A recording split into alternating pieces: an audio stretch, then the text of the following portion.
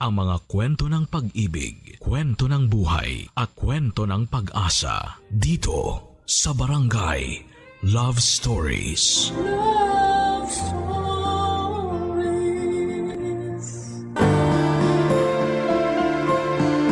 Ang pagiging yaya ay isang marangal na trabaho na may malaking epekto sa buhay ng isang bata. Sa pamamagitan ng kanilang pag-aalaga at malasakit ay nakakatulong sila sa paghubog ng pagkatao ng isang bata. Ikaw, kabarangay, ano ang iyong mga naging karanasan o alaala sa iyong yaya?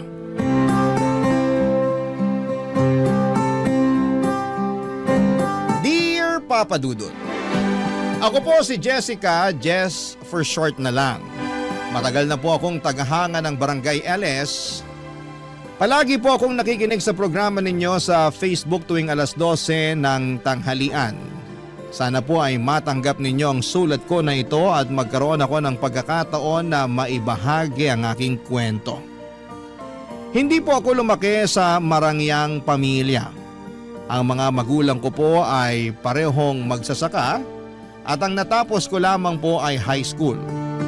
Mula pagkabata, tumutulong na po ako kina mama at papa sa mga gawaing bukid. Hindi man kami mayaman, masaya naman kami sa buhay namin sa probinsya. Sariwang hangin, maganda ang mga tanawin at tahimik ang paligid.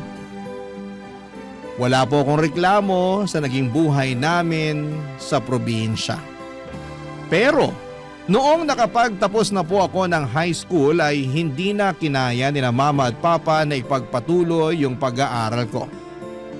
Hindi ko po maiwasang malungkot pero wala rin naman akong magagawa. Mahal ko ang probinsya pero alam naman po natin na hindi kalakihan ang kita doon. Kaya't nag-decide po akong pumunta sa syudad para maghanap ng trabaho.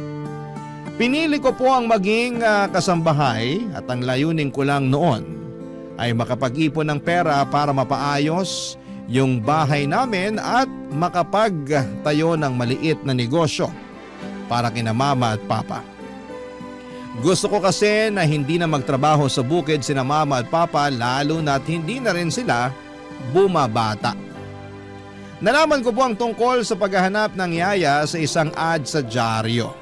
Dali-dali ko pong tinawagan ng numero na nakalagay sa ad.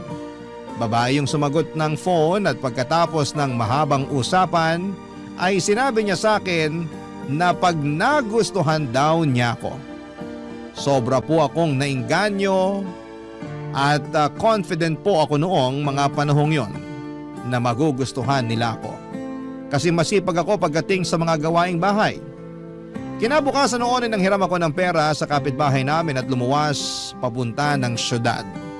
Nangako din ako kina mama at papa na buwan-buwan ako magpapadala ng pera sa kanila para sa mga pangangailangan nila sa bahay.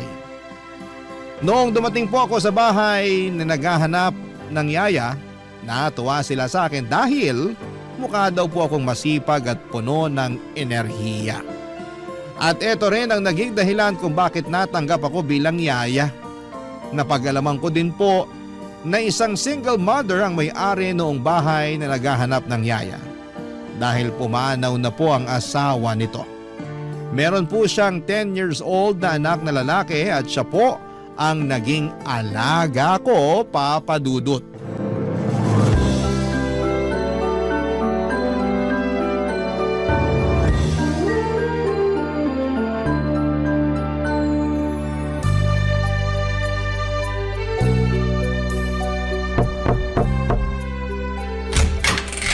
Hello, ikaw ba si Winston?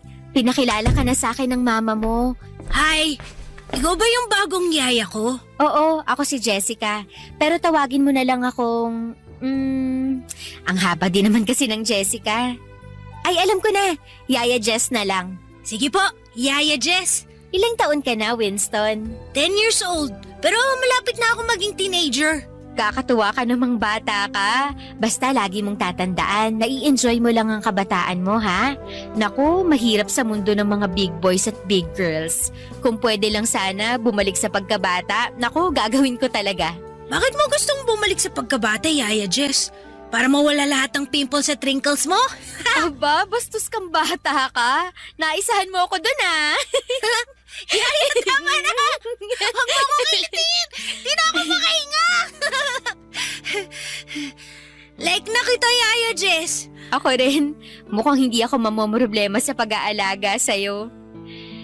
Ay, nga pala, kanina ko pa napapansin na andito ka lang palagi sa kwarto mo nagko-computer. Hindi ka man lang ba naglalaro sa labas? Ayoko po maglaro sa labas eh. Binubuli lang ako ng mga bata dun. Paanong binubuli? Pinagtatawanin nila yung salamin ko. Mukha daw akong alien. Tapos pangu daw ako, tabachoy. Tong mga batang to, oo.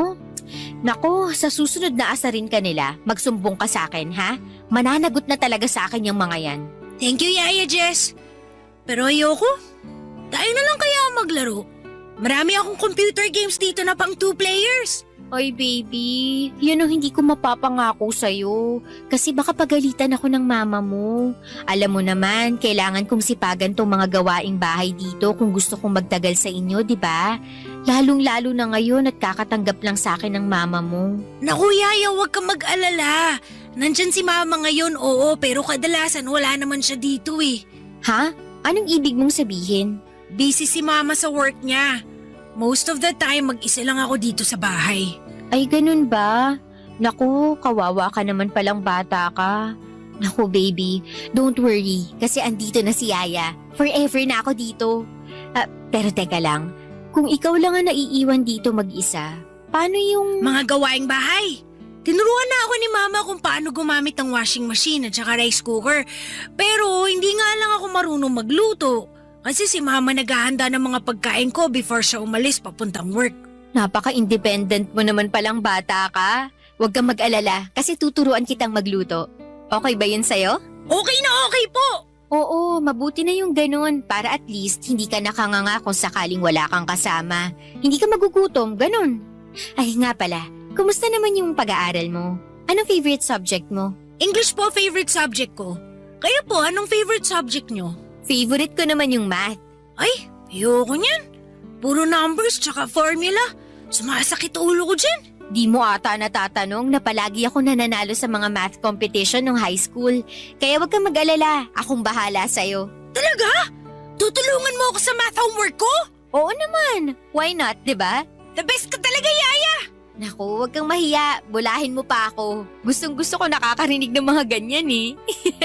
Music to my ears. Ikaw na ata yung pinaka-the best na Yaya na kinuha ni Mama. Yan, ganyan dapat. Ay, teka lang. Naku, ikaw bata ka. May yaya ka na pala dati. Ba't umalis yung dati mong yaya? Tinakot mo siguro no kaya umalis. Yaya just talaga? Hindi! Sabi kasi ni Mama sa akin na bumalik daw yun ng probinsya kasi mag-aasawa na. Ah, buti pa siya may love life. Ay, speaking of mama, babalik na ako dun sa kusina ha. Baka kasi hinahanap na ako ng mama mo. Kung may kailangan ka, tawagin mo lang ako, okay? Sige po, Yaya! Thank you!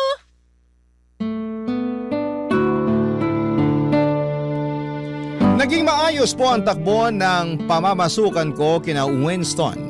At masaya na rin po ako sa sahod ko kasi kahit papaano ay nakakatulong ito kina mama at papa. At sa totoo lang ay maganda rin naman ang kwarto ko sa bahay kung saan ako namamasukan. Hindi halatang maid's quarter.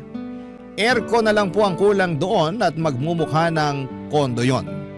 Hindi ko na nararamdaman ang bigat ng malayo sa pamilya dahil masaya ako sa naging trabaho ko.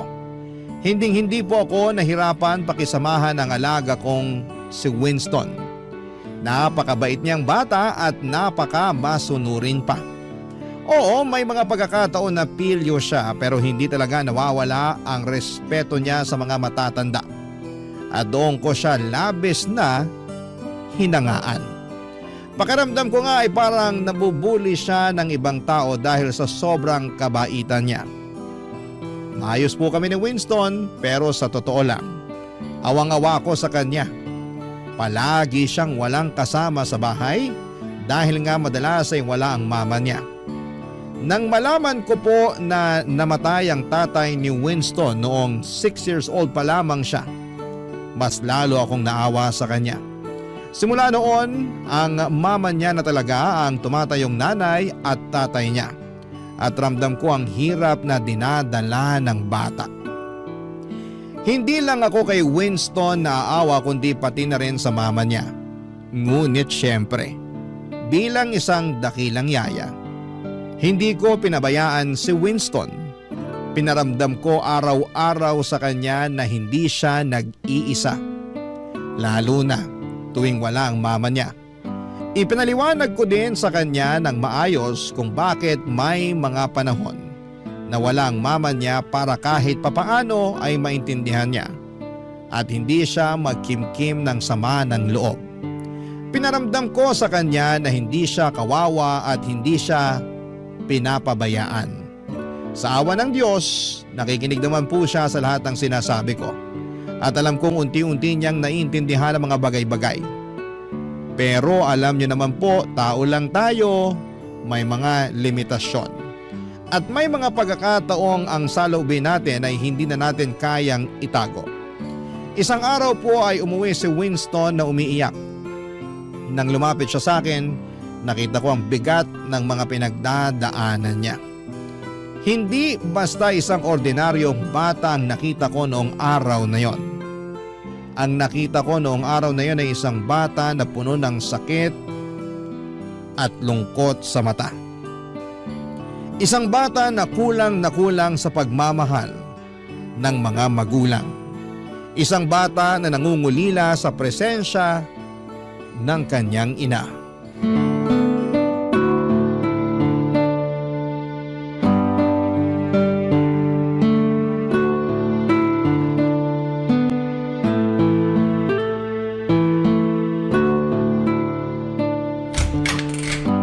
Winston, ready na yung breakfast mo. Kumain ka na.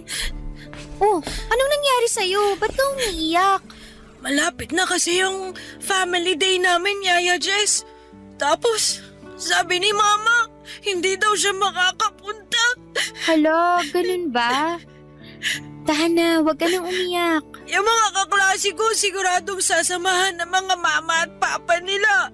Ito talagang baby ko. Alam ko na kadalasan sa mga nakikita mo, lalong-lalo na sa mga kaklase mo, ay merong mama at papa. Pero ganito kasi yan. Hindi lahat ng bata ay kumpleto ang mga magulang. Pero kahit na ganun pa man, lagi mong tatandaan na hindi ka bawasan yun sa pagkatao mo.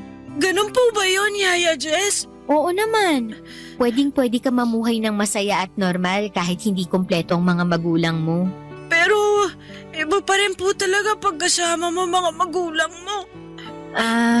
Oo, totoo naman yun. Alam mo ba na maraming bata dyan ang kompleto nga ang mga magulang pero hindi naman masaya ang family nila? Paano niya naman po nasabi? Ay nako, eto na, ichichika ko na sa'yo. Alam mo ba na yung kaklase ko nung elementary, lumaki siya na may mama at papa pero... Yaya Jess naman eh! Ituloy mo! Mas nasasaktan ako sa pagbitin mo sa kwento eh. Tong bata na to, makinig ka kasi muna, baby. So ayun na nga, lumaki siya na parehong nandyan ang mama at papa niya pero hindi siya happy. Alam mo kung bakit? Bakit naman po? Kasi palaging nag-aaway yung mama at papa niya. Oo, totoo yun. Tapos ito pa yung mas nakakaloka dyan.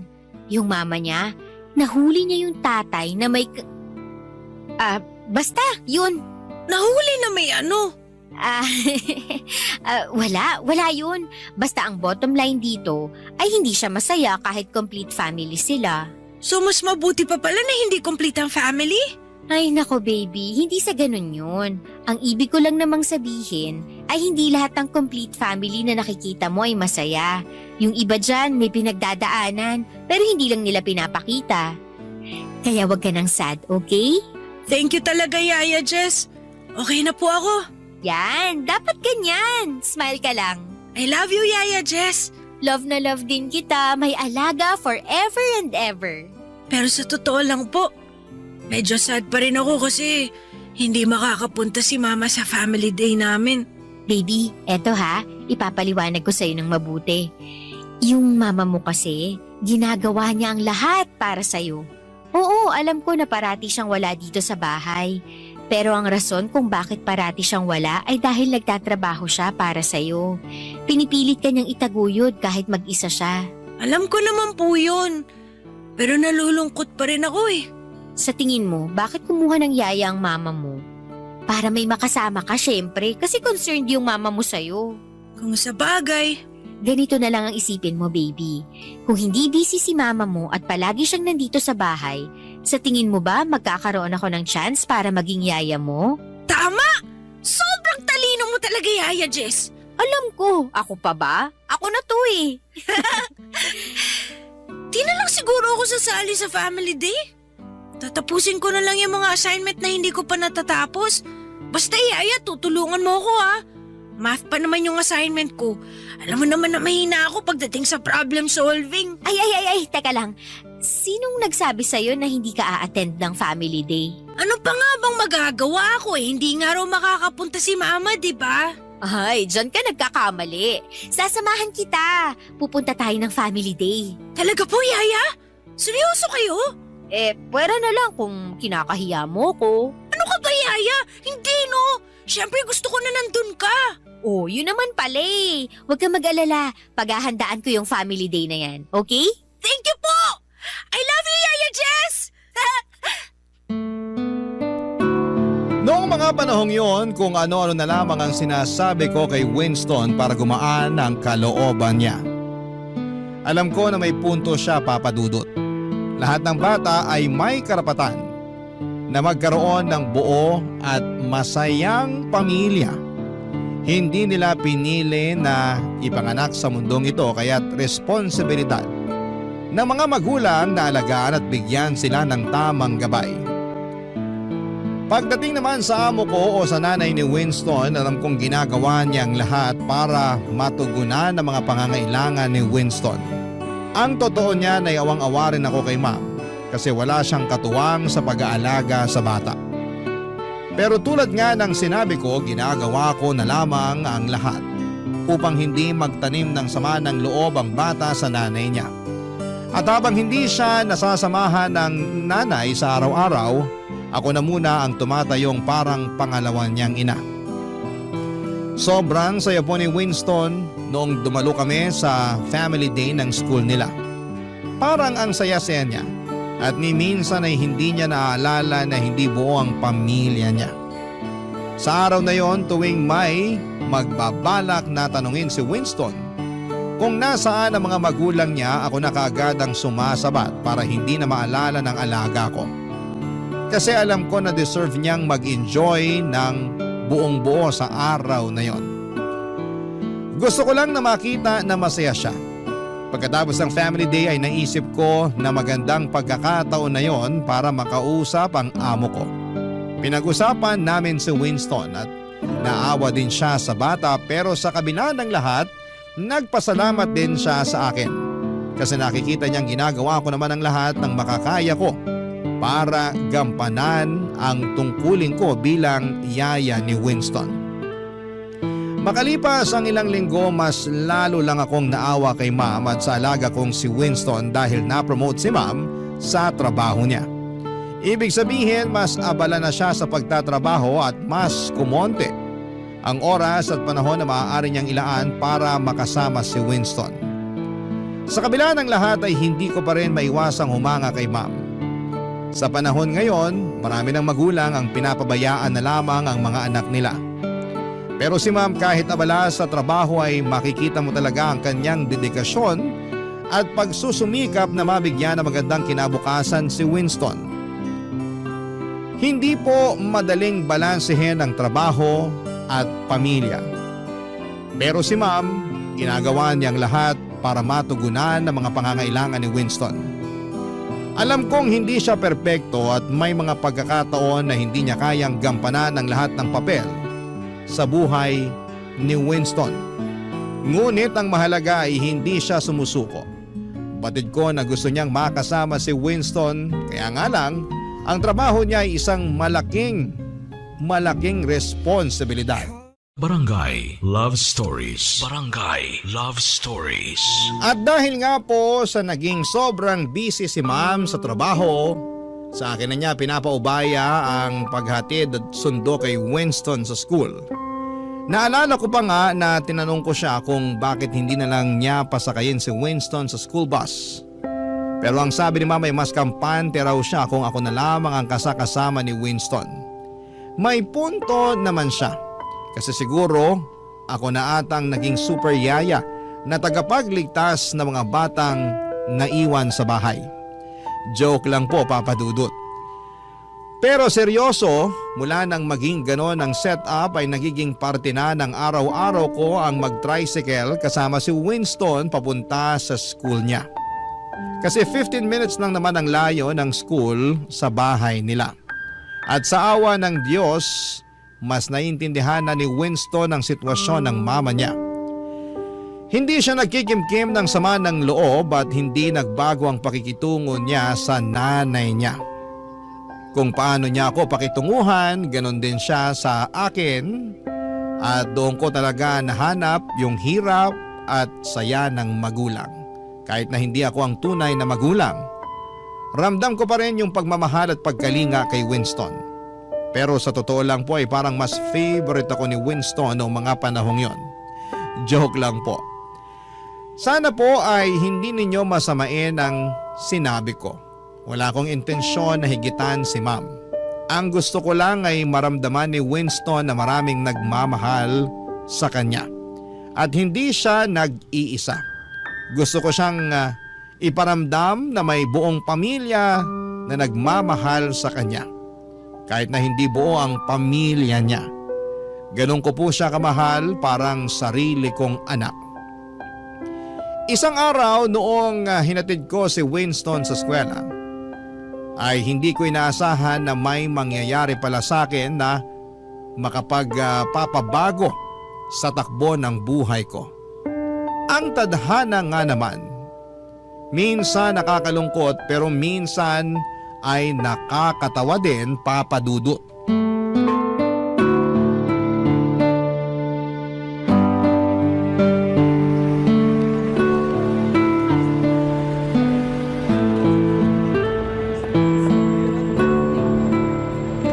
Sige na, pumasok ka na at baka malate ka pa. Opa, Yaya. Ay, sandali lang. Baka makalimutan mo pa to. Ito nga pala yung lunchbox mo. Tapos, ito naman yung tubig mo. Tapos, ito naman yung iced tea mo. Thank you, Yaya. Mauna na po ako. Sige, enjoy! Nakakaloka, makauwi na nga. Hindi ko pa nasasampay yung mga labada. Baka makatanggap ako ng award kay ma'am pag naabutan niya yun. Ito din naman kasing pasok ni Winston eh. Kailangan ba talagang 8 ng umaga nasa school na ang mga batang yun? Aba, hindi naman ata makatarungan yan. Ano bang akala nila sa mga bata nagtatrabaho? Ay, makauwi na nga nang matapos ko na yung mga hindi ko pa natatapos. Hala, Diyos ko, yung wallet ko nawawala. Paano ko makakauwi nito? Hala, wala akong pamasahe. Nalaglag ata sa waiting area. Patay, kailangan ko nang balikan yun.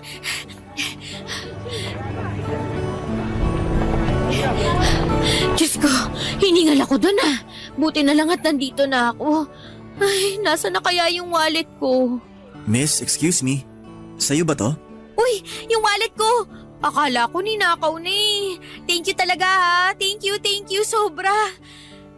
Sandali lang. Paano mo naman nalaman na wallet ko nga to? Binuksan ko tas nakita ko yung picture mo sa loob. Ang ganda mo pala. Pero mas maganda ka sa personal. Nako kuya, tigil-tigilan mo nga ako. Baka maniwala pa ako sa'yo eh. Nga pala, ano ginagawa mo dito, miss? Yung alaga ko kasi dito nag-aaral. Tapos nung pauwi na ako, saka ko namalayan na naiwan o nalaglag ko na pala yung wallet ko dito sa waiting area. Mabuti na lang talaga at ako yung nakapulot. Kaya super thank you talaga kuya. Naku, kung hindi dahil sa'yo, mahihirapan ako makauwi kasi nandito yung pamasahe ko. Nako, di ka mahihirapan kasi driver ako. Kayang-kaya kitang ihatid sa inyo. Ah, ganun ba? In fairness naman. Driver ka ng school bus? Hindi. Yung anak kasi ng amo ko dito rin nag-aaral. Tapos ayun, hinahatid at sinusundo ko siya araw-araw. Ay, sosyal. Siguro malaki ang sahod mo, no? Hindi rin. Ang totoo nga niyan, nagbabalak na nga ako mag-abroad eh. Ha? Bakit naman? Yung pinsan ko kasi, nagtatrabaho sa Taiwan bilang factory worker. Tinutulungan na rin ako ng pinsan ko. para makapasok ako sa kumpanyang pinagtatrabahuhan niya. Pinapaasikaso na niya sa akin yung mga papeles ko. Sana lang walang maging aberya. Ay hala, ganun ba? Sayang naman. Ha? Paanong sayang? Bihira lang kasi ako makakita ng gwapo sa waiting area na to. Nambola pa. Uy, totoo yun ah. Kala ko nga nung una teacher ka eh. Paano ba naman? Posturang-postura ka sa uniform mo. Wala akong magagawa. Ito yung gusto ng amo ko eh. Ah, kaya pala. Pero bagay sa'yo ha. Salamat. O paano? Mauna na ako sa'yo ha. Ang dami ko pang kailangang ayusin sa bahay ng amo ko. Miss, teka lang. O bakit? Magkikita pa ba tayo ulit? Bakit mo naman naitanong yan? Gusto sana kitang makita araw-araw bago man lang ako lumuwas papuntang Taiwan. Nako kuya, tatapatin na kita. Gwapo ka pero wala akong panahon para makipaglandian sa'yo. Bakit naman? Nakafocus kasi ako sa alaga ko. Kawawa din naman kasi. Alam mo na, broken family. Sa tingin ko, swerte pa rin alaga mo eh. Paano mo naman nasabi yan? Kasi may yaya siya na tulad mo. Tigil-tigilan na nga natin tong bulahan na to. Baka mamaya kung saan pa mapunta tong usapan na to eh. Sige na, aalis na talaga ako. Pero magkikita pa naman tayo bukas, di ba? Depende kung habulin mo ko. Joke lang. Oo naman, dito nag-aaral alaga ko eh. Nga pala miss, di ko pa natatanong pangalan mo. Jessica, pero Jess na lang for short. Nice to meet you, Jessica. Ako nga pala si Edgar. Nice meeting you too, Edgar. Thank you nga pala sa pagsoli sa akin ng wallet ko ha. Mauna na ako, kita-kits na lang. Aaminin ko, Papa Dudut, na nalaglag ang panty ko sa usapan namin ni Edgar na yon. Paano ba naman kasi sobrang gwapo niya, ang ganda ng katawan. At pakiramdam ko ay natutunaw ako tuwing tinititigan niya ako. Lalo akong kinilig noong may napansin akong papel sa loob ng wallet ko at may nakalagay na phone number doon. Siyempre nagtaka ako. Kaya naman sinubukan kong i-text ang number na yon. At doon ko napag-alaman na kay Edgar pala yon at sinadya niyang ibigay sa akin ang number niya. Mga lalaki nga naman, kaya maraming babayang nasasaktan kasi talagang alam nila kung paano kunin ang loob mo. Sa totoo lang, kahit gwapo at mabait si Edgar at kahit crush ko siya, hindi ko iniisip na magkarelasyon kami. Kasi ang priority ko talaga ay ang trabaho ko at ang alaga kong si Winston. Pero paminsan-minsan, nakakabagot din sa bahay. Lalo na kapag tapos na ako sa mga gawaing bahay. Kaya nire-replyan ko na si Edgar at madalas din kaming magkita sa waiting area habang hinihintay ko si Winston at habang hinihintay din niya ang anak ng amo niya. Madalas kaming magkwentuhan ni Edgar tungkol sa trabaho namin. Napag-alaman ko na 5 taon na pala siyang single at ang gusto niya sa buhay ay ang magkaroon ng sariling pamilya. Pero sa tingin niya ay hindi siya makakabuo ng pamilya kung patuloy siyang magiging driver. Kasi hindi naman daw ganun kalaki ang sahod niya, kaya naisipan niyang magtrabaho sa Taiwan bilang factory worker. Gusto niyang makapag-ipon ng malaking pera hanggang sa makabalik siya dito sa Pilipinas. Hanga din naman ako sa kanya kasi talaga namang alam niya kung ano ang gusto niya sa buhay. Nagtuloy-tuloy po ang pagiging magkaibigan namin ni Edgar ng ilang buwan. At nang akala ko ay hanggang sa simpleng kwentuhan at biruan na lamang matatapos ang lahat. Isang araw ay pinuntahan ako ni Edgar sa bahay ng amo ko.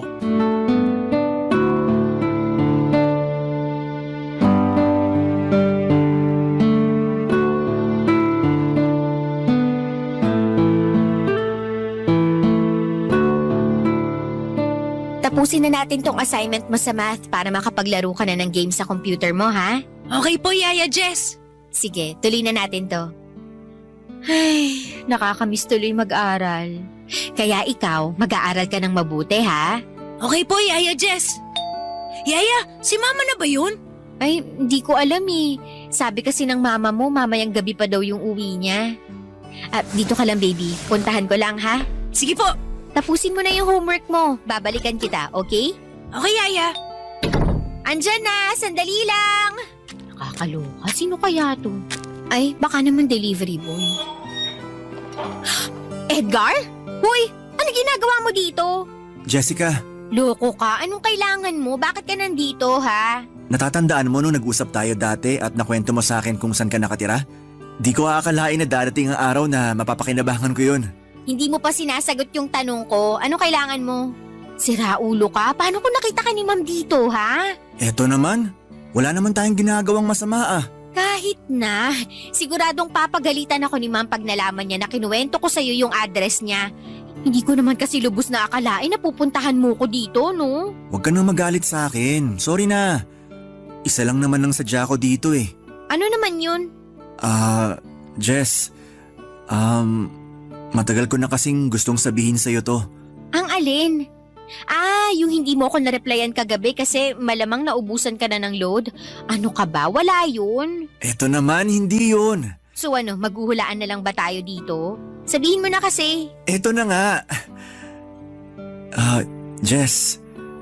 Nako, sinasabi ko sa'yo, pag hindi ka pa nagsalita, babalik na talaga ako sa loob. I love you. Mahal na mahal kita. Ano akala mo sa akin? Leading lady ng GMA teleserye? Dennis Trillo at Jenilyn Mercado lang? Magkamukha nga kayo ni Dennis, pero ang ganda naman ata ni Jenilyn para maging kamukha ko pa siya. Eto naman oh, nagpapatawa pa. Hindi na nga ako nakatulog kagabi kakaisip kung paano ko aaminin sa'yo yung nararamdaman ko eh. Wait lang, ibig mong sabihin, pumunta ka dito sa bahay ng amo ko para… Para ligawan ka, oo. Jess, pagod na kasi ako kakatago ng tunay ko na nararamdaman para sa'yo tuwing nagte-text tayo. Sigurado ka na ba talaga dyan sa nararamdaman mo? Oo naman, bakit? Wala ka bang tiwala sa akin? Hindi naman sa wala akong tiwala sa'yo, pero… Pero ano? Ano ba kasi ang nakita mo sa akin? Siguro nga hindi ako pangit, pero hindi rin naman ako ganun kaganda. At isa pa, yaya lang ako. Sandali lang, huwag mong nilalang ang pagiging yaya. Marangal na trabaho yan. Jess, hindi ka naman kasi mahirap mahalin eh. Maganda ka, mabait, magaan ka usap. Nawawala ang stress ko tuwing tinetext mo ko at masinisipagan kong trabaho ko ng dahil sa'yo. Ay… Sige, ipagpalagay na natin na sasagutin kita. Pero Edgar, nagbabala ka magtrabaho sa Taiwan, di ba? Ano na lang ang mangyayari sa relasyon natin kung sakasakali? Tatapatin na kita. Magaan din ang loob ko sa'yo at napakaswerte ng kahit sinong babae na maging boyfriend ka. Pero hindi ko kaya ang long distance relationship. Sa totoo lang napag-isipan ko na yan. At balak na talaga kitang kausapin tungkol dyan. Jess, sana wag mong masamain tong sasabihin ko sa'yo ha. Alam mo, kinakabahan na ako sa'yo. Ano ba yun ha? Nakausap ko kasi ang pinsan ko nung isang araw. At willing siya na tulungan tayo pareho para makapagtrabaho tayo sa Taiwan. Nasisiraan ka na ba ng bait? Hoy Edgar, kilabutan ka nga sa mga pinagsasasabi mo. Hindi pa nga kita sinasagot tapos ngayon aalukin mo pa ako na magtrabaho sa Taiwan. Pambihira ka. Hindi naman kita pipilitin na sagutin ako agad-agad. Yung sa akin lang naman, sayang din naman kasi ang opportunity kasi willing tayo tulungan ng pinsan ko. Hoy Edgar, kung sakali man na maging tayo, mas pipiliin ko na lang na tiisin ang long distance relationship kesa sa iwanan ko yung alaga ko, no? Kawawa naman siya pag umalis ako. Sige, ikaw bahala. Wala namang pilitan to eh. Pero pag-isipan mo na lang kasi di hamak na mas malaking kikitain mo sa Taiwan kung sakasakali. Naloka po ako sa mga sinabi sa akin ni Edgar noong araw na yon, Papa Dudut. Ewan ko ba. Aminin ko na natutuwa ako noong inamin sa akin ni Edgar na mahal niya ako. Kasi totoo lang ay ganon rin naman ang nararamdaman ko para sa kanya. Pero noong inalok niya akong magtrabaho sa Taiwan kasama siya ay doon ako talaga naloka. Oo, unti-unti na akong napamahal kay Edgar pero hindi matutumbasan ng kahit na anong relasyon ang pagiging yaya ko kay Winston. Sobra akong masasaktan kapag dumating ang araw na kailangan kong iwanan ang batang yon. Kung pwede ko lang sanang samahan si Winston hanggang sa pagtanda ko ay gagawin ko talaga. Ang hirap tanggapin na balang araw ay kailangang iwanan ko siya at hindi ko alam kung kaya ko yon. Pagdating naman kay Edgar, hindi siya nagsawa sa panliligaw sa akin. Kung ano-ano na ang mga tinitext at ibinibigay niya para lamang may pakita na talagang mahal niya ako. Makalipas ang ilang buwan ay bumigay ako at sinagot ko na rin siya. Noong mga panahong yon, alam ko na malamang masasaktan ako kapag umalis siya para magtrabaho sa Taiwan. Pero kahit na ganoon ay naisip ko na mas matitiis ko pang mawala si Edgar kesa mawala ang alaga ko na si Winston. Kay Winston ko naranasan ang pakiramdam ng pagiging isang tunay na ina. Alam ko rin na masaya siya at komportable siya sa akin bilang yaya niya. Tama naman si Edgar na di hamak na mas malaki ang kikitain ko sa Taiwan. Pero hindi ko kayang isakripisyo ang pagiging pangalawang ina kay Winston. Hindi matutumbasan ng kahit na anong halaga ng pera ang pagiging yaya ko sa batang yon. Noong mga panahong yon ay sapat na sa akin na nakapagpapadala ako ng pera sa mga magulang ko sa probinsya. Wala akong utang at wala akong mga luho. Kaya kahit na hindi ganoong kalaki, ang sahod ko bilang yaya okay lang sa akin.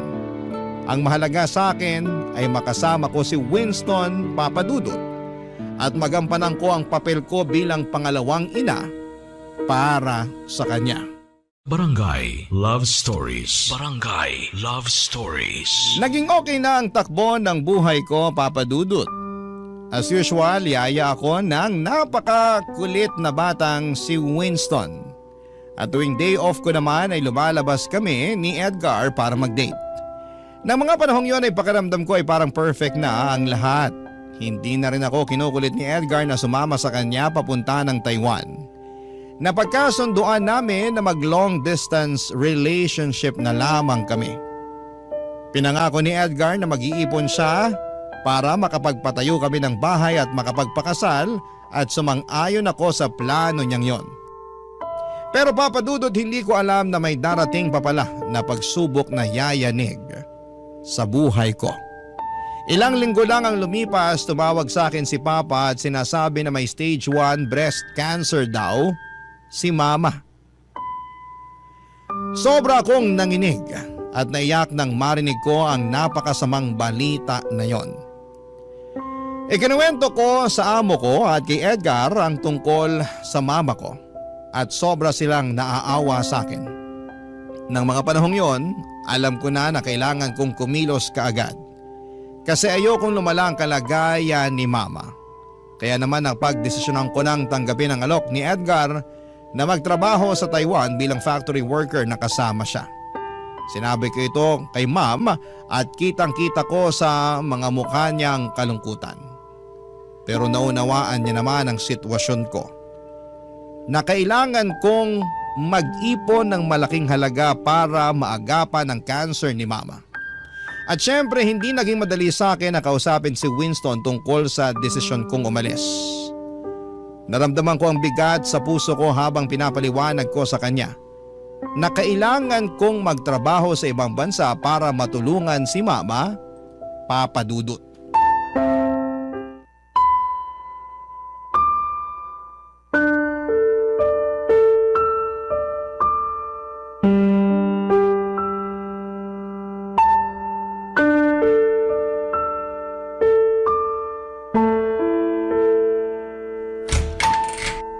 Winston?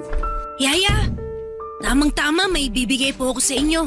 Winston, may gusto sanang sabihin si Yaya sa'yo. Ano po yun? Winston, kasi... Yaya? Bakit po kayo umiiyak? Okay lang po ba kayo? Ganito kasi yun. Magbabakasyon muna si Yaya, ha? Saan naman po kayo pupunta? Ang nanay kasi ni Yaya may breast cancer. Malubha na sakit yun. Kaya kailangan ko munang magbakasyon sa malayong lugar para makapag-ipon ako ng malaking pera para sa pagpapagamot ng mama ko. Ibig niyo pong sabihin, iiwan niyo na po ako? Alam mo naman na para mo na akong pangalawang ina, di ba? Kung wala lang sanang sakit ang mama ni Yaya, hindi kita iiwan. Alam mo yan. Yaya, please! Huwag na po kayong umalis! Papakiusapan ko si Mama na tulungan ka. Huwag niyo na po ako iiwan, please! Hindi kasi ganun kadali yun eh. Huwag kang mag-alala kasi palagi kitang i-video call, okay? Isipin mo na lang na parang nagbabakasyon lang si Yaya. Bakit? Saan po kayo pupunta? Pupunta si Yaya sa Taiwan. Hindi ka ba masaya para kay Yaya? Makakakita na si Yaya ng snow. Wala naman po atang snow sa Taiwan eh. Oy, ano ka ba? Meron yan. Pag sinabi kong meron, meron yan. Okay? Yaya talaga. Mamimiss ko po kayo. Ayoko po. Ako din. Sobra.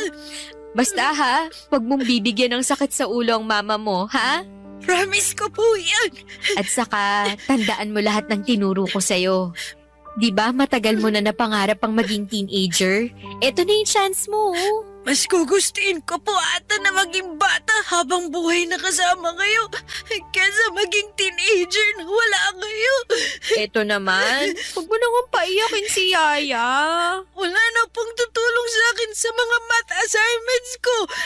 Winston, huwag ka na mag-alala kasi nag-usap na kami ng mama mo at pinangako niya na tutulungan ka niya. Okay? Yaya, magkikita pa ba tayo ulit? Tong bata na to talaga. Oo naman. Hindi naman mamamatay si Yaya eh. Huwag kang mag-alala. Kasi kapag nakabalik na ako dito galing Taiwan, ikaw ang pinakauna kong hahanapin. Talaga ba? Promise yan. Yaya, wag na lang po kayo umalis, please. Balang araw, maiintindihan mo rin kung bakit ko kailangan gawin to. Yaya. Hinding-hindi magbabago ang pagiging pangalawang ina ko sa'yo.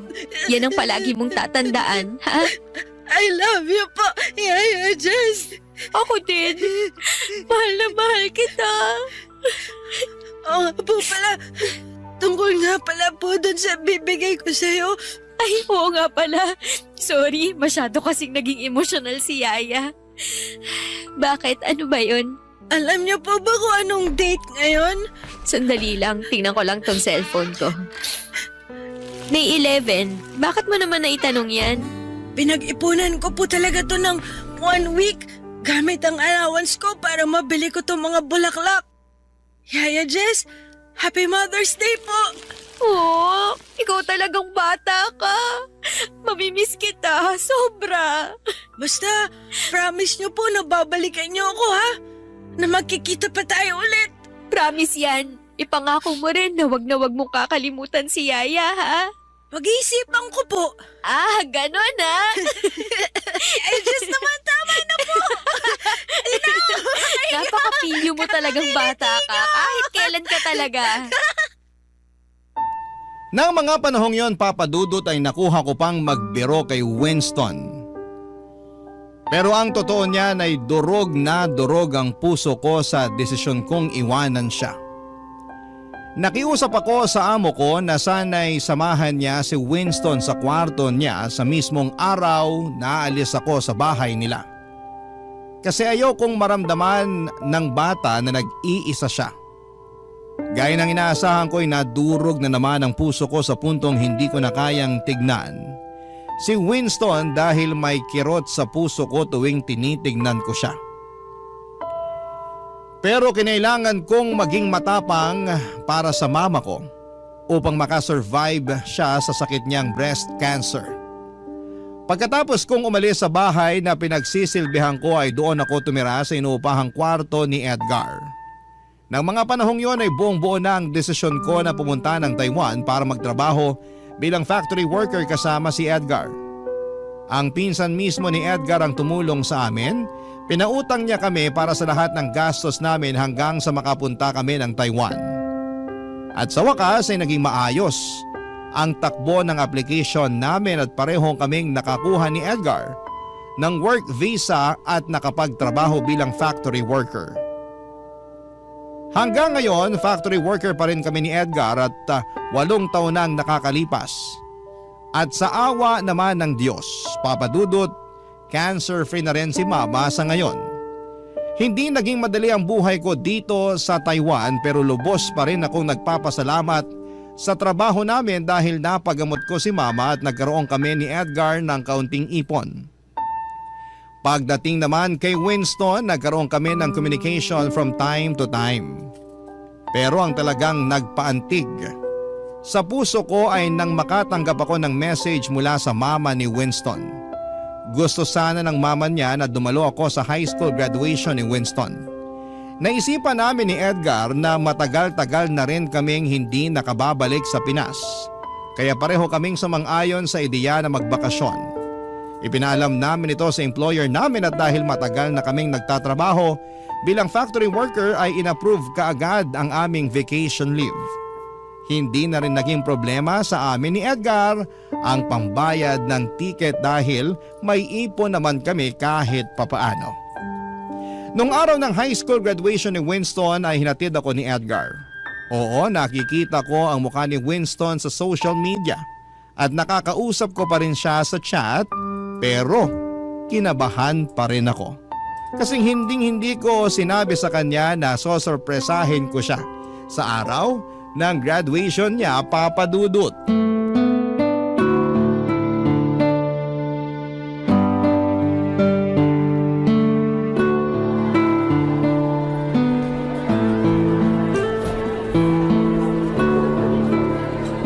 Mahal, paano to? Talagang kinakabahan ako eh. Paano kung hindi niya ako makilala ha? Imposible naman atang di ka makilala ng batang yun. Panay post ka ng selfie mo sa social media eh. Ikaw talaga?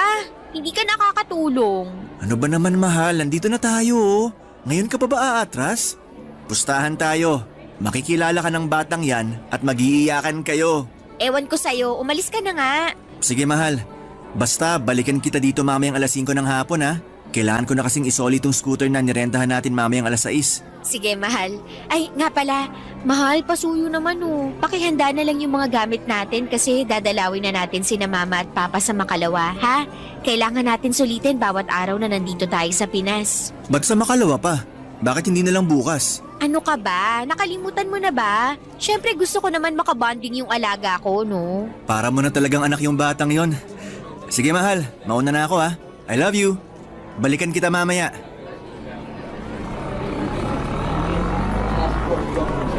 Yaya Jess? Yaya Jess, ikaw nga! Winston! Yaya Jess, di ko akalain na darating yung araw na magkikita ulit tayo. Uy, ang laki mo na! Mas matangkad ka pa sa akin! Kamusta ka na, anak? Okay lang po ako. Kayo po, kumusta? Yaya, sobrang namiss ko po kayo. Ako din, naku, kung alam mo lang kung gaano kitang namiss. Yaya, di ba? Nangako kayo sa akin na babalikan niyo ako. Sobrang natutuwa po ako kasi tinupad niyo yung pangako niyo. Sa graduation ko pa. Naku, magpapasalamat ka sa mama mo kasi siya yung nagsabi sa akin na graduation mo ngayon. Bilang pangalawang nanay mo, sa tingin mo ba palalampasin ko yun? Thank you nga po pala. Salamat kasi hindi niyo pinarana sa akin na galing ako sa broken family. Salamat po kasi minahal niyo ako ng buo na parang tunay niyong anak. Salamat din po kasi kayo yung tumayong mama ko nung mga panahong busy si mama sa trabaho niya. Tsaka nung panahong sobrang kailangan ko ng pagmamahal ng isang ina. Ikaw talaga, hindi ka pa rin nagbabago. Pinapaiyak mo pa rin ako. Kakainis ka. I love you po, Yaya Jess. Mas mahal kita, anak. Basta promise ko sa'yo na Na ano po, Yaya? na ikaw ang magiging panganay ko forever. Yaya Jess naman eh. Hindi pa nga po nagsisimula yung speech ko, pinapaiyak niyo na po ako. Speech? Opo, ako po yung valedictorian namin. Magbibigay po ako ng speech mamaya. Totoo? Sobrang proud ako sa'yo, Winston. Congratulations, anak. Thank you po, Yaya Jess. Ang sarap din po pala sa pakiramdam na tinatawag niyo akong anak. Alam ko na tinatawag niyo na ako ng ganyan dati pero mas naramdaman ko po siya ngayon. Para tuloy nararamdaman ko na dalawa yung nanay ko. Siyempre naman. At yun nga ang maganda dun eh. Dalawa ang nanay mo, di ba? Oo nga po eh. Ay, Yaya, kumusta po pala buhay niyo ni Manong Edgar sa Taiwan? Uy, paano mo naman nalaman yung tungkol sa amin ni Kuya Edgar mo? Best friend ko po kasi from elementary to high school yung batang pinagdadrive ni Manong Edgar noon. Tapos ayun po, nakwento niya sa akin yung tungkol sa inyo. Tsaka isa pa po, panay ang post niyo ng picture sa social media eh. Halos hindi ko na nga po kayo mamiss kasi kayo na lang po laman ng newsfeed ko. Naku, ikaw talagang bata ka. Pareho kayo ng ugali ng Kuya Edgar mo. Babalik yun mamaya pagkatapos ng graduation mo. Ipapakilala kita doon, ha? Pero nak, wag wag mong tatawagin na Manong yun. Magagalit yun. Ay, sige po, Kuya Edgar na lang. At ikaw, kumusta ka na? Siguro may girlfriend ka na, no? Opo, meron na po. Binata ka na talaga. Dati, palagi ka lang nakaupo sa harapan ng computer mo. Pero ngayon, may girlfriend ka na. Valedictorian ka pa. Tapos dati, nagmamadali ka pang maging teenager. Ang bilis ng panahon. Sobra. Grabe talaga. Ay, nga po pala. May hihilingin po ako sa inyo kung okay lang po. Ano yun, anak? Pwede po bang Nanay Jess na lang po ang itawag ko sa inyo? Ikaw talagang bata ka. Dapat noon mo pa naisip yan eh. Siyempre naman, ano ka ba? I love you po, Nanay Jess. I love you din, anak. Halina po kayo sa loob. Nag-aantay na sa atin si Mama dun. Tara! Papa Dudut, sobra po akong naiyak sa speech ni Winston ng graduation niya, Papa Dudut. Pareho niya kaming pinasalamatan ng mama niya at hindi ko napigilang yakapin siya pagkatapos ng speech niya. Sobra din pong natuwa ang dati kong amo noong nakita niya ako. Labis po akong natutuwa sa naging kalagayan ni Winston dahil dito ko na napatunayan na naging mabuti akong yaya sa kanya. Wala siyang sama ng loob sa kahit na kanino at napaka-positive ng batang yon. Dito ko talaga na-realize na ang pagiging yaya ay higit pa sa ordinaryong trabaho. Ang pagiging yaya ay isang misyon na humuhubog sa pagkatao ng mga bata. Napakahalaga ng role ng isang yaya sa pagbuo ng karakter at kinabukasan ng isang bata. Kaya kung may mga yaya man na nakikinig ngayon, sana po ay ma-realize ninyo na hindi dapat minamaliit ang pagiging kasambahay. Kasi kayo ang nagsisilbing gabay sa mga bata. Kayo ang nagbibigay ng aral sa kanila na dadalhin nila sa panghabang buhay. Sa mga yaya na nakikinig ngayon, saludo ako sa inyo at ngayon po ay nakabalik na nga po or nakabalik na kami ni Edgar sa Taiwan at patuloy pa rin naman po ang komunikasyon ko kay Winston. Kahit malayo kami sa isa't isa, hindi kami nawawala sa buhay ng isa't isa at palagi ko siyang tinatanong kung kumusta siya. Napuntahan ko rin sina mama at papa sa probinsya noong nasa Pilipinas ako at sa awa naman ng Diyos. Malusog at masaya sila sa ngayon. Ilang buwan na lang po ay mag-expire na ang kontrata namin ni Edgar dito sa Taiwan dahil sapat na ang naipon namin na pagdesisyonan na po namin na bumalik na ng Pilipinas. Napag-isipan namin ni Edgar na pagtayo ng maliit na negosyo gamit ang aming savings. Hindi pa po namin napagdidesisyonan kung anong klaseng negosyo pero isang bagay lamang ang sigurado. Babalik po kami ng Pilipinas sa loob lamang ng ilang buwan.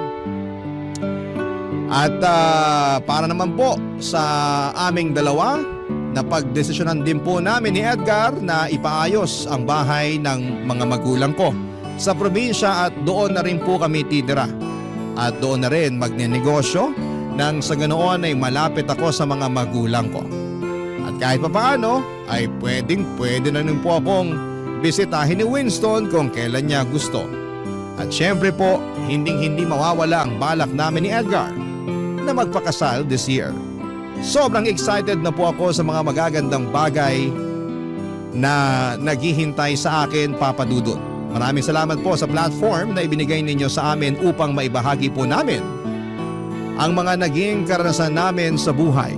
Ang inyong forever na kapuso at kabarangay, Jess. Barangay Love Stories. Barangay Love Stories. Nakakaantig naman talaga ang ating kwento. Ikaw ba, kabarangay? Nakarelate ka ba sa story natin ngayon? Kwentuhan naman tayo dito sa comment section. Nagustuhan ng iyong napakinggan? Ituloy yan via live stream sa www.gmanetwork.com/radio.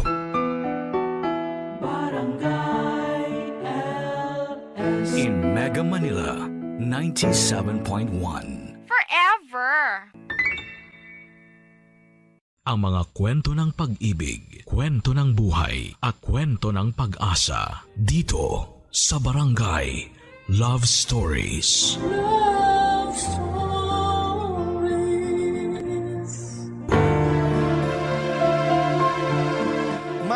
Marami sa atin ang araw-araw na nakikipagsabayan sa agos ng kahirapan. Parang walang katapusang karera habang ang presyo ng bigas, gulay at pamasahe ay pataas ng pataas. Ang sahod naman ay tila nananatiling nakaidlip. Marami ang natutong humawak sa dasal at umaasang balang araw ay makakaahon din, matitikman din ang kahit kakapiranggot na ginhawa. Ikaw, kabarangay, kailan mo nasambit sa sarili mo na all is well pa rin? Kahit halos lahat ay tila hindi na maayos. Dear Papa Dudut, ako po si Boyet, 26 years old sa ngayon, pero yung ikikwento ko po sa inyo ay parang kailan lang nangyari sa buhay ko. Bata pa lamang po ako noon, nakatira po ako sa tiyahin ko sa Cavite. Simula sanggol pa lamang ako ay sa kanya na ako lumaki. Pasalamat ako at binuhay niya ako kahit medyo malupit po siya. Naalala ko pa nga mga sigaw niya sa akin na parang bangungot sa gabi, Papa Dudut.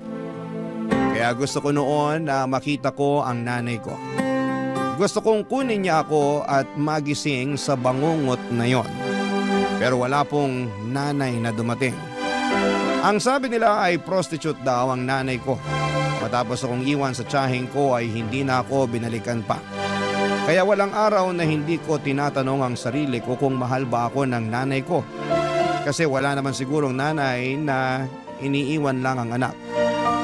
Kaya naman tinanggap ko rin ang sinasabi nila na patay na siya para mapanatag ang kalooban ko. Na kaya ako hindi binalikan ng nanay ko dahil wala na siya sa mundo. Walang gabi na hindi ako umiiyak noon, Papa Dudut. Tinatago ko ang pag-iyak ko dahil tinutokso nila ako na mahina daw ako. Nang payatot at iyakin. Bakit ba kapag lalaki hindi pwedeng umiyak? Tao naman tayo. Marunong tayong umiyak kung nasasaktan. Dahil sa mga dinanas ko sa tiyahing ko ay nag-ipon ako ng pera galing sa pangangalakal ko. Gusto kong makaipon ng pamasahe. Gusto kong pumunta ng Maynila. Oo nga't gusto kong paniwalaan na patay na ang nanay ko para mapanatag ang loob ko na mahal niya ako at hindi iniwan. Pero may parte pa rin sa puso ko na nagsasabing buhay siya at gusto ko siyang hanapin sa syudad. Lumuwas ako ng Maynila kahit na 10 years old pa lamang ako. Daladala ko ang mga pag-asa na sana'y makita ko ang nanay ko. Nang makarating ako sa Maynila ay sobrang takot ang naramdaman ko. Ang laki-laki, ang lawak at ang lahat ng tao ay parang hindi ko mapagkakatiwalaan. Unang gabi ko ay tumambay lamang ako sa labas ng simbahan. Hindi ko na matandaan kung anong simbahan yon. Pero nagdasal ako na sana'y gabayan niya ako. At sana'y walang mangyaring masama sa akin at makita ko ang nanay ko. Nagdaan ang maraming araw, linggo at buwan hanggang sa nakilala ko si Manong sa isang squatter sa Makati, Papa Dudut.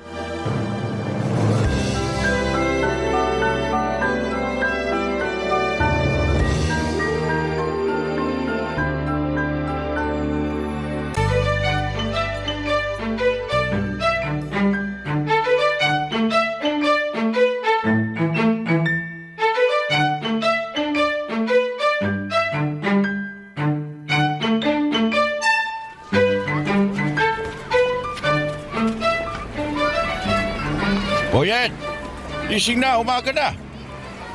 Manong, Talagang bata ka. Dapat sanayin mo yung sarili mong gumising na maaga. Alam mo namang salat tayo sa pera. Kailangan nating kumayod. Alam mo yung kasabihang early worm early bird catches the worm. O, tinuro yun ng teacher ko dati. nakapag-aral po kayo, Manong? Ba, syempre. Graduate ako ng elementary. Pero di na ako high school. Bakit po? Ako na yung ini-interview mo eh. Medya ka ba? Ano po yung medya? Yung nagre-report. Yung nagbabalita sa TV. Saka sa radyo. Sila yung nagsasabi ng totoo. Oh, di ba? Alam nila yung totoo eh. Oh, kapag sa kanila po ako magtatanong kung kilala nila nanay ko, sasabihin nila sa akin. Nako, Boyet. Yan ang hindi ko alam. Malamang hindi rin nila alam. Ang hirap naman kasi nung tanong mo eh. Siguro wala na talaga nanay ko. Manalig ka. Huwag mawala ng pag-asa. Opo. Asya, inumin mo na tong tinimpla kong gatas habang mainit pa. Salamat po, Manong ah. Parang kayo na nga po tatay ko eh. Talaga ba? Tatay yung tingin mo sa akin? Opo! Di ba yung mga tatay nag-aalaga sa mga anak nila? Pinagtitimplan niyo ako ng gatas eh. Ginising niyo ako para lang ipainom sa akin to. Ay nako, sige na. Ako na tatay mo. Pero Manong pa rin yung itawag mo sa akin ha. Baka pagkamalan talaga akong anak kita. Hindi na ako makapanligaw niyan. Opo, Manong. Ayan, mabuti nang nagkakaintindihan tayo. Manong, salamat po sa pagkukup niyo sa akin ha. Kung hindi dahil sa inyo, baka patay na ako. Wala akong makain nun eh. Naisipan ko na nga magnakaw dahil sa gutom eh. Pero nandun kayo. Mabuti naman, hindi ka nagnakaw. Alam mo, marami nang magnanakaw na nakaupo sa pwesto. Kaya hindi umuusad yung buhay dito sa Pilipinas dahil sa kanila eh. Talaga po, Manong? Oo, yun ang sabi ng teacher ko dati dun sa elementary. Tanda ko pa nga kailangan daw mag-aral para hindi mauto ng mga politiko. Kaya ikaw, mag-aral ka sa susunod na pasukan. Opo, sige po. Mayos ka. Kita mo naman dito, maraming halang ang kaluluwa kasi salat sa buhay. Walang makain. Sabi ko naman sa'yo na mag-ingat ka rito kasi tuso ang mga tao. Hindi natin masisisi kasi pinagkaitan ng mga tao dito. Hindi mo masisisi na ganito yung ugali ng mga tao kasi walang-wala. Kailangan mabuhay. Kaya ikaw, mag-aaral ka. Opo, Manong.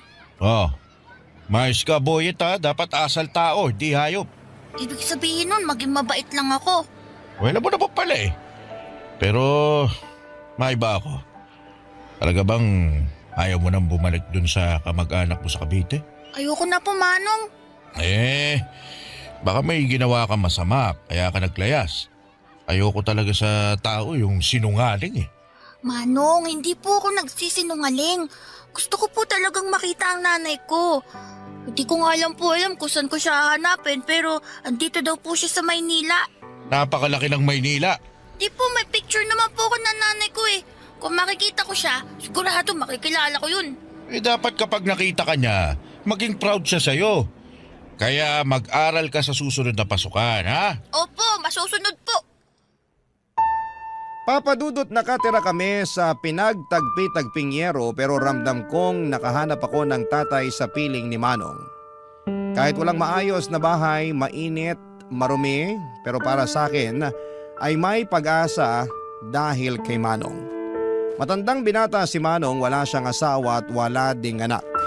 Dahil wala nga siyang anak kaya ko na ang itinuring niya na parang sarili niyang anak. Ang sabi niya sa lugar na gaya ng squatter ay tuso ang mga tao.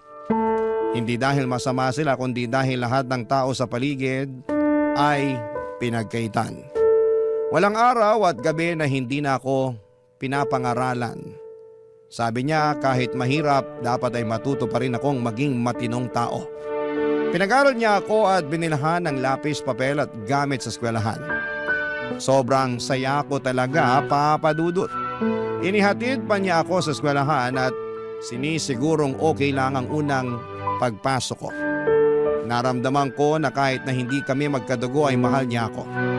Ngunit tulad ng karamihan sa mga bata ay naging pasaway din po ako.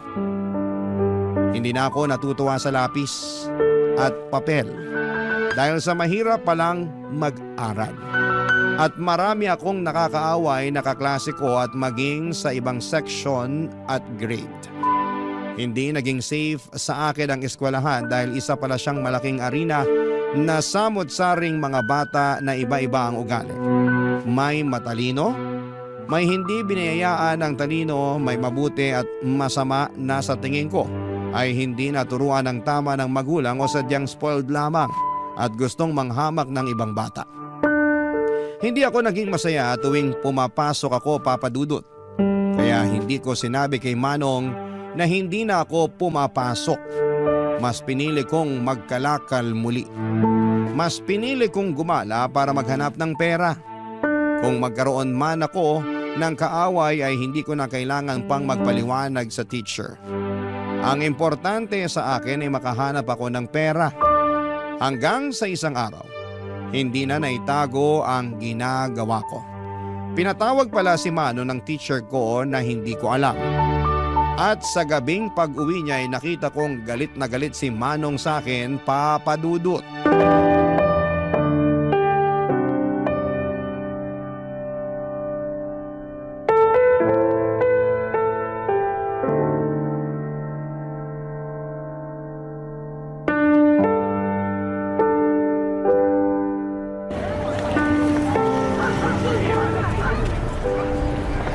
Ano tong ginagawa mo, Boyet?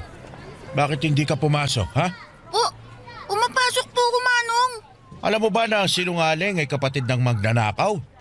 Ayokong lumaki kang maging masamang tao, ha? Manong! Pinatawag ako ng teacher nyo. Sinabi niya sa akin na 2 linggo ka nang hindi pumapasok. Alam mo bang nagulat ako sa nalaman ko kasi ang alam ko pumapasok ka. Binibigyan pa kita ng baon. Pinaghahandaan ng makakain dahil ayaw kong walang laman yung tiyan mo. Dahil nagkakasakit sa ulo ang walang kain. Boyet, para sa'yo to. Kaya wag kang magsisinungaling sa akin. Manong, kasi, nahirapan ako eh. Saka kumikita naman ako. Tsaka yung pinabaon yung pera, iniipon ko naman, di ko ginagastos. Ito, baon ko, tsaka yung kita ko. Boyet, naiintindihan mo ba ako? Pinapaaral kita, hindi kita inuobliga na magtrabaho. O kumita ng pera kapag araw ng pasukan. Kapag wala naman pasok, malaya kang gawin yung gusto mo. Magtrabaho, maglaro, ano pa problema? Ano ba mahirap na pumasok ka lang sa paaralan? Kasi, Manong, ano Sige, magsalita ka, makikinig ako. Ano? Gusto mo bang habang buhay na nasa magulong lugar na to? Gusto mo bang tumanda na katulad ko, ha? Nilamon na ng basura ang buhay na unti-unting nabubulok? Manong, sorry na po. Alam mo, anak na ang turing ko sa'yo. Naging responsibilidad na kita. Hindi na kita pwedeng pabayaan, Boyet. Hindi ako nagkaanak. Ayaw kong magkaanak, kaya hindi ako nag-asawa kasi takot ako eh. Takot ako sa responsibilidad. Kita mo naman, ano maibibigay ko magandang buhay sa pamilya ko? Sa magiging anak ko na mahirap pa ako sa daga. Ayokong maghirap ang magiging pamilya ko, ang magiging anak ko. Pero nung dumating ka, naisip ko, ako na ang pamilya mo. At wala na akong magagawa kundi ang bigyan ka ng magandang buhay sa abot ng makakaya ko. Kaya kita pinapaaral kasi ito ang aahon sa iyo sa kahirapan. Magkaroon ka ng ibang buhay. Huwag kang gumaya sa akin. Kasi ayokong tumanda ka na katulad ko. Manong, pasensya na po talaga. Kasi po, ang hirap-hirap naman po kasi mag-aaral eh. Marami po ako nakakaaway na mga bata. Di tapangan mo. Hindi pwedeng basta-basta ka na lang susuko. Ilaban mo yung sarili mo. Hindi ko naman sinasabing makipagsuntukan ka sa kanila. Sinasabi ko, umiwas ka sa gulo. Hindi mo naman ikagagaling kung papatulan mo sila eh. Lagi mong isipin na nasa paaralan ka para mag-aral. Para maging mabuting tao. Para paglaki mo, pwede kang pumili ng kahit na anong gusto mong maging. Pagsusumikapan ko. Pero yung kaya ko lang ha. Pwede kang maging security guard. Pero pulis lang din po yun, pero nakatayo lang. Pero astig pa din. Tama. Basta wag lang maging katulad ko. Pwede ba yun? Opo. Ipangako mo sa akin ha? Opo, pangako po, Manong. Alam mo, may request ako sa'yo. Ano po yun, Manong? Magpapamasahe po ba kayo? Sige po, handa po ako. Ito naman, iba yung request ko. Ano nga po? Pwede bang tawagin mo akong tatay? Po? Ayaw mo ba? Naku, gusto ko po. Gusto ko. Tatay. Simula ngayon, ako na ang tatay mo. Opo, tatay. Gusto ko umakyat sa stage kasama mo kapag graduation mo na, ha? Ano po yung graduation? Kapag tapos ka na ng elementarya. Tapos ka na rin ng high school. Tsaka kapag magka-college ka na. Ang dami po palang graduation, no? Ang dami ko po palang pag-aaralan. Ba't ganyan yung mukha mo? Ang sasabi mo lang kanina, pinangako mo mag-aaral ka mabuti. Wala na, pasubo lang po ko eh. Basta nandito lang ako. Naalalayan kita. Salamat po. Nang gabing yon ay hindi ako makatulog, Papa Dudut. Sobrang mahal ako ni tatay. Pinili niya akong kupkupin at pinili niyang ituwid ang buhay ko. Pinili niya akong mahalin at gusto niyang alisin ako sa kahirapan. Kaya naisip kong hindi ko dapat sayangin ang pagkakataon na ibinigay sa akin ni tatay. Doon ko ipinangako sa sarili ko na magbabago ako dahil gusto kong maging proud siya sa akin. Gusto kong mapatunayan sa kanya at sa sarili ko na kaya kong lumaban. Kahit mahirap, kahit galing sa basura, ay may mararating din sa buhay.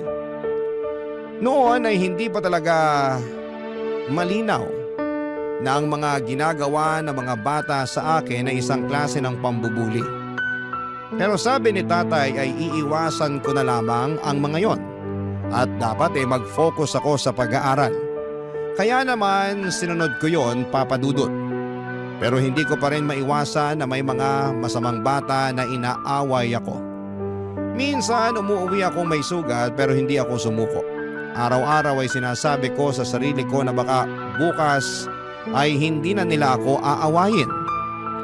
Bawat pagpasok ko sa school ay parati akong nagdarasal na sana'y walang mambubuli sa akin at sana'y hindi ako pagagalitan ng teacher dahil hindi ko na naman naintindihan ang mga itinuro niya. Gusto kong maging mabuting estudyante. Gusto kong makatapos para sa pangarap ni tatay na makaakyat sa stage kasama ko. At syempre, naging pangarap ko na rin talagang makagraduate, Papa Dudut. Barangay Love Stories. Barangay Love Stories. Papa Dudut, araw-araw kong pinapatatag ang sarili ko. Ang nasa isip ko na lamang ay huwag biguin ang sarili ko at ang tatay na matupad ang pangarap naming dalawa. Kahit na walang araw na hindi talaga ako nilalapitan ng mga bully ay tuloy lamang ako sa pagsusumika para makuha ang diploma sa elementarya.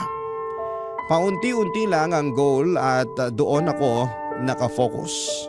Tinapangan ko talaga sa bawat pagsikat ng araw at sabi ko na sa gabi, wala na naman ang mga bully at kasama ko naman si tatay. Pero ayun na nga, sa school ay sobrang hinahamak talaga ako. Kesyo nakatira ako sa basura, sa squatter, nangangalakal at ang baon ko ay galing daw sa basura.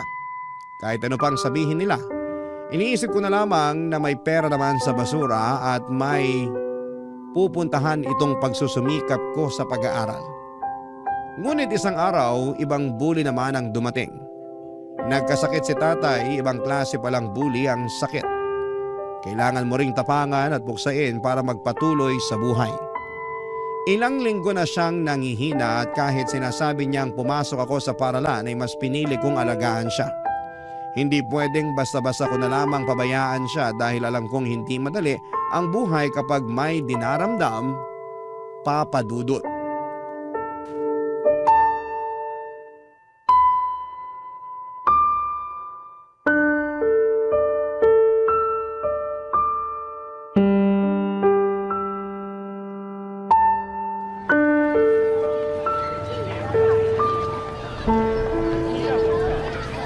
Tay, dahan-dahan lang po. Maupo na po kayo. Tay, kailangan niyo pong kumain para lumakas kayo. Di ba ito yung ginagawa niyo sa akin tuwing may lagnat ako?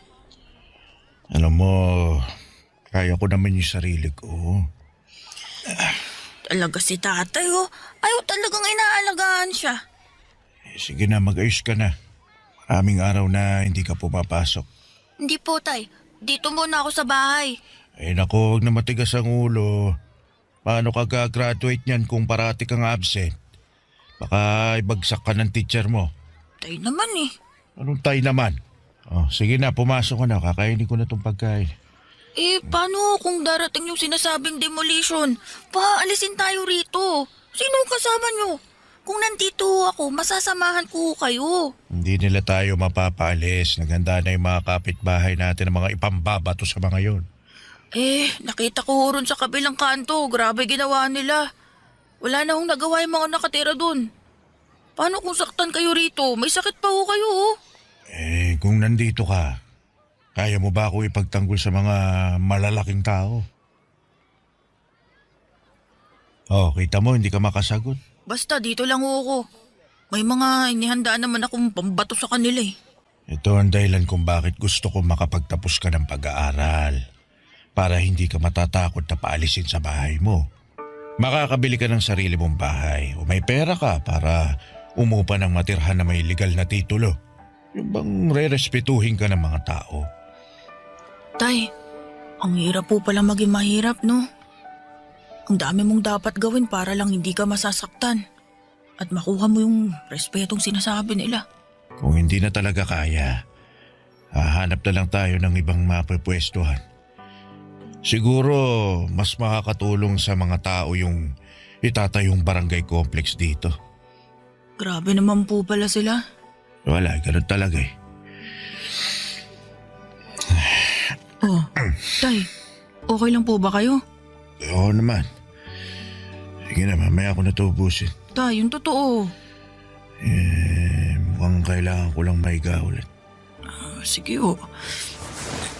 Salamat, Boyet. Baka nabinat ho kayo kakaisip sa demolition na yan.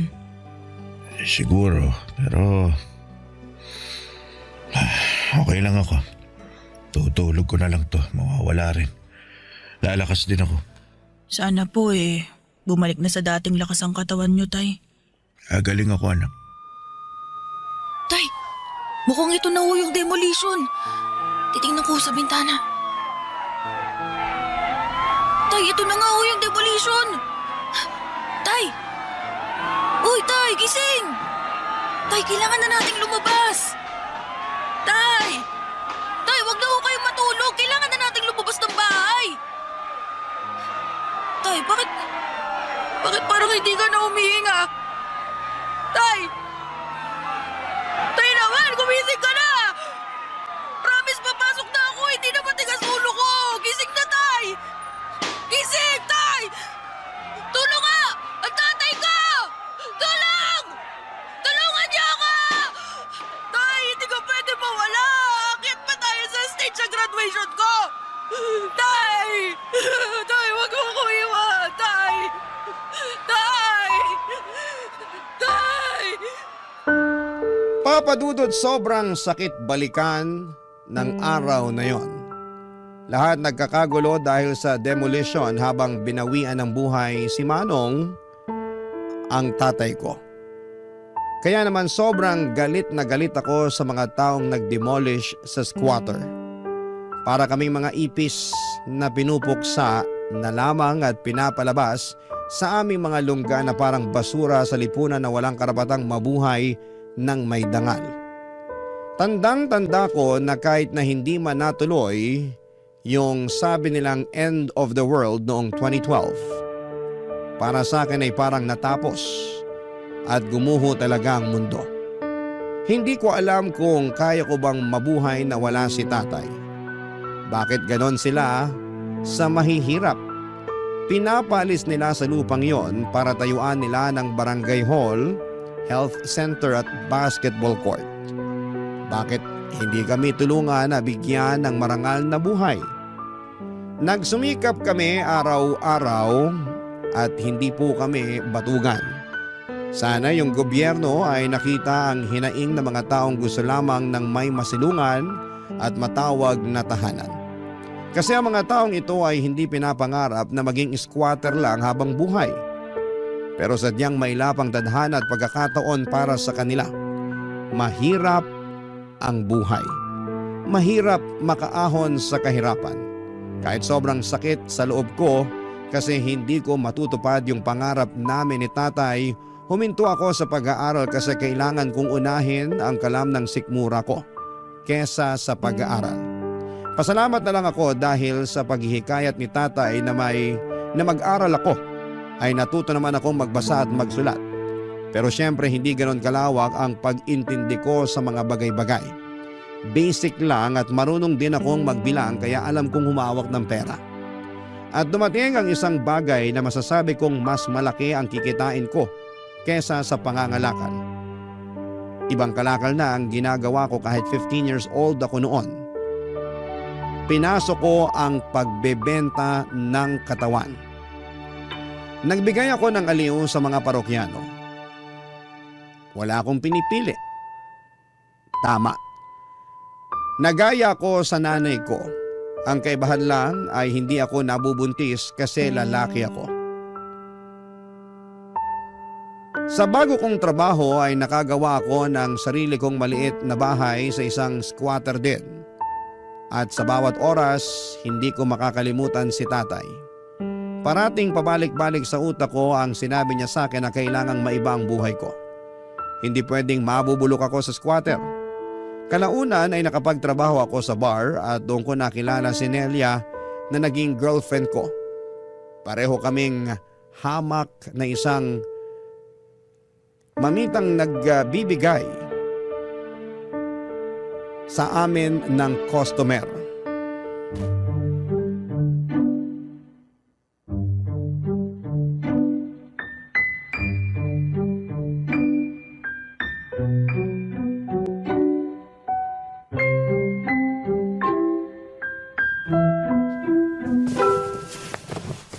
Talagang ganyan ang susuotin mo? Masyadong maiksi naman, babe. Babe naman, parati mo na lang akong sinasaway. Sa trabaho natin, kailangan presentable tayo. Alam mo naman, puhunan natin ang ating mga mukha at katawan. Dapat maayos ang forma natin, no? Alam ko naman yun, pero sana... Ay naku, sana naman kaya ito mapupunta. Ayokong makipagtalo sa'yo, ha? Ay, ayokong malasin ang gabi natin. Nelia, hihingi sana ako sa'yo ng pabor eh. Ayan ka na naman. Gusto mo talaga maging manang ako sa harap nila? Paano ako kikita ng pera? Paano tayo makakaipon? Paano natin mababayaran tong upa sa bahay? Sabihin mo nga sa akin, babe. Alam ko naman yan. Ang sa akin lang, sana bawas-bawasan mo yung pagtanggap ng customer na... Na ano? Na ikakama ako. Diretsahin mo na. Babe, bago pa lang tayo maging tayo, ganito na trabaho ko. Ganito na si Nelia. Ganito na trabaho ko. Isang babaeng bayaran. At ganyan ka na rin. Ito talagang ayaw ko eh. Kapag ikaw pwedeng mangialam, kapag ako hindi. Iba kasi yung... Anong pinagkaiba? Pareho lang naman tayong nagbebenta ng katawan, Boyet. Kailangan natin to kasi hindi tayo nakatapos ng pag-aaral. Wala tayong makukuhang ibang trabaho na magbibigay sa atin ng malaking datong. Wala! Kaya wag na natin pag-usapan to. Ang mahalaga, mag-ingat tayo sa ginagawa natin. Pasensya na talaga. Hindi ko lang maiwasang magselos eh. Nako, hindi nakakain ng selos-selos na yan. At wag ka nga magselos. Trabaho lang naman lahat ng to eh. Parang artista. Aarte ka lang, paghusayan mo gaya ng gusto ng customer. Tapos, di ba ganyan din naman ang ginagawa mo? Sa bagay. Iniisip ko lang na nagamit man nila ang katawan ko. Pero hindi naman ang kaluluwa ko. Ang lalim naman nun, babe. Kaya sana maipasa ko yung exam ko. Para makatapos ako kahit senior high man lang. Para makahanap din ako ng ibang trabahong matino. Gusto ko na kung magkaanak man tayo balang araw, magiging maayos na ang buhay natin. Mabibigay ko sa magiging anak natin ang buhay na maganda. Yung hindi naghihirap. Yung kaya natin suportahan kung ano yung gusto niya. Pag-aaralin natin yun hanggang kolehiyo. Ang taas talaga ng pangarap mo, babe. Pero tama. Ayoko rin maranasan ng magiging anak natin ang hirap sa buhay. Naghihirap na nga tayo. Ipapamana pa ba natin sa kanilang ganitong buhay?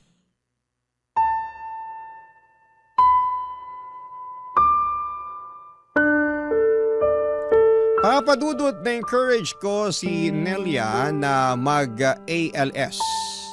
Sinubukan niya talaga, papadudot.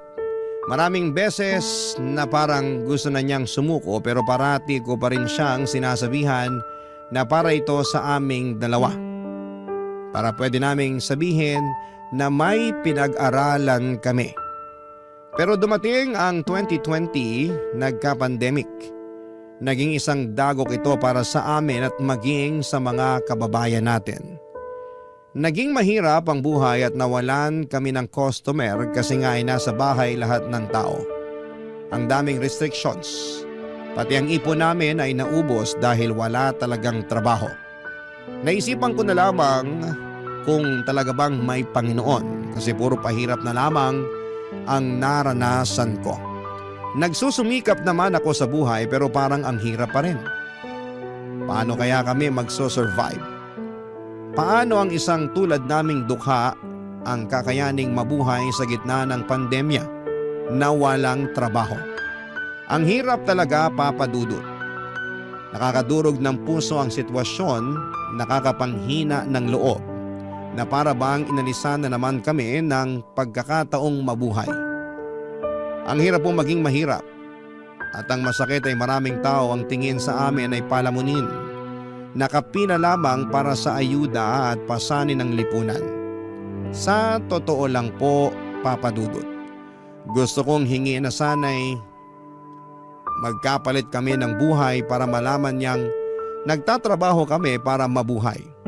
Pero sadyang mailapang kapalaran sa kagaya naming salat sa buhay. Barangay Love Stories. Barangay Love Stories. Hindi naging maganda ang pagsasama naming dalawa dahil sa sitwasyon, Papa Dudut. Ang hirap ng walang pera, walang customer, and mahirap ang buhay sa panahon ng pandemic. At dahil nga sa mga restrictions ay nawalan kami ng hanap buhay. Siguro'y hindi lang kami, marami sa ating kababayan. Sana nga ay yun na ang huling pandemic sa mundo. At dahil nga sa hirap ay parati kaming nag-aaway at mainit ang ulo. Totoong nakaka-high blood ang walang pera. Pero nang malift ang mga restrictions ay unti-unting bumalik ang lahat. Nagkaroon na ulit kami ng trabaho at magkahiwalay kami ng bar. Nagkikita na lamang kami tuwing umuuwi ng bahay at ang importante ay magkasama pa rin kami. At gaya nga ng dati ay balik kami sa dating gawi, ang pagbebenta ng panandaliang aliw. Ang kumita ng pera, ang magtrabaho na kahit para sa iba'y mabaho pa sa basurang ginagawa namin. Para sa akin ay wala akong pakialam dahil wala naman akong inaapakang tao. Wala akong hinahamak.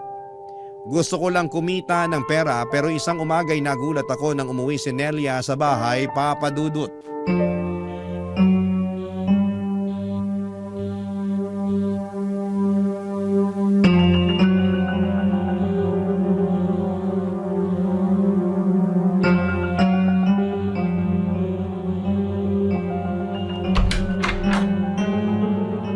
Babe! Babe, ano nangyari sa'yo? Teka, may mga pasa ka. Sino may gawa sa'yo nito, ha? Babe! Nakakatakot siya. Sinaktan niya ako. Sino? Ba't ganito ginawa niya sa'yo, ha? Yung customer ko. Matapos niya akong pabuyin, balak niyang hindi ako bayaran. Kaya umalma ako. Pero sinampal niya ako ng malakas. Tumilapon ako sa kama. Tinadyakan niya ako. Pinagsususuntok. Ang sakit. Ang sakit-sakit, babe. Hayop siya. Kilala mo ba yon? Hindi. Hindi ko kilala. Pero kapag nakita ko siya, mamumukaan kong demonyong yon. Bakit nangyari sa'yo ito? Kung alam ko lang na ganun siya, hindi na ako sumama sa kanya. Ayoko na. Ayoko na sa lintik na buhay na to. Nakakapagod. Pasensya ka na, Nelia. Kung nandun lang sana ako eh. Naipagtanggol sana kita eh. Ang dami nitong mga sugat at pasamo. Mga walang iya talaga sila. Kahit noon pa man, kung sino pa yung angat sa buhay, Sila pa ang may asal demonyo! Siguro nga, ito na yung panahon na ihinto ko ng ganitong trabaho. Ayoko na. Kaya, magsusumikap ako. Mag-aaral ako. Gusto ko makapagtapos para makakuha ng matinong trabaho na hindi yuyurakan ng pagkatao ko. Tama yan. Papangako ko sa'yo na balang araw. Ire-respeto tayo ng mundo. Hindi na tayo mamalitin. Hindi na tayo bababuyin. Magiging tao na ang tingin sa atin.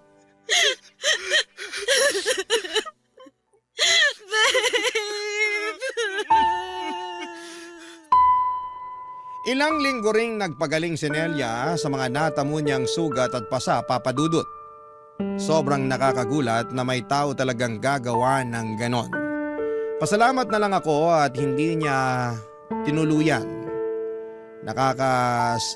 Nakakasama pa rin ng loob, bagamat masaya pa rin ako dahil nakakasama ko pa rin ang babaeng mahal ko. Pareho kami nag-aral sa ALS hanggang sa graduate ako ng senior high school.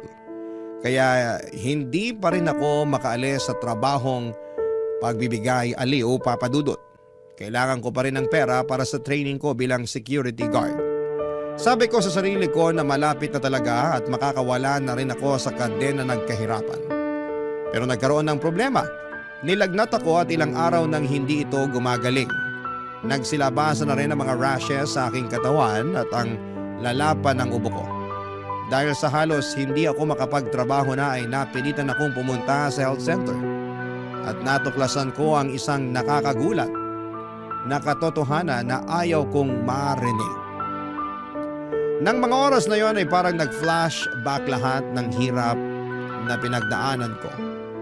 Ang iniwan ako ng aking ina, ang pangungutya ng tiyahing ko kaya ako lumayas sa Cavite, ang pagiging palaboy sa lungsod, ang pagkupkup sa akin ni Tatay Manong, ang kanyang mga pangaral at pangarap na makapagtapos ako at maging security guard. Ang oras nang mawala siya sa buhay ko. Ang araw na akala ko'y mawawala na sa akin si Nelia dahil sa nangyaring pananakit sa kanya. Nasabi ko na lamang sa sarili ko na sa dinami-rami ng tao sa mundo ay bakit ako pa? Bakit sa akin pa nangyari ito?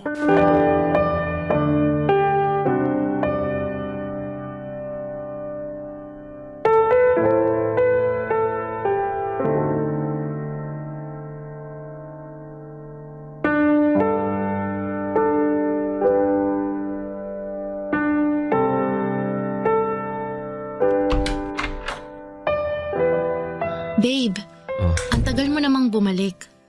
Akala ko kung napano ka na. Halika, kumain ka. Babe, bakit parang tulala ka? Anong sabi ng doktor? Na-check ka ba? Nakapunta ka ba sa center? Naku, sana pumayag kang samahan kita. Pwede ko namang isarado muna tong tindahan eh. Boyet? Bakit? Akala ko, malapit ko nang matupad ang pangarap ko eh. Akala ko magiging security guard na ako. Magiging maayos ang buhay ko. Teka, ano bang nangyari? Doon ako galing sa center. Sumailalim ako sa mga test. Anong resulta? Ano bang test ang ginawa nila sa'yo? Alam mo, gusto ko sanang ilihim pero karapatan mong malaman ng totoo kasi magkarelasyon tayo. At baka... Ano bang nangyayari? Pinapakaba mo naman ako eh. Magsalita ka, Boyet! Iniisip ko kung saan ko kaya nakuha to. Naalala ko, may naging customer ako. Ayaw niya maglagay ng protection. Malaki ang binayad niya sa akin. Pumayag na ako. Kasi isang beses lang naman eh. Teka, huwag mong sabihin nagpositibo ka. Patawarin mo ako, Nelia. Bakit mo ginawa yan? Akala ko kasi ano eh. Ibig sabihin, hindi.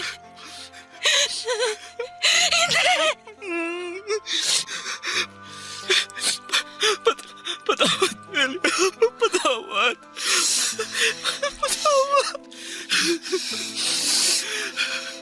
Ibig sabihin, nahawaan mo na ako?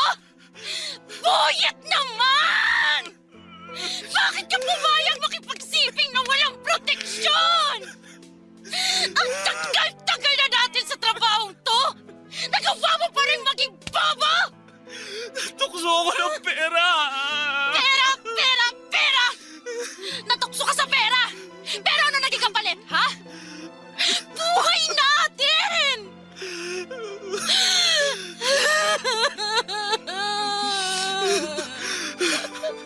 Ayoko buhayin! Ayoko magkasakit!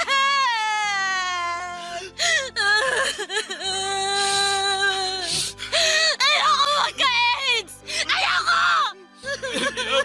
Nelia, patawarin mo ako. Nindig ka! Eh, magagawa pa yung pagiging mo ng tawad! Alam ko hindi madali ito. Pero hirap na ako eh. At kasalanan mo yun! Tanga! Nelia! Nelia!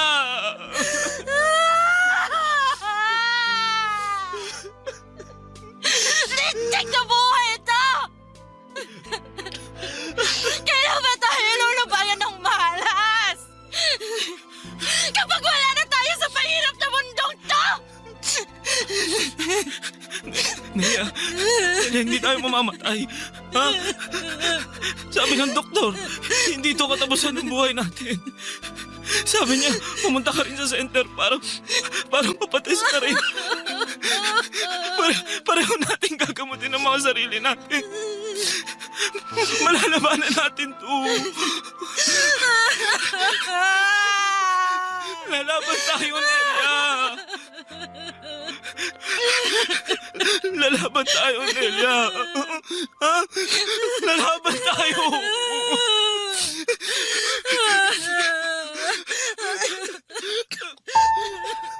Parang teleserye ang naging buhay ko, Papa Dudut. Masalimuot, pero kahit ganito ang nangyari ay nagpapasalamat pa rin ako dahil may pag-asa pa rin. All is well pa rin ang buhay kahit minsan pakiramdam namin ay binigo kami ng kapalaran. Kahit na hindi kami gaanong guminhawa ay nagpapasalamat pa rin ako sa Panginoon dahil buhay kaming dalawa.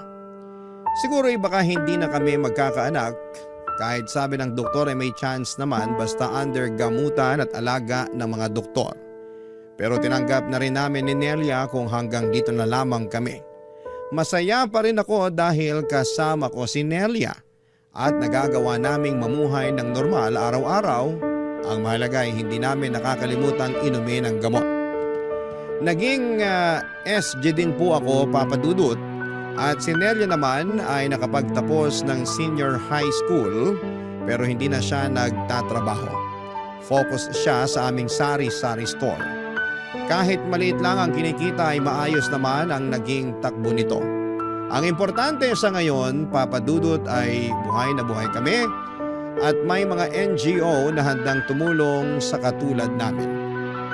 Sana sa mga nakikinig sa programa ninyo ay gusto kong ipaabot sa lahat na sana'y huwag kayong mandiri sa mga taong may HIV dahil hindi naman nakakahawa ang HIV kung walang sexual contact at blood-to-blood contact.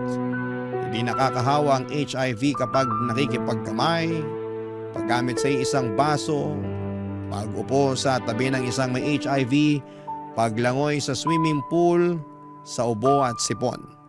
Sana'y maging malawak ang kaisipan natin at sana'y napulutan ng aral ang naging buhay ko ng ating mga kabarangay. Ang inyong kapuso at kabarangay forever, Boyet. Anong say mo sa Barangay Love Stories na ito? Pagkwentuhan natin sa comment section yan.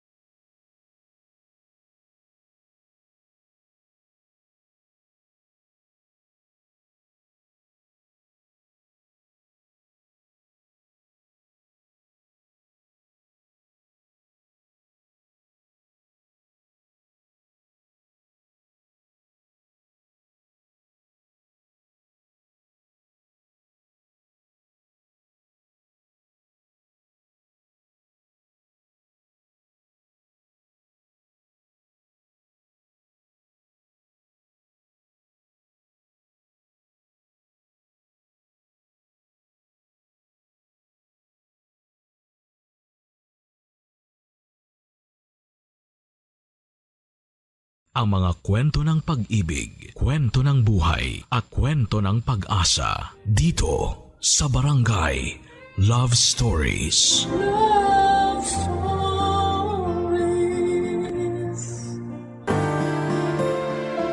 Isang pagkakilanlan ng bawat tao ang kanyang birth certificate. At iba pang mga certificate ng kanyang mga achievements sa buhay.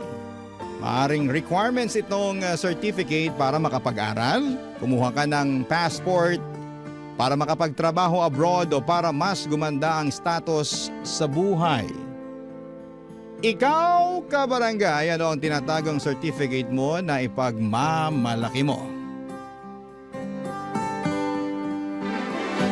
Dear Papa Dudut, magandang tanghali po sa inyo, Papa Dudut, at sa lahat ng mga listeners natin sa Barangay Love Stories. Kapag wala pong trabaho ay nakikinig po ako sa inyo sa radio at minsan naman ay sa live streaming. Kaya po ako sumulat sa inyo dahil naniniwala ako na kapupulutan din ng aral ang karanasan ko. Ako po si Daphne, tubong Cavite, pero sa Quezon City ako naninirahan para magtrabaho sa isang call center. Dito rin ako nag-aral ng college kaya kabisado ko na ang buong QC. Sa pag-aaral ko noon at pagtatrabaho ko kahit malayo sa aking pamilya ay nagpursige akong magtagumpay. Hanggang sa lumuwas ang kapatid ko mula Cavite dahil mag-aaral siya sa college. Katulad sa pinasukan ko noon.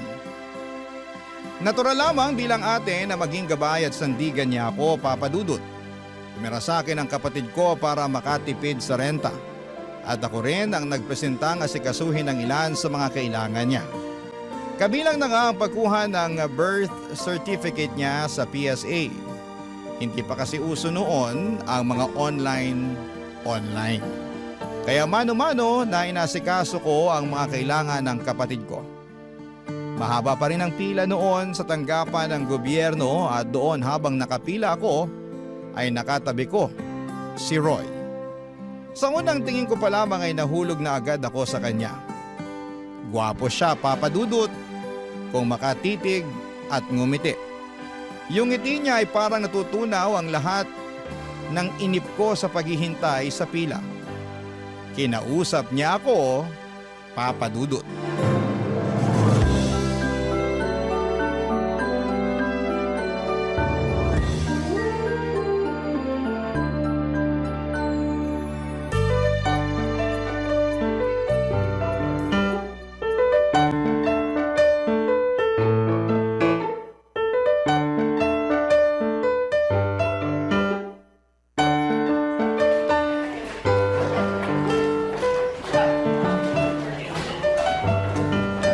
Ano nga ulit ang pangalan mo? Daphne, Roy, right? Tama. Anong kukunin mo? Senomar ba? Uy, grabe, hindi ah. Single nga ako at hindi pa ako magpapakasal. Mukha na ba akong ikakasal? Maganda ka kasi kaya naisip kong may pumakot agad sa'yo para Di ka makuha ng iba. Ikaw naman. Kaso wala. Di ako naniniwala. Nako, dapat kang maniwala. Nandito ako para kumuha ng birth certificate ng kapatid ko. Requirements kasi para sa school niya. Mabuti ka palang ate. Medyo. Ikaw ba? Anong kukunin mo? Siguro Senomar mo. Magpapakasal ka na ba? Hindi Ba't mo nasabi yan? Nako, okay, alam ko na. Dahil gwapo ako at malamang may babaeng binakuran agad ako para hindi ako makuha ng iba. Lakas ng tama mo. Bakit mo tinanong? Tinanong mo kaya ako niyang kanina, kaya binalik ko lang sa'yo. Sa bagay. Pero yun naman talagang sadya natin dito kukuha ng certificate. Birth, marriage. Basta ako, single ako. Kinuhaan ko rin yung kapatid ko ng birth certificate. Paray mo yun? Pareho tayo mababait na kapatid. Oo. Sana lang hindi tayo aabuti ng siyam-siyam dito. Haba na ng pila. Oo nga daming tao. Pero sigurado naman makakakuha tayo ng certificate na kukunin natin. Uy, nandito na tayo. Ay, tama naman. Pero di ko talaga ina-expect na ganito karami ang kukuha. Marami na kasi nag-asawa kaya dumami na mga tao sa Pilipinas. Bagay. Ikaw, kailan ka mag-asawa? Hala, grabe namang tanong yan. Para maganda pag-uusapan natin, para hindi tayo mabagot dito. Oo nga naman. Di ko pa alam. Depende kung may manligaw. Sa ganda mong yan, walang nanliligaw. Ay, iibahin ko pa lang sagot. Depende kung gusto ko ang manliligaw sa akin. Juicy Natural lang naman yan na kailangan mo rin mamili na makakasama mo sa buhay, di ba? Tama naman. Ano bang gusto mo sa isang lalaki? Syempre, yung may trabaho. Basic yun. Sigurista ka rin Syempre naman. Di nakakain ng pag-ibig, no? Sa bagay, pero maliban sa may trabaho, ano pa gusto mo? Yan talagang pag-uusapan natin dito. Bakit? Nailang ka ba? Siguro, okay, sige, pwede mo namang di sagutin. Oo nga pala, kakakilala lang natin pero hindi naman na tayo strangers, di ba? Kilala mo pangalan ko, kilala rin kita. Alam mo pangalan ko, alam ko rin pangalan mo. Sige na nga, sasagutin ko na. Yun naman pala Sige, makikinig ako sa sagot mo. Napaka-hypocrite ako naman kung wala sa qualification ko yung may itsura, di ba? Oo, bakit ka natawa? Basic naman nga kasi talaga yun. Di ba una tayo na-attract sa physical appearance ng tao? Yes. Ayoko rin sa pangit. Hindi sa inaalala ko lang din syempre yung magiging anak ko. Alam mo na. Klase ka rin Maganda ka tapos gwapo mapapangasawa mo. Siguradong gwapo at magaganda magiging anak niyo. Ay, sana. Wala lang to paano kung ako yung lalaki? May chance ba yung physical appearance ko? Na. Ikaw talaga. Syempre naman. Gwapo ka naman. Hindi nga. Oo nga. O, tingnan mo silang lahat dito. Ikaw ang pinaka may itsura, no? Naku salamat at pasok ako sa standard mo ng gwapo O bakit ka natatawa? Joke lang pala na gwapo ako. Naku, gusto mo lang talaga ulitin ko sa iyo yung sinabi ko. Mr. Roy, ang gwapo niyo po at kayo na ang pinakagwapo na nandito sa opisina. Pero sana makuha na natin ang birth certificates ng mga kapatid natin. Kasi ang sarap ng humiga tsaka magpahinga. Kailangan mo pa ng mas mahabang pasensya. Malayo pa tayo sa finish line. Oo nga. Hindi po mahirap kausap at pakisamahan si Roy Papadudut. Sa pag-uusap po namin na yon ay sobrang pigil po ako sa sarili ko dahil ang totoo po. Kinikilig po talaga ako. Bawat salita niya ay parang musika sa aking tenga. Ang bawat ngiti niya ay sobrang nakakabighani po talaga. Kahit umabot kami ng 5 oras sa pila ay hindi ko nararamdaman ang bagot nang dahil sa kanya. Bago kami umalis sa building ng PSA ay hiningi na niya ang number ko at syempre binigay ko kaagad. Hoping talaga ako na baka siya na ang para sa akin at magkatotoo yung gusto ko na kapag magkaanak man ako ay siguradong maganda at gwapo. Nang araw na yon ay agad siyang nag-text sa akin at nangumusta kung nakauwi ako sa bahay. Sinagot ko naman yung text niya hanggang sa araw-araw na kaming nagtitext at niyaya niya ako ng isang date. Gusto niya daw ako kaya nais niyang mas makilala ako personally. Pumayag naman akong makipag-date sa kanya, Papa Dudut. Ilang beses kaming nagkita at naging boyfriend ko na nga po si Roy. Hanggang sa isang gabi, binigay ko na ang sarili ko sa kanya. Naramdaman ko ang kanyang pagmamahal sa akin at buong puso kong sinuklian yon. Pinaubaya ko sa kanya ang lahat, Papa Dudut. Hanggang sa dumating ang araw na hindi na ako dinatna ng buwanang dalaw.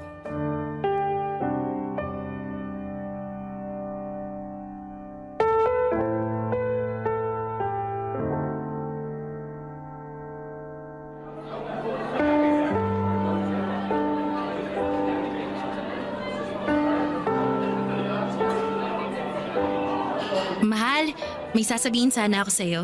Ano yun, mahal? Parang ang serious mo. Mahal mo naman ako, di ba? Mukhang seryoso nga to. Ano ba yan? Alam mo, mahal, hindi mo na dapat ako tanungin ng ganyan kasi alam naman natin ang sagot. Mahal kita. Mahal na mahal. Kaya nga dito kita dinala sa favorite restaurant mo kasi mahal kita eh. Salamat sa pagmamahal mo, ah. Na-appreciate ko talaga lahat ng to. Pero, Anong pero? kinakabahan kasi ako. Ikaw talaga, 5 months na tayong magkarelasyon, kinakabahan ka pa rin sa akin? Tsaka kilala na natin ang isa't isa, di ba?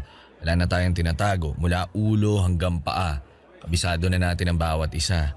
Tama ka, pero... Ano ba yung pero na yan? Sabihin mo na nga para ma-let go mo na yan, para gumaan na yung loob mo. Sige na, ano? Mukhang good news naman siguro to kasi nagmamahala naman tayo. Mahal, hindi ako manghuhula. Sabihin mo na. Naaalala mo yung 3rd monthsary natin? Yung nakalimutan natin gumamit ng proteksyon? Bale, hindi na kasi ako dinatnan. Tapos medyo masama din ang pakiramdam ko lately. Kaya, ayun, nag-pregnancy test na ako. Eto, kita mo naman ang resulta. 2 guhit. Buntis ako, mahal. Magkakaanak na tayo. Ano? Hindi ka ba natutuwa na magiging ama ka na? Alam mo naman, di ba? Sinabi ko na to sa'yo, hindi pa pwede. Alam mo, dapat ininom mo kasi yung pills mo eh. Ayaw mo ba? Sinisisi mo na nabuntis ako? Ibig sabihin, mahal, panagutan mo naman ang anak ko.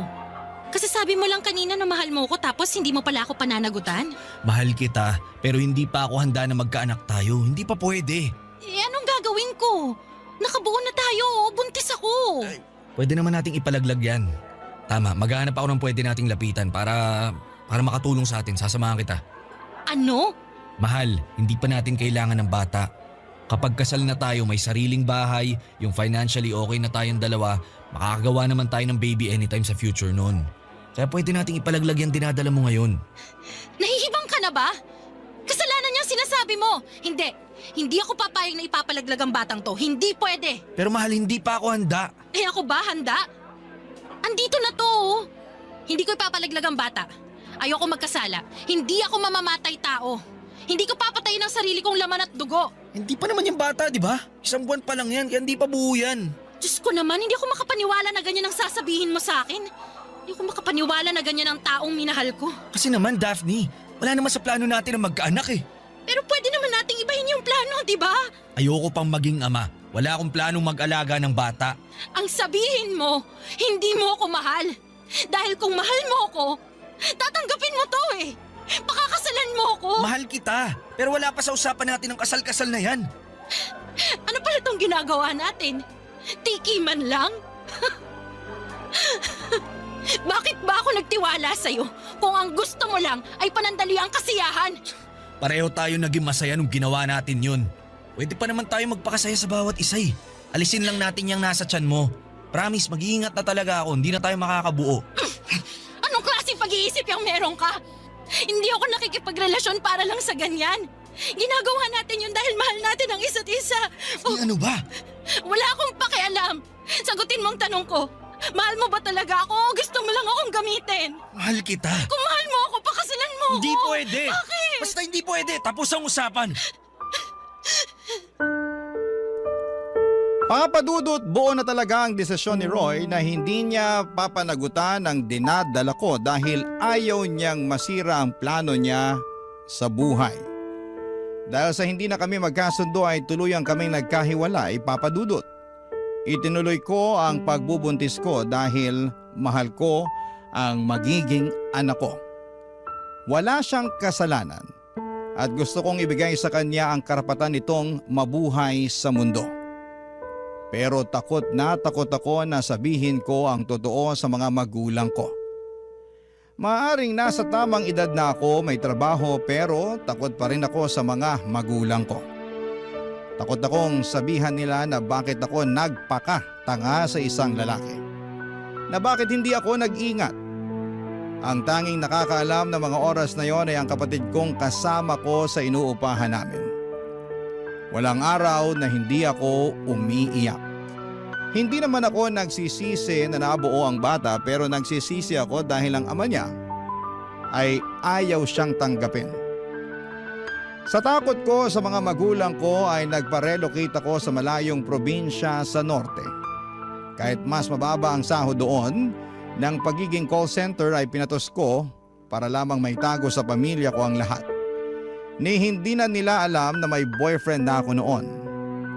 Ang diskarte na lang namin ang kapatid ko na gusto kong pumunta ron dahil na burn out na ako sa trabaho. Kaya ako lumipat ay para naman mas maiba ang nakikita kong environment. Papa Dudut, takot ako. Takot kasi ako na kung lalaki na ang tiyan ko at biglang bumisita ang mga magulang ko ay magkakagulatan na. Matatanda na rin si nanay at tatay at ayaw kong dahil sa malalaman nila ay may mangyari pang masama sa kanila. Kaya naman tinuloy ko ang paglipat para makaiwas at makapag-isip na rin ng tama at paghandaan ang pagdating ng anak ko. Barangay Love Stories. Barangay Love Stories. Nang lumipat ako, Papa Dudut, ay nagpapadala pa rin ako ng pera sa kapatid ko para sa renta niya at para sa pagkain. Pero walang araw na hindi ako umiiyak. Bakit ko pa ina-isolate ang sarili ko? Bakit ko pa kailangang gawin ito? Maraming katanungan ang tumatakbo sa isipan ko na hindi ko alam ang kasagutan. Ang alam ko lang ay kailangan kong maipanganak ang anak ko at gusto kong maging malusog siya.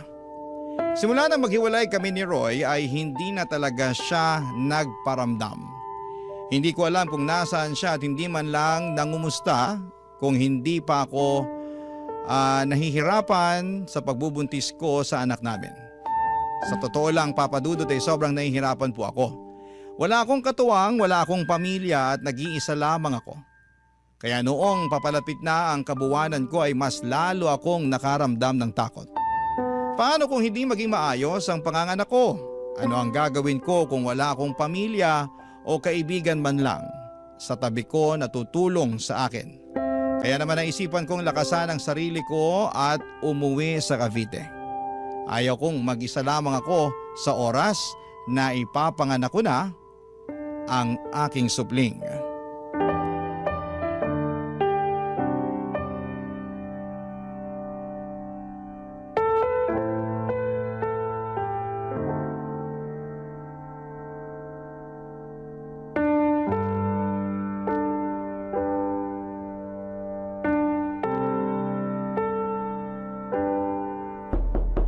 Nay!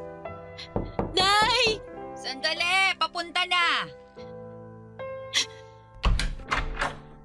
Daphne? Nay! Anong nangyari? Nay! Nay, huwag po kayong magagalit, ha? Bakit ba? Ano bang nangyari, anak? Kasi, Nay, Ano nga? buntis po ako! Sorry, Nay. Diyos ko. Sorry. Halika nga, bata ka. Pumasok ka. Ikaw ba nagbitbit ng mga gamit mo? Naku. Bakit hindi mo kasama ang kapatid mo? Ano bang nangyari? Daphne, sino ang ama ng dinadala mo, ha? Nasaan siya? Hindi mo man lang sinabi sa amin na buntis ka. Kahit yung kapatid mo, wala ring sinabi. Nay, I'm sorry po talaga. Pero wala pong ama ang anak ko. Ano? Ibig sabihin, Daphne naman, bakit naman ganito? Nagkamali po ako, Nay. Maling-mali po. Pero ayoko po may magawa pa akong mali. Ayoko po ipalaglag yung bata. Gusto ko po siyang mabuhay, Nay. Mahabaging Diyos. Ay, talagang mali kung ipinalaglag mo yan. Ay, nakong bata ka. Sandali. Nakakapagpa-check up ka naman ba? Opo. Mabuti naman. Ay, naku anak, bakit naman ganito? Ginulat mo ako. Nay, handa naman po ako sa anumang galit niyo. Kahit sumbatan niyo po ako. Tatanggapin ko po yun kasi nagkamali naman po talaga ako. Eh ano pang silbi ng panunumbat ko? Naging mabait kang anak, Daphne. Hindi mo kami binigyan ng sakit ng ulo ng tatay mo. Pero ito... Hindi ka ba talaga pakakasalan ng ama ng batang yan? Hindi po. Nawala na lang siya na parang bula matapos niyang malaman na nagdadalang tao ako. Napaka-irresponsableng lalaki yan. Saan mo ba nakilala yon, ha? Hindi mo man lang inalam ang pagkatao ng lalaking yon? Mabait naman po siya sa akin, Nay. Akala ko po kasi maayos siyang tao. Naging okay naman po yung relasyon namin eh. Pero nang malamang buntis ka, hiniwalayan ka. Napakasama ng lalaking yon. Sorry, Nay. Sorry po. Ay naku, huwag ka nang mag-sorry. Hindi mo kasalanan na may taong mapagsamantala. Si tatay kaya, matatanggap kaya niya to? Siguro, magagalit yun sa umpisa. Pero mahal ka ng tatay mo. Matatanggap niya rin yan. Natatakot po ako, Nay. Ang importante ngayon, nandito ka. May kasama ka. Hindi po kayo galit sa akin. Ay, hindi ko alam, Daphne. Ang sa akin lang, anak kita. Hindi kita pwedeng pabayaan at apo ko ang batang yan.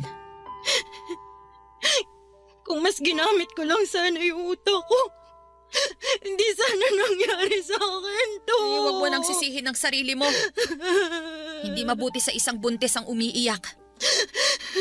Tumahan ka na. Ako nang bahala mamaya sa tatay mo pag uwi niya.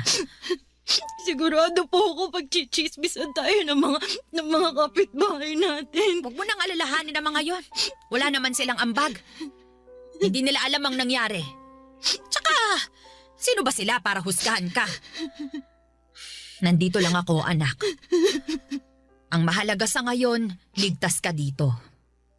At sana maging maayos ang panganganak mo.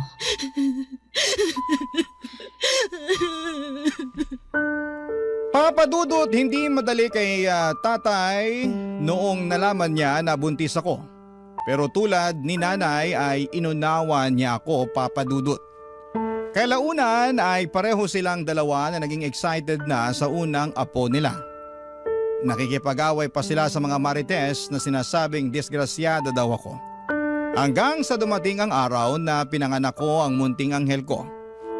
Sa unang rinig ko ng pag-iyak niya ay parang lalabay sa tenga ko. Ang sarap pala sa feeling na marinig ang boses ng anak mo na nagbibigay ako ng buhay. Nang makita ko, Papa Dudut, ang mukha niya ay sobrang tuwa ko. Tama lang ang desisyon ko na hindi ko siya pinalaglag. Tama ang desisyon kong harapin itong pagsubok na ito. Pinalaki ko ang anak ko ng mag-isa pero syempre nandyan naman ang lolo at lola niya. Bumalik ako sa Quezon City kasama ang anak ko at naging porsigido ako sa trabaho dahil sa anak ko. Kahit walang amang nakalagay sa birth certificate niya, nagiging ama at ina ko para sa kanya. Pinangako kong mamahalin at aalagaan ko siya. At kahit iniwanan kami ng ama niya, ay kaya ko siyang buhayin. Hanggang isang araw, bumisita si nanay sa QC. Namasyal kami sa isang mall at laking gulat ko, Papa Dudut. Sa unang pagkakataon matapos ang huli naming pag-uusap, ay nakita ko si Roy.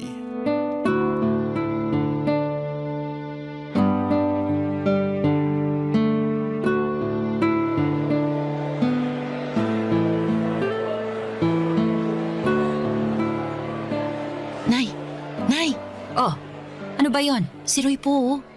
Ano? Ang lintik na lalaki na yon? Nakita ko po siya. Ayun po, nakatayo doon.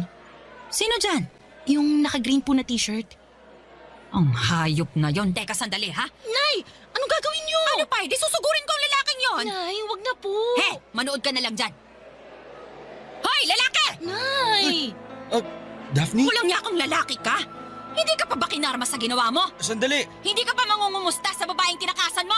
Sa babaeng niloko mo? Huwag tayo dito mag-usap. Ay, bakit hindi pwede? Hoy, kahit saan ko gusto, wala ka magagawa. Ang sama-sama mong tao ka. Nakakaya po dito. Ay, naku, mahiya ka pa pala. Matapos mong buntisin ang anak ko, iwanan siya, tapos ngayon may pahiya-hiya ka pang nalalaman dyan. Ay.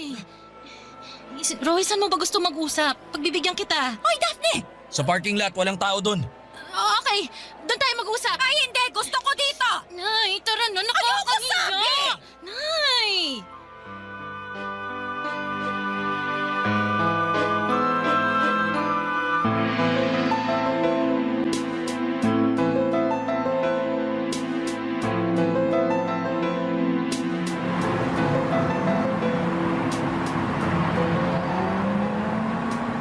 Ngayon nandito na tayo. Alam mo ba, ilang taon kong tiniis ang lahat. Alam mo bang sobrang nagsisi ako dahil napaikot mo ko? Kalimutan na natin Anong yun. kalimutan? Kalimutan ang mga ginawa mo sa akin at sa anak ko? Ibang klase ka ring lalaki ka? Gagawin mo pang mamamatay taong anak ko noon sa plano mo? Hayop ka! Buti talaga hindi ako sumunod sa gusto mo eh. Kahit walang ama sa birth certificate ang anak ko, hindi kawalan. Pasensya na talaga. Hindi kasi talaga kita pwedeng panagutan nun. At kahit ngayon, At bakit? Dahil gusto mo maging single forever at anak ka ng mga babaeng gusto mong lokohin? hindi po. Daphne, sorry talaga. Alam mo, nakukonsensya talaga ako sa ginawa ko pero hindi talaga tayo pwede. Tama na ngayong hindi tayo pwede. Mas lalo mo nang pinamumukha na nagpakatanga ako sa'yo. Sa totoo lang, minahal kita. Alam mo yan. Pangklase? Mahal. Mahal tapos hindi pananagutan? Ano yon? Nagsinungaling ako sa'yo, Daphne. Ano? Mahal mo ko pero nagsinungaling ka. Alin ba doon ang totoo? Dapat hindi na natin to kinausap eh. Dapat sinapak na lang natin. Sobrang makasarili ako. Nung araw na nagkakilala tayo, nabighani talaga ako sa'yo. Totoo yun. Kaya napilitan ako magsinungaling sa'yo. Ano? Ang totoo, sa Inumar ang kinuha ko kasi magpapakasal na kami ng asawa ko nun. Ba't walang iya talaga to, ano? Ibig sabihin, sa simula pa lang niloko mo na ako? Mangloloko ka? Kaya pala ayaw mo akong mabuntis. Kasi may sabit ka na pala. Napakasama mong tao, napakasama mo! May taong katulad mo. Sinaktan mo ng hustong anak kong hayop ka. Ha? Ayan! Sige! Sorry, patawarin mo ako! Pwede bang kapag makita mo ko, wag mo na akong lapitan? Ayoko malaman ng asawa ko to, ayoko masira ang pagsasama namin. Napaka makasarili mong tao. Gusto mo makuha ang anak ko. Gusto mo pang ipalaglag ang apo ko. Tapos ngayon, ayaw mong masira ang buhay mo? Huh, demonyo ka ba? Ayun na nga, Nay. Wala naman dapat pag-usapan pa eh. Ang mga taong katulad niya hindi binibigyan ng oras. Tama. Ang dapat sa kanya, ito. Karmahin ka sana sa lahat ng kasamaang ginawa mo. Halika na, Daphne. Hindi talaga ako makapaniwala sa mga nalaman ko noong araw na yon, Papa Dudut. Hindi ko po inakalang naging kabit ako ng walang kaalam-alam dahil ikinasal pala siya noong nagkarelasyon kami. Kaya pala hindi niya ako pinakilala man lamang sa mga magulang niya at hindi ko napuntahan ang bahay nila. Parati lamang kaming nagkikita sa piling lugar dahil may tinatago pala siya sa akin, may asawa na pala siya. Matapos ang pag-walkout namin ni Nanay sa harapan ni Roy dahil ayaw na ni Nanay na mas ma-humiliate pa kami sa kalokohang ginawa niya, ay dumiretso na kami sa bahay. Buti na lamang at mas pinairal ni Nanay ang utak niya at hindi ang kanyang emosyon. Natakot ako na baka atakihin sa high blood si Nanay dahil nakaka-high blood naman talaga ang mga pangyayari at ang makitang pagmubuka ni Roy. Ewan ko ba at hindi ko mapigilang umiyak noon. Dahil nga hindi ko matanggap na naloko ako ng lalaking may sabit na. Kaya naman pinayuhan ako ng nanay ko na huwag nang iyakan. Ang importante ay nakawala ako sa lalaking hindi dapat bigyan ng pansin. Ang importante ay ang anak ko at ang future niya. Kahit ganun pa man, ang nangyari, Papa Dudut. Hindi ko naman po pinagsisihan na naipanganak ko ang isang anghel sa buhay ko. Maligaya ako bawat araw, lalo na kapag tinatawag niya akong mama at nilalambing. Pinaparamdam niya sa akin na sapat na ako para sa kanya. Barangay Love Stories. Barangay Love Stories.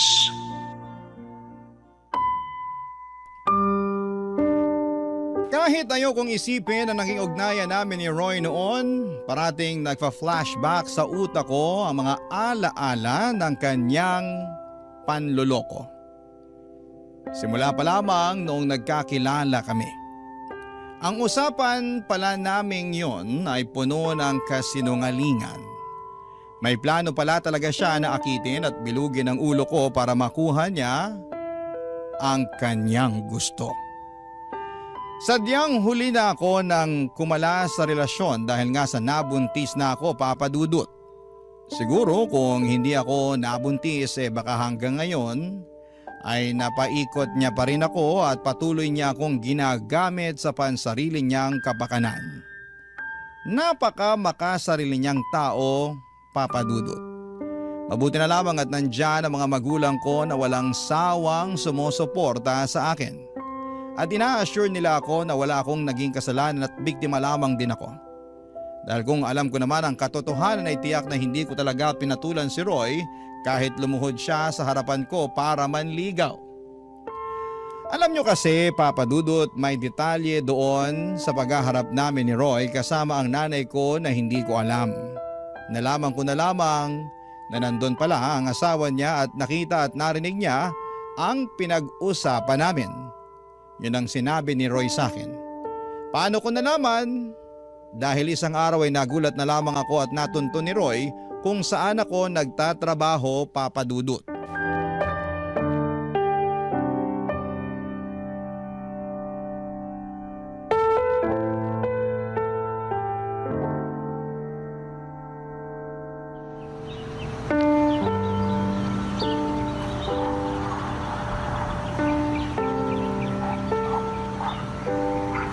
Daphne, kausapin mo ako.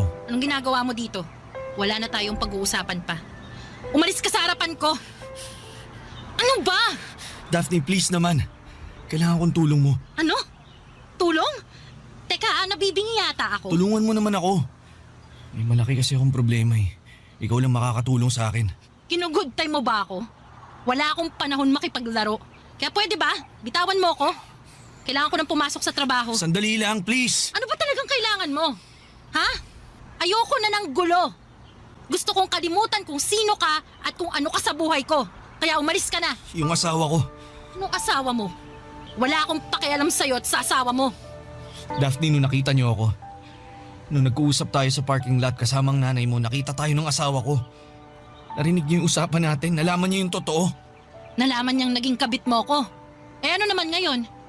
Bakit mo to pinapaalam sa akin, ha? Kasi kailangan ko nga ng tulong mo. Niwalayan ako ng asawa ko. Eh ano? Hindi ko maintindihan at ayaw kong intindihin yung problema mo. Ano naman ngayon kung hiwalay na kayo? Anong tulong yung sinasabi mo? Kausapin mo naman yung asawa ko. Sabihin mo sa kanya na ikaw may gusto kaya nangyari yung sa atin nun. Ano?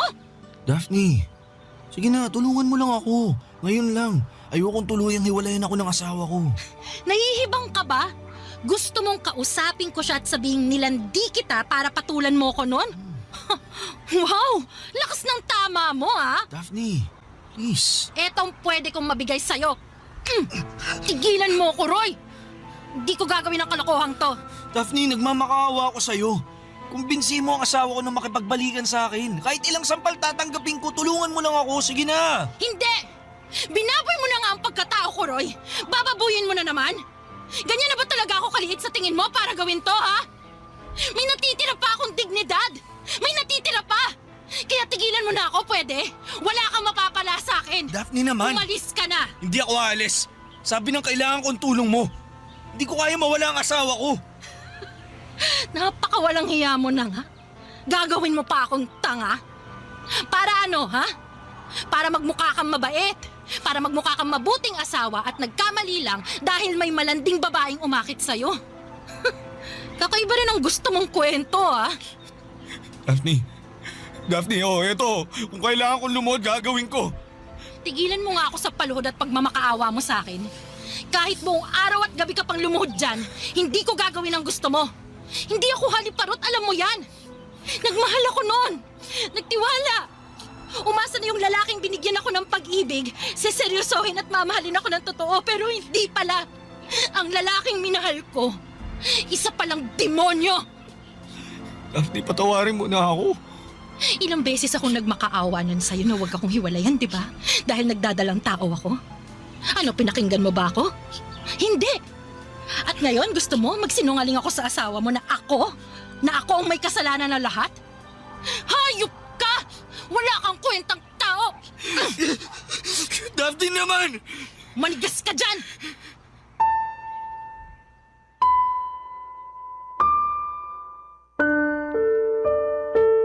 Sobrang nag-init talaga ang buo kong katawan sa gustong mangyari ni Roy Papadudut. Niloko na nga ako, gusto pa niyang maging kasabwat ako sa panlulokong gagawin niya. Sino bang matinong babae ang papayag sa ganon? At saka hindi ako cheap na babae na pwede niyang gamitin. Pagkatapos ng tagpong yon ay hindi ko na alam kung anong nangyari kay Roy.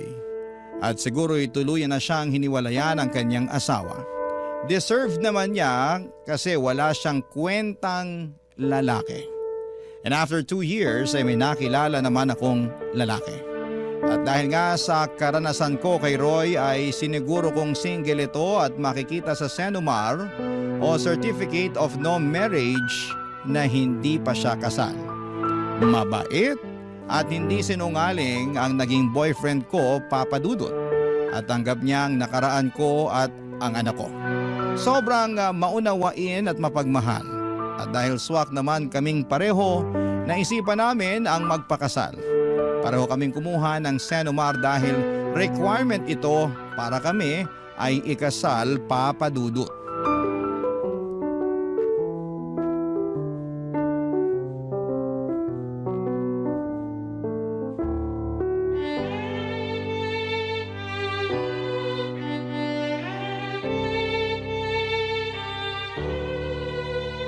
Evan, dumating na yung Senomar natin. Bubuksan ko na ba tong 2 envelope? Sabay ba talaga? Sabay tayong kumuha eh. Sige, buksan mo na para malaman mo single na single ako at ready na pakasalan ka. Sige, ikaw ang magbubukas ng sa akin at ako naman ng sayo. Game? Game. Teka, babasahin ko na. Ayan! Single! Single nga, sabi ko sa iyo eh. O ano, pwede na tayo ikasal. Wala tayong sabit pareho. Han! Oh, bakit ka umiyak? Hindi ko mapigilan. Natutuwa lang ako kasi matutuloy na yung kasal natin. Ako rin. Sobrang saya ko na ikaw magiging asawa ko. Evan and Daphne nuptial. Malapit na. Parang showing soon lang na plug ah. O bakit? Artistahin naman tayo ah. Alam mo Han, naisip ko. Total magiging mag-asawa na tayo. Magiging isang pamilya na tayo. Gusto ko nang ituloy yung sinabi ko nun sa'yo. Yung bala kong i-adopt yung anak mo. Gusto ko magamit niya ang apelyido ko na ako ang legal na ama niya sa mata ng batas. Talaga ba? Oo naman. Kaya sana pumayag ka na. Sorry, Han. Oh, kaya mo pa rin? Hindi. Gusto ko. Doon kasi, hindi ako sure sa idea mo na ganito. Kasi nga, ayoko mag-expect na magiging happy ending tayo. Pero napatunayan ko na totoo ka. Na mahal mo nga ako. At wala kang ibang babae sa buhay mo kundi ako. Alam mo Han, walang araw na hindi ako naging totoo sa'yo. Ayoko rin yung sinungaling na tao eh. Basta ngayon, ang importante malapit na yung kasal natin. At gusto ko na ibigay ko rin sa anak mo yung apelyido ko. Kasi hindi lang ikaw ang mahal ko, pati na rin ang anak mo. Ang lahat sa'yo. Han. Deserve mo at ng anak natin na maging masaya tayo bilang isang pamilya, ha? Kaya please, pumayag ka na. Oo naman. Gusto kong dalhin namin ang anak ko ang apelyido ng isang lalaking sobrang bait. Salamat, Hana. Ikaw kasi, mabait ako kasi mabait ka rin. Tsaka, may isa pa pala akong request. Ano yun? Gusto ko, gawa agad tayo ng kapatid niya para dalawa na agad yung anak natin. Oo ba? Oh, yun naman pala eh. Ready na ako dyan. Yan. Happy family tayo niyan. Magkakaroon na tayo ng marriage certificate. At sayong-sayo na ako. Ang swerte ko sa'yo. Ako ang swerte sa'yo. Mahal na mahal kita, Han. Mahal na mahal na mahal din kitahan.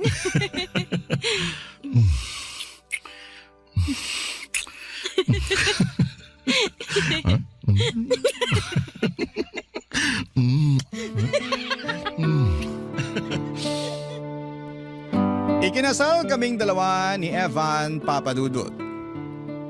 At on the process na ang adoption ng anak ko para maging legal father niya si Evan. Sobrang saya ko po dahil hindi ko lubos akalain na ibibigay sa akin ng Diyos ang isang lalaking kabaligtaran ni Roy.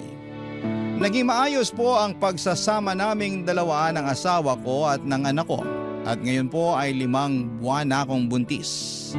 Natupad po agad ang gusto ng asawa ko na susundan namin ng bunso. Wala akong naging problema sa asawa ko at ang pinagpapasalamat ko ay araw-araw na nagiging biyaya ang pagsasama namin. Sa ngayon ay wala akong balita tungkol kay Roy at wala akong balak na makibalita pa kung ano ang nangyari sa buhay niya. Wala na akong pakialam sa buhay niya. Ang sa akin ay gusto kong mapanatiling masaya at malusog ang aking pamilya. Maraming salamat po, Papa Dudut. Ang inyong forever kapuso at kabarangay, Daphne. Ano ang masasabi mo sa ating Barangay Love Stories today? Aabangan namin yan sa aming comment section. Ang mga kwento ng pag-ibig, kwento ng buhay at kwento ng pag-asa dito sa Barangay Love Stories. Love Stories. Hindi madaling maging magulang lalo na kung nagkahiwalay na kayong mag-asawa. Hindi mo alam kung paano ninyo maitatawid ang responsibilidad sa inyong mga anak dahil hindi na kayo magkasama sa iisang bubong. Ikaw, kabarangay, bilang isang single parent, kaya mo bang kayaning mag-isa kahit na hindi mo na siya kasama?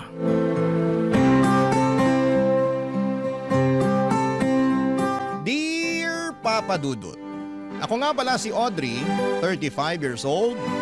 Nagkaroon ako ng partner for 15 years. Si Phil, kaedad ko lang din siya. Nabiyayaan kami ng isang anak mula noong nagkaroon kami ng anak ay naisip naming magpakasal na. Kaya lang, napansin namin, Papa Dudut, na lagi kaming humahanap ng dahilan para huwag planuhin lagi ang kasal namin. Hindi namin alam kung ano ba ang problema kasi ang tagal na rin naman naming magkarelasyon. Kasal na lang talaga ang magbibigay ng formality sa lahat. Pero ang palaging pag-iwas namin sa pagpaplano sa kasal namin ay siyang magbubukas ng aming mga mata sa katotohanan. Isang araw, nag-usap kami biglaan. Ayaw na naming ituloy pa ang relasyon namin. Nag-agree kaming pareho na sapat na ang 15 years na relasyon namin. Walang samaan ng loob. Maginhawa naming tinanggap na hindi na namin pwedeng ipagpatuloy pa ang relasyon namin. Ang nagulat nga ay yung mga kamag-anak at kaibigan namin at nakita kasi nila na halos wala kaming pagtatalong dalawa. Almost perfect na nga raw ang relasyon namin. Walang gulo o kahit na anong issue. Hindi naman namin may paliwanag sa kanila ang nararamdaman lang namin na ayaw na namin sa isa't isa. Alam naming dedepensahan nila yon at sasabihin pwede pang maremedyohan. Pero kasi alam namin dalawa ni Phil na tapos na talaga ang lahat sa amin. At kailangan na lang naming maging magulang sa 6-month-old baby na si Luna. Sa kanya na namin ibubuhos lahat ng pagmamahal na meron kami sa puso namin. Kaya naman kahit mahirap na hiwalay na kami at hindi kami magkasama sa iisang bahay ni Phil, sinigurado naming maibibigay namin lahat ng needs ni Luna sa pamamagitan ng co-parenting, Papa Dudut.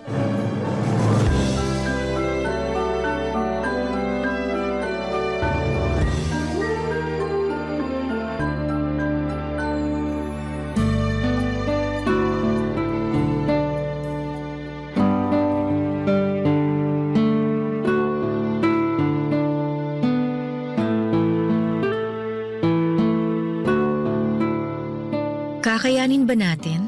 Oo naman, tayo pa ba? Paano kung magaya tayo sa ibang magulang na hindi magkasundo sa pag-aasikaso sa anak? Hindi mangyayari sa atin yun. Magtiwala ka sa atin. Ngayon mo lang sinasabi yan kasi nagsisimula pa lang tayo. Hindi mo pa alam kung ano yung pagdadaanan natin. Pagdaanan lang natin kung ano man yung kailangang pagdaanan. Ang importante, lalaban tayo.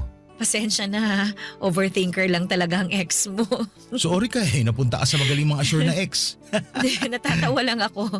Grabing magbiro ang tadhana Bakit naman? Kasi ang tagal na nating magkarelasyon. 15 years yun. Tapos nakailang beses din tayo mag-try na magkaroon ng anak noon. Laging palyado. Tapos kung kailan naman tayo binigyan ng anak, saka naman tayo nagkahiwalay. May aaminin ako sa'yo. Ano yun? Ay, wag na pala. Ako naman pinag-overthink mo. Sorry na.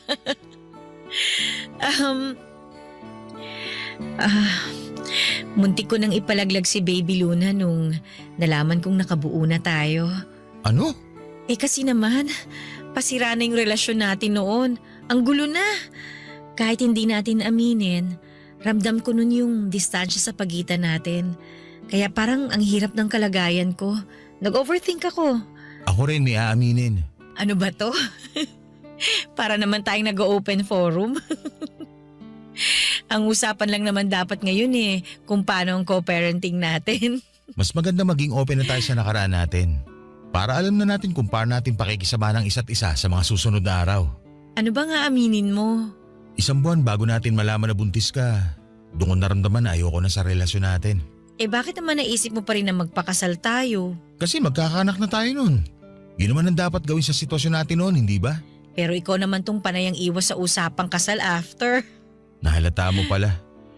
Kaya ba ikaw na rin yung kusa nagsabi sa akin na huwag tayo magpakasal? Oo, kasi kilala na kita. 15 years ba naman tayo magkasama sa iisang bubong? Ayoko namang ipilit ang sarili ko kung hindi mo na ako gusto. Pero kung hindi mo naramdaman na umaayaw na ako, gusto mo pa rin bang makasal tayo? Bakit tumatawa ka lang dyan? Kasi naisip ko, wala na rin pala namang point na pag-usapan pa ang past. Baka kung ano pang masabi natin at magkasakitan pa tayo, di ba? Sabagay. Sige, wag na lang natin pag-usapan. Tapos na rin naman yon. Ang mahalaga, andito tayo para sa anak natin. Kaya mula ngayon hanggang sa mga susunod na araw, wala nang dapat pag-usapan kundi ang co-parenting sa anak natin, ha? Opo, boss. Masusunod yan. Ay, teka. Maghahanda lang ako ng merienda natin. Baka abutin tayo hanggang mamaya sa pag-uusap para sa anak natin Mukhang magiging madugong usapan natin tungkol sa anak natin, ha? At least hindi madugong usapan sa past.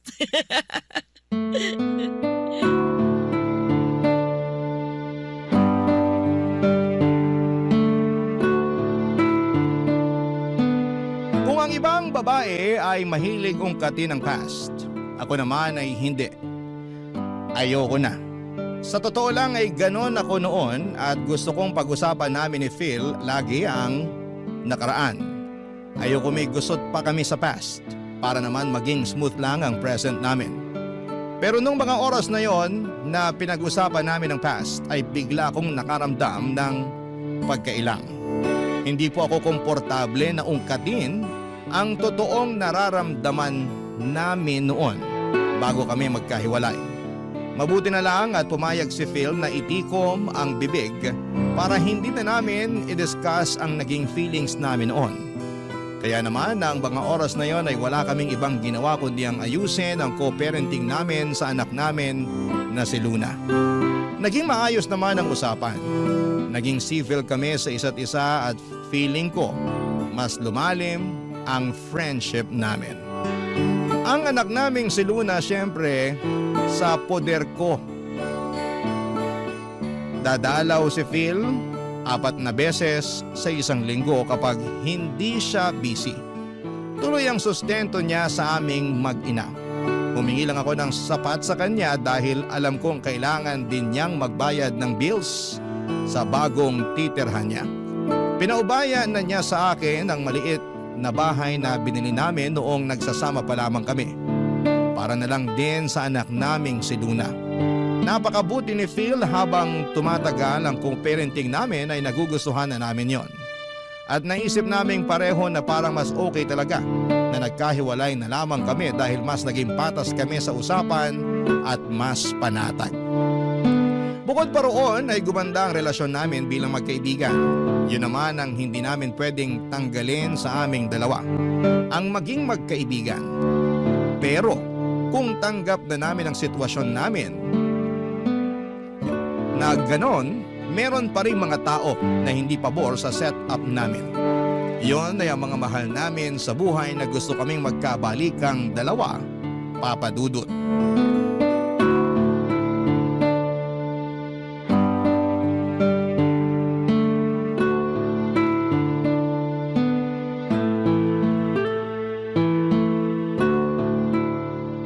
Sorry kung nalate ako ng dating ha. Hindi ko inasahan na magdadagdag pa yung boss namin ng trabaho eh. Okay lang yun. Sabi ko naman sa'yo, okay lang kung hindi ka muna makadalaw ngayon eh. Bawing-bawi ka naman ng mga nakaraan. Hindi pwede. Napag-usapan na natin to. Pagdalaw na nga lang ang gagawin ko, hindi ko pa magawa. Ayos nga lang. Baka naman maumay na ang anak mo sa'yo sa kakadalaw. Ayoko no. Mabuti ngayon pa lang eh, mamemorize niya na yung mukha ko. Saka palagi ko namimiss ang anak natin. Kahit hindi ko schedule ang pagdalaw sa kanya, namimiss ko siya. Ganito pala feeling ng isang magulang, no? Ako nga rin eh. Partida ha, magkasama na kami sa bahay buong araw. Pero kapag lalabas ako at ipababantay ko kay mama si Luna, naku, hindi ako mapakali. Gusto ko nang umuwi kagad para makasama ang anak natin. Ay, kamusta pala mama mo? Ang tagal ko nang hindi sila nakikita ng papa mo ha. Pakisabi, nabanggit ko sila sa'yo ha. Baka mamaya magtampo na sila sa akin. Ay nako, mas mabuting wag muna kita banggitin sa kanila. Oh, bakit naman? Eh kasi kukulitin lang nila ako. Kukulitin? Na ano, makipagbalikan sa'yo. Ah, kuha ko na. Ganyan din si nanay at tatay sa akin. Bakit daw hindi na lang natin ayusin ang relasyon natin? At kapag sinabi nating maayos naman tayo sa isa't isa, mas lalo nila tayong ipupush na magkabalikan. Kasi nga okay naman daw tayo. Eh bakit hindi na lang daw tayo magsama ulit? Hindi naman daw pala tayo magkagalit tulad ng iba.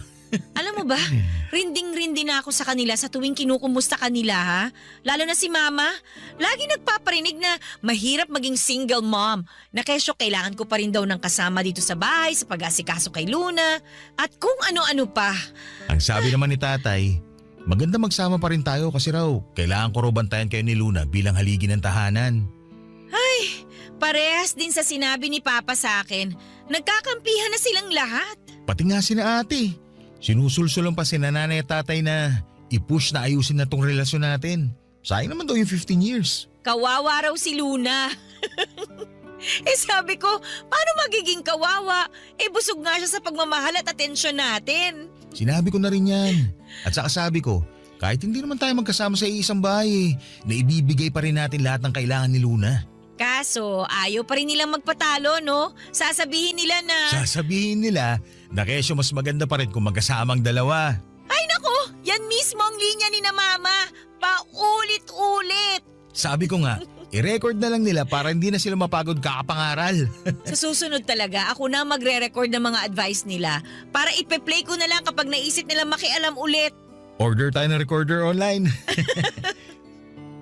Sana matanggap na nila yung bagong setup natin, no? Oo nga eh. Tayo nakamove on na, sila ayaw pa rin talaga. Hindi ko rin naman sila kasi masisisi. Nasanay sila na magkasama tayo, tsaka walang broken family sa angkan namin eh. Ako lang yata ang nagpasimula. Hindi naman tayo broken family ah. Walang broken sa sitwasyon natin. Kasi maayos naman tayo at tulad ng lagi ko sinasabi, na ibibigay naman natin lahat ng kailangan ni Luna. Sana yun ang maisip nila. Hindi naman kasi sila nakikinig sa paliwanag natin eh. Puro na lang yung iniisip nila ang gusto nilang maintindihan natin. Hayaan mo sa susunod na gaganyan sila sa akin, lalaban na talaga ako. Siguro kailangan ko na rin maging matapang sa paghindi sa kanila para hindi na sila umulit na mamilit. Sasabihin ko sa kanila ng paulit-ulit na hindi na kita mahal. Ako rin.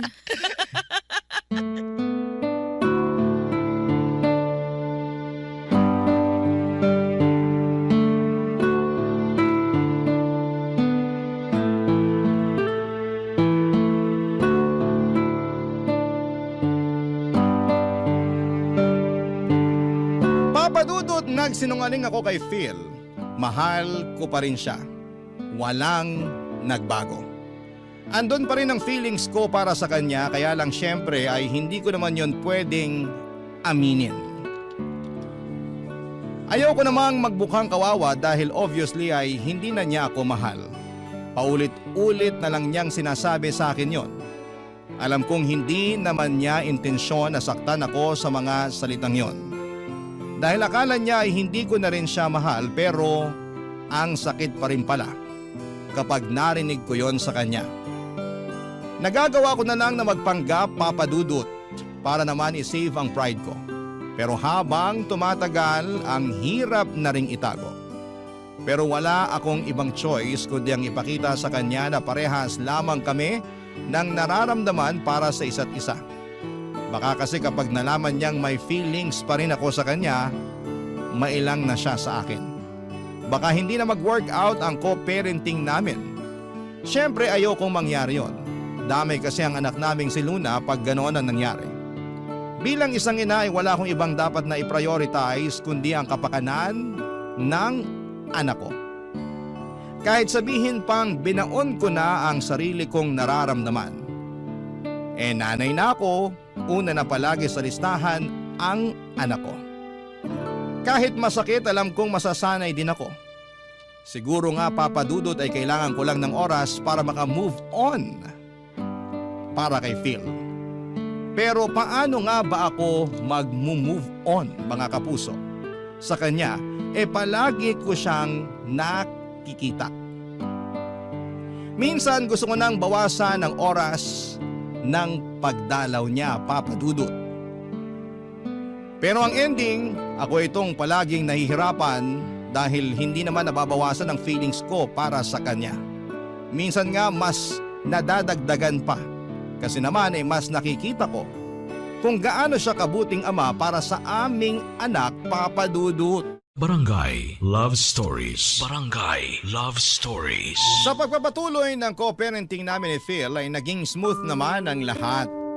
Kung meron mang gusot ay mabilis lang na naaayos. Mas naging mabait din siya sa akin, lahat ng i-request ko. Kahit pang personal ko ay ibinibigay niya. Ginagawa niya lagi ng paraan kahit na mahirap. Kaya naman parang nahirapan ako na maka-move on sa kanya. Gustuhin ko mang pigilan siya sa mga efforts niya, pero nananabik ako sa tuwing pinapakitaan niya ako ng maganda. Kaya naman hinayaan ko na lamang siya at iniisip ko na lamang nalilipas din ang nararamdaman ko. Masyado pa namang maaga para magmadali na mawala na lahat ng feelings ko sa kanya. 15 years kaming nagsama, hindi ba? Maintindihan naman ninyo kung hindi ko pa siya kayang bitawan. Saka ang importante ay hindi naman ako gumagawa ng dahilan para makipagbalikan sa kanya, papadudot. Tinanggap ko na. Kahit mahirap, kahit may feelings pa ako sa kanya, na hindi na kami pwede sa isa't isa. Kahit sabihin pang minsan ay pinapangarap kong hanggang pagtanda ay magkasama kaming dalawa. Pero ganon siguro talaga, no? May mga taong hanggang pangarap lang. Walang katuparan at dapat maging ayos lang tayo doon. Siguro hihintayin ko na lang ang tamang tao para sa akin. Pero bakit kaya ganon sa tuwing ipinagdarasal ko na makilala na ang tamang tao para sa akin ay biglang lumalabas ang mukha ni Phil sa isipan ko. Talagang siya pa rin pero ako mukhang nakalimutan na niya ng tuluyan. Napatunayan ko yon nang minsang dumalaw siya sa bahay at ibinalita sa akin ang bagong kaganapan sa buhay niya.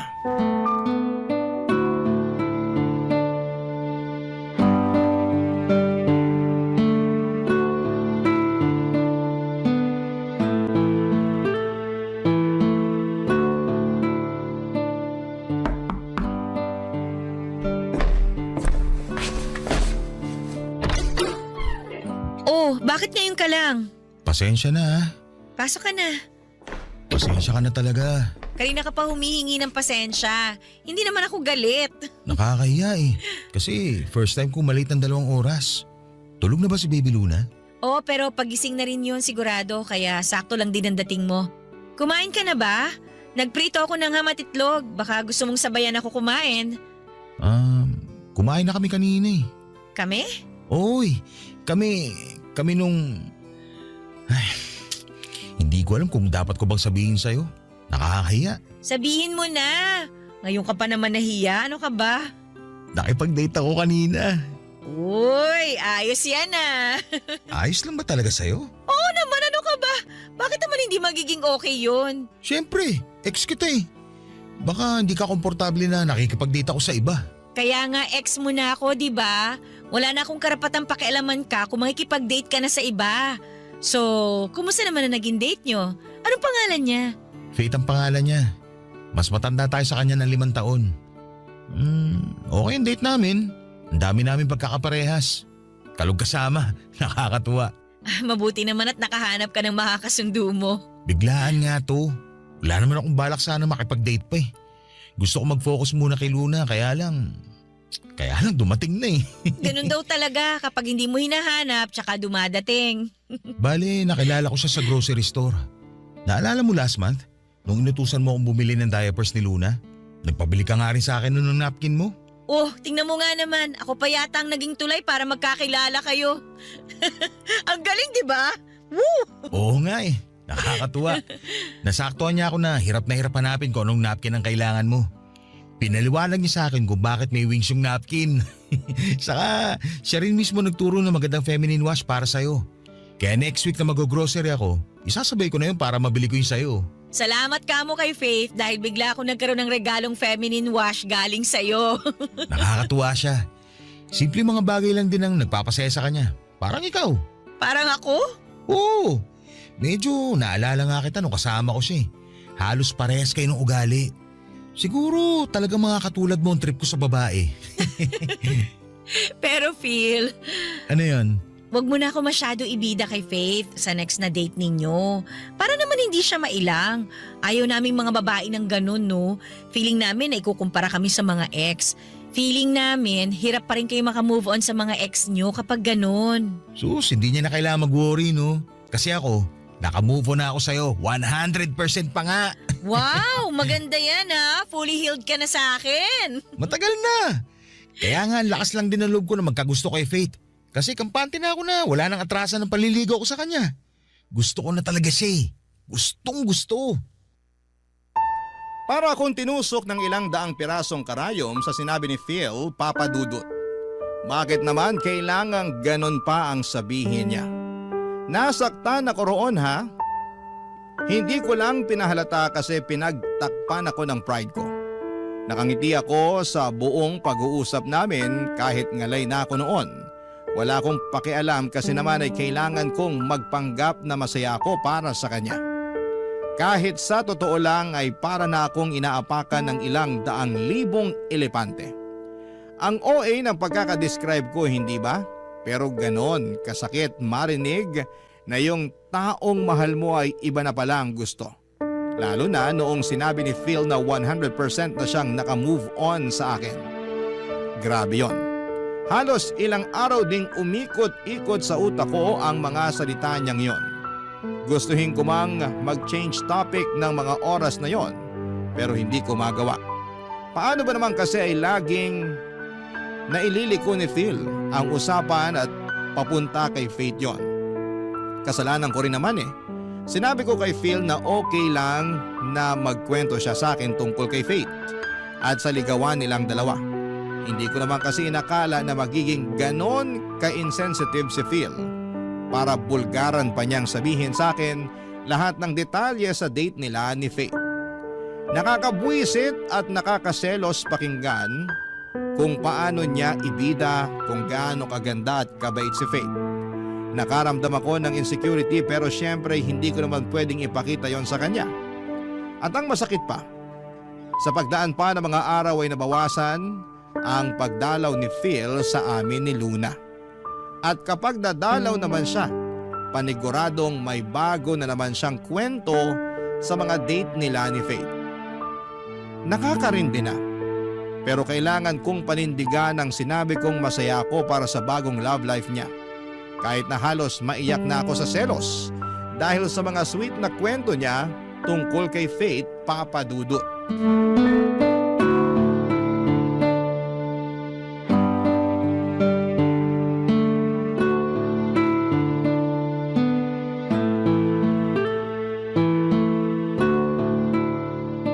Ikaw, Phil, ha? Bakit? Tanggalin mo nga yung ngiti sa labi mo. Nakita mo na nga seryoso at galit ako eh. Sorry na. Ang happy ko lang kasi ngayon. Unang mansari namin bukas ni Faith. At alam mo ba, marami na akong plano para bukas. O teka, di ba sasamahan mo ako para sa check-up ni Baby Luna bukas? Ha? Bukas na ba yun? Wala, sorry. Nakalimutan ko. Kaya ako nagtatampo sa'yo eh. Nakakalimutan mo ng schedule mo kay Baby Luna. Madalas ka pang late pag pumupunta dito. Tapos nababawasan na rin yung araw ng pagdalaw mo. Pagpasensya mo na ako, Audrey. Ngayon lang ulit ako naging masaya eh. Ngayon lang naman to. Nagsisimula pa lang naman kami ni Faith. Alam mo naman siguro yung ganitong feeling, hindi ba? Anong ganyang feeling? Yun yung mga unang araw, linggo at buwan nyo bilang magkarelasyon. Di ba puro kilig lang? Yung tipong ayaw nyo mawalay sa isa't isa. Ganun kasi ang nararamdaman ko ngayon kay Faith eh. Alam ko, nababadoyan ka na pero totoo kasi. Wala akong pakialam kung kiligin ka o para ka nakalutang sa ere dyan sa relasyon nyo ni Faith. Ang sa akin lang, sana sumunod ka naman sa schedule na napag-usapan natin para kay Luna. Ngayon lang ako papalya para sa schedule kay Luna. Pagbigyan nyo na sana ako ha. Hindi ko kasi alam na may schedule talaga. O baka nakalimutan ko lang din. Masyado kasi ako nag-e-enjoy magplano ng first mansary date namin ni Faith. Unawain mo naman ako, please. Ay nako. Please, Audrey. Please. Babawi ka sa susunod ha? Oo naman. Bawat kasalanan at pagkukulang ko sa inyo ni Luna, doble ang ibabalik kong bawi. Promise yun. Oo na. Ang hirap mo palang ma-in love. Masyado kang OA. Uy, huwag ka nga. Ganito ka rin naman noon ah. Kailan naman? Nung tayo. Nung tayo? Hindi mo na ba talaga maalala yung unang buwan ng relasyon natin? Kahit yung pakiramdaman lang? Medyo. Naiintriga ako ah. Ano yung naalala mo sa atin? Kung paano ka umeffort sa first mansary natin? Sige nga. Anong ginawa ko sa first mansary natin ha? Nag-camp tayo sa Rizal. Tapos hinanda mo lahat ng paborito kong pagkain. Niregaluhan mo rin ako ng mga pangarap kong bilhin na libro. Alam mo hindi ko afford no ng mga librong yon pero pinag-ipunan mo para mabigay lang sa akin. Kala ko nakalimutan mo na eh. Eh paano ko ba makakalimutan yun? Ikaw itong unang lalaki na nagtrato sa akin ng tama. Pinakita mo na pwede pala akong itrato parang prinsesa. Prinsesa ka naman talaga noon. Noon lang? Kasi reyna ka na ngayon. Ikaw ang nanay ng anak ko eh. Yan! Yung ganyang banat mo ako nakuha nun eh. Hari ka ng pangbobola. Ang dali ko tuloy na bilog. Hindi kita binola noon. Lahat ng sinabi ko sa'yo, totoo. Lahat yun galing dito sa puso ko ha.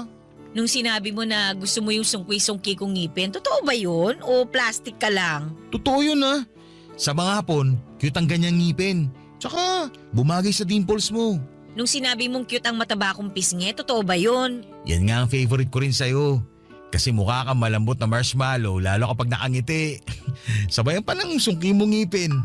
Bata mong tignan. Mukha kang Gen Z. Eh yung sinabi mo nung ano… Audrey, wait lang ha. Emergency.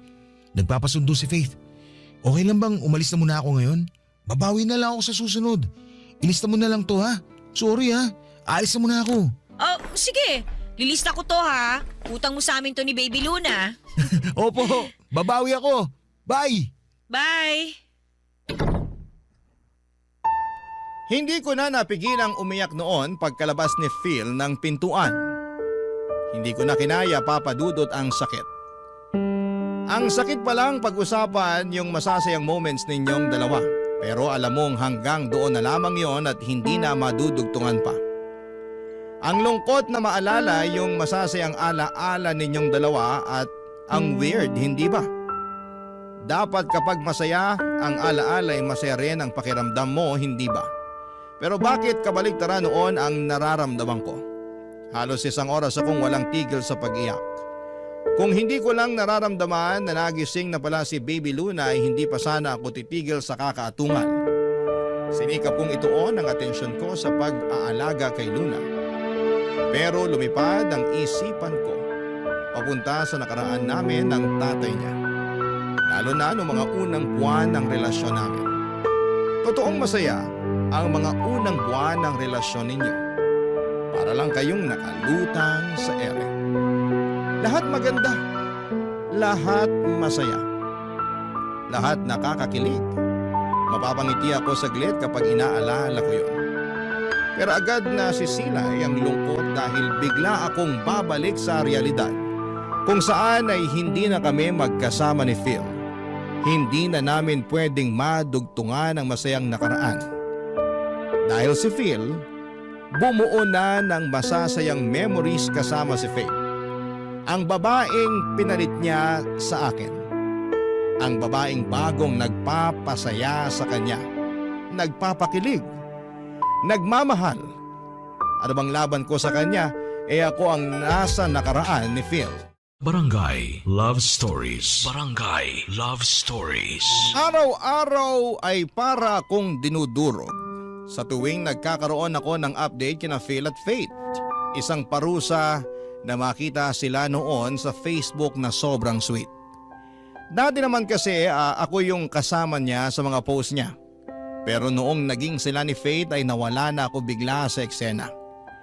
Dinilit na rin ni Phil ang mga pictures namin. Actually, ako ang nagsuggest para hindi magselos si Faith. Pero noong time na sinuggest ko yon ay nagsiselos lang kasi ako. Nadala ako ng emosyon ko.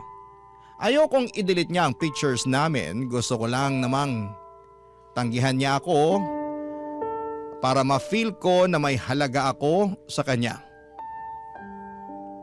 Pero ang bilis niyang sumunod. Nag-agree siya na baka magselo si Faith kapag nakita niya ang lumang mga pictures namin. Samantala si Baby Luna na lang ang natira sa Facebook ni Phil. Nakakainis. Pero kasalanan ko naman dahil ako pa nagsabi at nagpresenta na burahin niya ang mga pictures ko. Ang hirap naman talagang maging babae. Sino bang makakaunawa ng sitwasyon at hormones namin? Sa pagdaan ng mga araw ay pinapagalitan ko na ang sarili ko kung bakit hirap pa rin akong makalimot kay Phil. Ayos na nga rin sa akin kung 2 o 1 beses na lamang siya sa 1 linggo kung dumalaw. Paano ba naman kasi naiisip ko lamang na makakatulong sa paglimot ko sa kanya kung bibihira ko siyang makikita.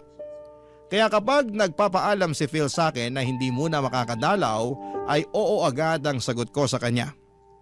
Pero sa deep inside, nami-miss ko siya papadudot. At dahil doon ay mas lalo akong nagkikrave para sa kanya. Mas lalo akong nahihirapang makamove on sa kanya papadudot.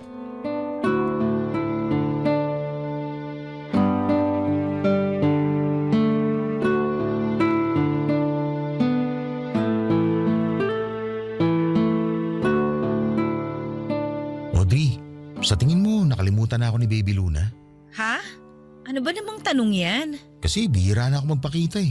At sino namang may kasalanan nun? Sorry na, nahihiya na rin ako eh. Ayos lang yun. Iintindihin ka na lang namin dahil in love ka. Ikaw ba? Anong ako? Kailan ka ba yung in love? Oy, hindi porket in love ka ngayon dapat ako rin. Gusto lang naman kita makita masaya. Masaya naman ako Saya-saya ko nga Ewan ko lang kung papayag ka pero may rereto sana ako sa'yo. Pinsan ni Faith, naghahanap ng girlfriend. Naisip ka agad kita. Baboy nito! Ha? Nag-iisip ka ba? Irereto mo ako sa kamag-anak ng girlfriend mo? Ex mo ko, Phil, ano ka ba?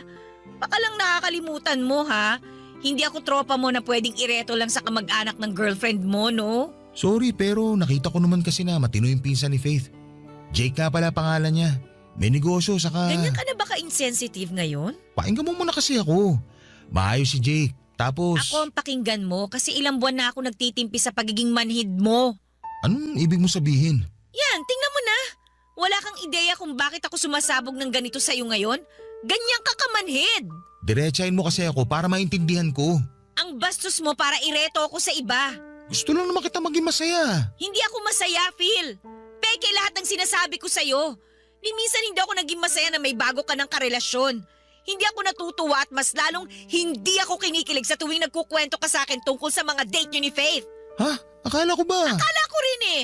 Akala ko kaya ko maging masaya para sa'yo. Gusto ko naman talaga eh. Kasi naniniwala ako na kapag masaya ang tatay ng anak ko, aapaw yun at maaambunan mo si Luna. Oo, at nagagawa mo yun sa anak natin. Pero hindi naman ako maambunan kahit konting saya. Phil, masakit pa rin. Pinaplastic ko ng sarili ko. Ilang buwan na. Ayoko na ng ganito. Mahal mo pa rin ba ako, Audrey? Hindi ko alam. Oo, siguro. Baka. Gusto ko ng klarong sagot. At kung klarong oo, anong gagawin mo? Ititigil ko na ang relasyon namin ni Faith. Gagawin mo yon para sa akin? Oo! Kasi kayo naman ni Luna ang priority ko. At nag-promise ako na kapag hindi ka pa okay na magkaroon ako ng bago, hindi ko gagawin. Gusto kong maging masaya ang nanay ng anak ko. Kasi kapag masaya ka, aapaw yun sa anak nating si Luna, hindi ba? Yan! Yan ang dahilan kung bakit gusto kitang hayaang maging masaya kay Faith kahit ang sakit. Kasi ang bait mo eh. Ginagawa mo ang lahat para iparamdam sa amin ni Luna na kami pa rin ang una para sa'yo. Kayo naman talaga palagi ang una eh. Pero minsan nararamdaman ko na hindi na ako kasali sa inuuna mo. Sorry kung naiparamdam ko yun sa'yo nito mga nakaraan. Babawi ako. Makikipag-cool off muna ako kay Faith para maayos natin ang sitwasyon natin. Hindi mo kailangang gawin yon. Gagawin ko yun. Ayoko makitang malungkot at nasasaktan ka dahil sa akin. Pinangako ko sa sarili ko na kahit natapos na tayo, hindi ko hahayaan na maramdaman mo na nag-iisa at nalulungkot ka sa sitwasyon mo.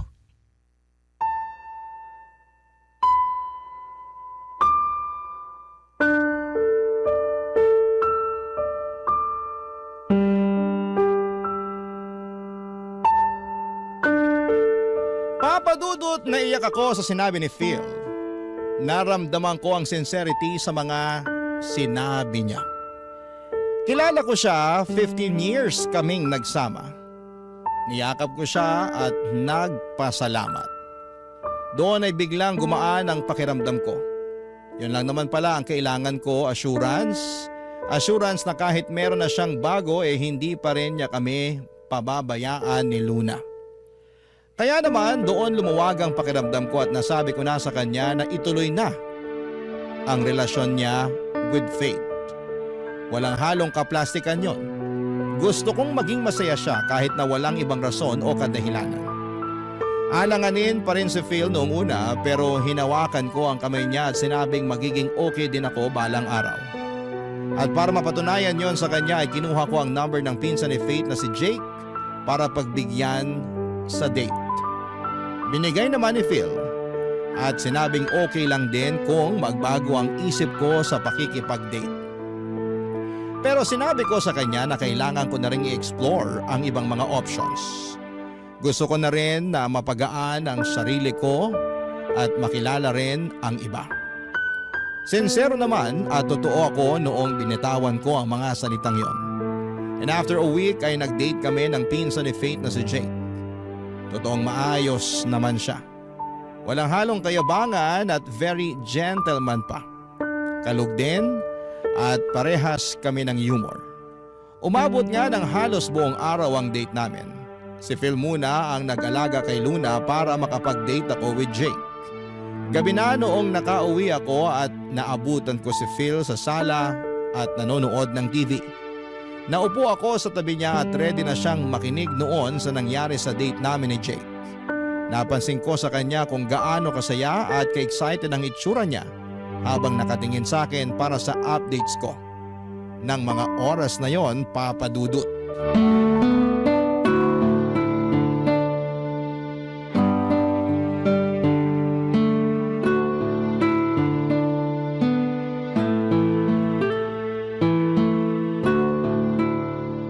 So ano, kamusta?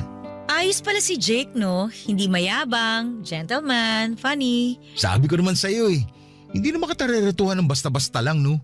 Gusto ko yung maaalagaan ka na talaga. Ayoko magpaalaga sa kanya eh. Anong ibig mo sabihin? Walang next date para sa amin. Ha? Akala ko ba ayos si Jake para sa'yo? Ano ba talaga? Ang gulo niyo talaga mga babae, no? Ayos naman talaga siya. Pero hindi ko maramdaman yung gusto kong maramdaman eh. Walang spark. Ginudge mo naman kasi kaagad. Baka kailangan na second date. Baka doon naman magkaroon ng spark. Doon ka na makukuryente. Ay nako, kilala ko ang sarili ko. Kapag una pa lang walang spark, wala na talaga. Ekis. Nakaramdam ka ba ng spark sa akin nung una pa lang? Tatagal ba tayo ng 15 years kung wala? Ay, sorry. Bakit ka naman nagsusorry? Kasi napundi ko yata yung spark sa puso mo. Ang corny mo ha. Hindi mo kasalanan kung hindi ko pa na-feel yung spark kay Jake. Baka sa next na ida-date ko, hindi ko alam. Ayokong pilitin. Basta mararamdaman ko yon. Ayoko magmadali. Sigurado ka bang okay ka lang? Ayan ka na naman eh. Nag-worry ka na naman sa akin. Hindi na nakakatuwa yan ha. Feeling ko tuloy kawawa ako. Hindi ka naman nagmukhang kawawa sa akin, no? Gusto ko lang din talagang makitang happy ka na. Kasi ako happy na ako eh. At happy din ako for you. Yung happiness ko, darating din yun. Huwag dapat pilitin. Ikaw nga, biglang dumating si Faith sa buhay mo nang hindi inaasahan, di ba? Ganon din sa akin. Sigurado yun. Sana dumating na kagad yung para sa'yo. Dumating na si Baby Luna sa akin. Siya yung para sa akin. Alam mo naman ang ibig ko sabihin.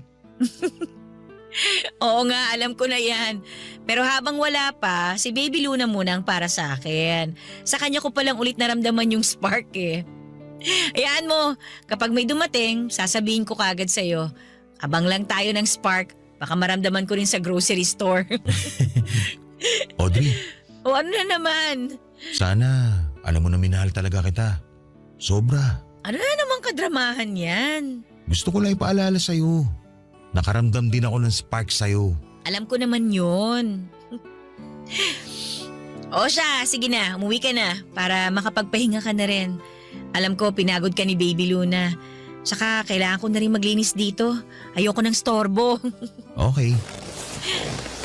Kung may kailangan ka, i-message mo lang ako ha. Magre-reply ka agad ako. Sige, ingat ka ha. Okay? Audrey, Bakit? Ano yun? sorry talaga kung hindi tayo umubra ha. Okay lang yun. Ano ka ba? Hindi man tayo magkatuluyan sa buhay na to. Baka sa susunod na buhay, pwede na. Eddie, see you na lang sa next life. See you.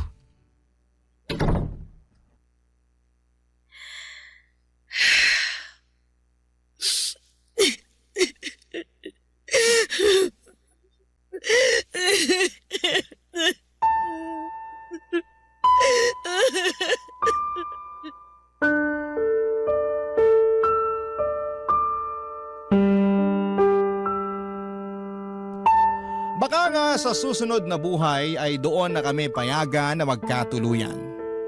Baka may kailangan lang kaming matutunan ngayon sa isa't isa sa buhay na ito. Kaya kami pinagtagpo pero hindi pinunta sa dulo. Masakit mang isipin pero kailangang tanggapin, Papa Dudut. Dahil sa sinabi ni Phil na yon ay na-realize ko na pwede pa rin pala kami. Pero baka sa susunod na buhay na namin yon. Siguro sa next life namin, hindi na komplikado. Kasama pa rin namin si Baby Luna hanggang pagtanda, kaming dalawa ang magkasama.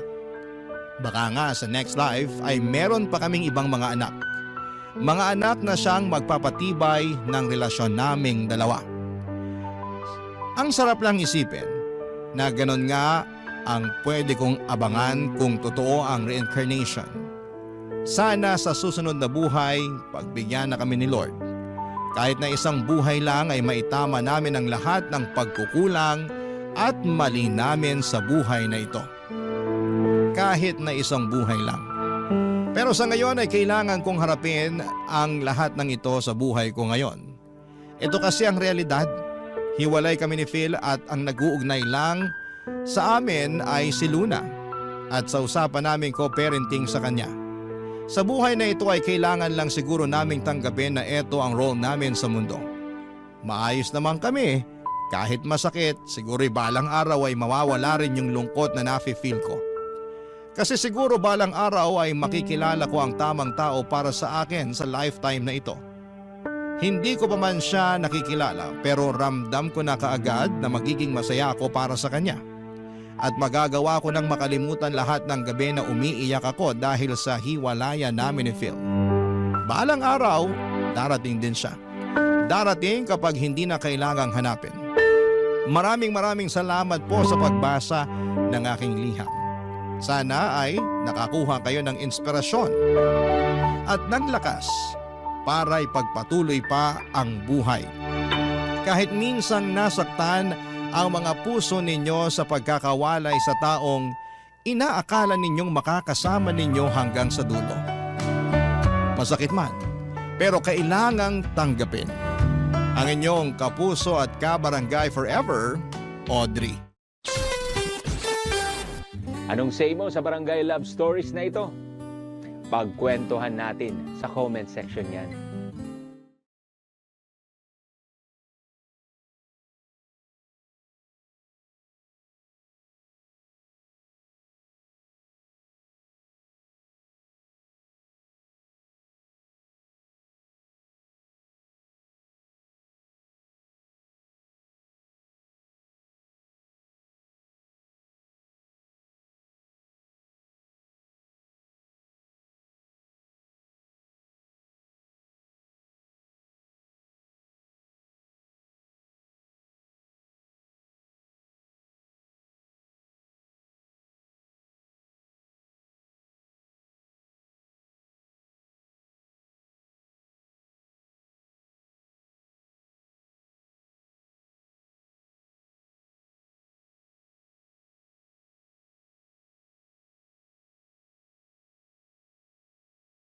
Ang mga kwento ng pag-ibig, kwento ng buhay, at kwento ng pag-asa dito sa Barangay Love Stories. Love Stories.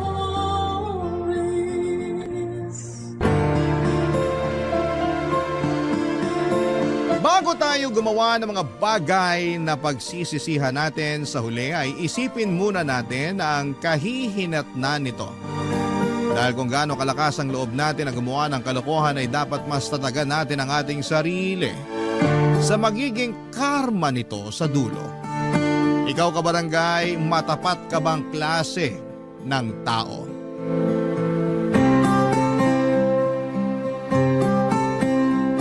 Dear Papa Dudut, lahat naman siguro tayo ay deserve ng second chance. Lalo na kung pinagsisihan na natin ang mga kasalanan natin. Yun kasi ang paniniwala ko lalo ngayon na humihiling ako ng ikalawang pagkakataon sa dati kong kinakasama na si Arnie.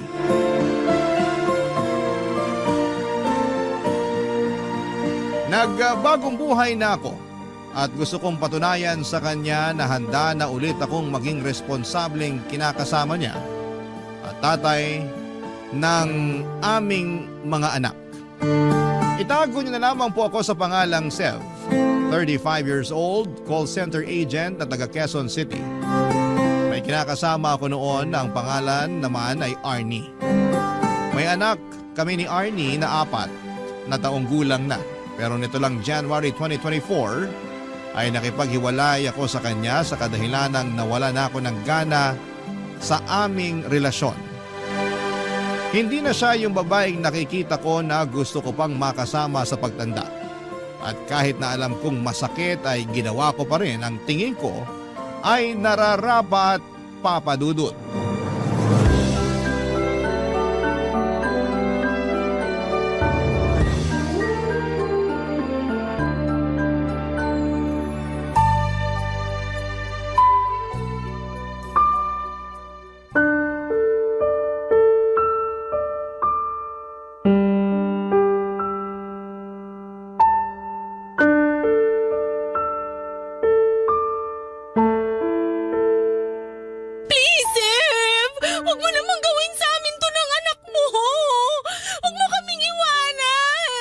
Hirap naman kasi sa'yo, hindi ka makaintindi. Hindi na nga kita mahal. Wala na rin saysay na magsama pa tayo. Bakit? May iba ka na ba? Huwag kang makulit. Huwag mo nang i-deny! Ganun naman talaga kadalasan ang rason ng mga lalaki pag gusto na nilang makipaghiwalay. Kunwari kapag nawalan ka ng gana sa relasyon natin pero ang totoo, meron ka ng iba. Ano naman sa'yo kung meron na akong iba? Masama ba yun hindi naman tayo kasal? Anong dahilan yan?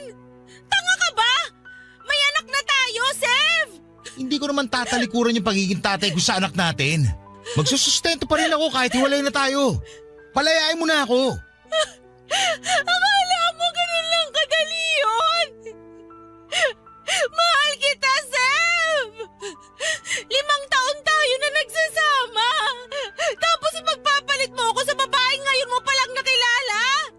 maka-move on ka rin. Ano ba kasing nagawa ko? Sabihin mo nga! Pangit na ba ako kaya ayaw mo na sa akin? Hindi na ba ako masarap sa kama? Pwede ba? Huwag kang mag-umpisa ha.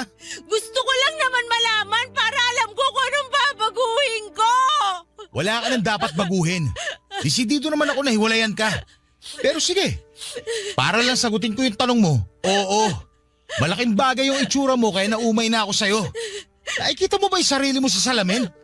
Kasi kung hindi, pues, tignan mo maigi para malaman mo kung gaano ka kamanas. Para kang balyenang naglalakad. Ang itim pa ng batok mo. Nakakahiya ka na isama sa mga pinupuntahan ko. Ha? Akala ko ayos lang sa'yo na mataba ako. Nung una yon, hanggang sa tawagin ka ng tangke ng LPG ng mga katrabaho ko. Imbis ay pagtanggol mo ako sa mga katrabaho mo, hinayaan mong insultuhin na lang nila ako ng ganon? Pinagtanggol naman kita. Kinumbinsi pa nga kita na magpapayat eh. In-enroll pa kita sa gym pero sabi mo, ayaw mo nang ituloy kasi nakakatamad. Paano di ako tatama rin? Abala na ako sa pag-aalaga sa anak natin at pag-aasikaso sa'yo. Mabuti sana kung nag-aalala ka sa kalusugan ko eh. Pero mukhang mas nag-aalala ka sa sasabihin ng ibang tao sa'yo. Oo, mas inaalala ko yun kasi nakakahiya. Sinimulan na rin nila akong tuksuin kaya doon ako nawala ng gana sa'yo. Kaya ka naghanap ng mas sexy sa akin, yun ba? Oo! Sexy siya at mas maganda sa'yo. Napakawalang iya mo! Buo na talaga yung desisyon ko. Gusto ko nang makipaghiwalay sa'yo. Swerte mo nga eh. Sa itsura mong yan, hindi ko na pinatagal yung panloloko sa'yo. Ang kapal ng mukha mo! Buisit ka. Tingnan mo, nagdugo tuloy yung labi ko dahil sa sampal mo. Kulang pa yan kumpara sa ginawa at mga sinabi mo sa akin! Ayan! Ayan pa yung isang ayaw ko sa'yo. Masyado kang bayolente at taklesa. Sige lang, pagpatuloy mo lang yan. Mas lalo ko na talagang naiisip na tama ang desisyon ko na makapaghiwalay sa'yo. Tandaan mo na kapag umalis ka sa pamamahay na to, wala ka nang babalikan! Hindi na kita tatanggapin uli sa buhay ko! Kahit magmakaawa ka pa at umiyak ng dugo! Tigas naman ang mukha mo na isipin na babalik pa ako sa'yo. Ikaw ang kahit na umiyak ng dugo, hindi pa rin magbabagong isip ko. Iiwan na talaga kita. Ayoko na maisama sa mga tulad mo na mukhang ulikba.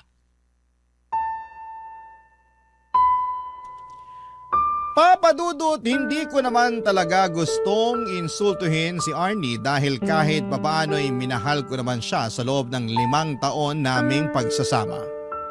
Kaya lang ay masyado siyang desperadong alamin ang dahilan kung bakit ayaw ko na sa kanya. Bagay na medyo nagpainit sa ulo ko kaya nasabi ko ang katotohanan. Hindi ko rin maintindihan kung gaano ba kahirap tanggapin na ayoko na siyang makasama. Pasalamat nga siya, handa pa rin akong magsustento sa anak namin. Nauwi kami sa matinding pagtatalo noong araw na umalis na ako sa nirerentahan naming apartment. Sobrang saya ko ng mga panahong yon dahil nakalaya na ako sa relasyon namin. Pagkatapos, mabilis kong pinuntahan ang sinasabing babae ni Arnie na si Leia. Kasama ko sa call center. Ang totoo ay tama naman lahat ng mga sinabi ni Arnie.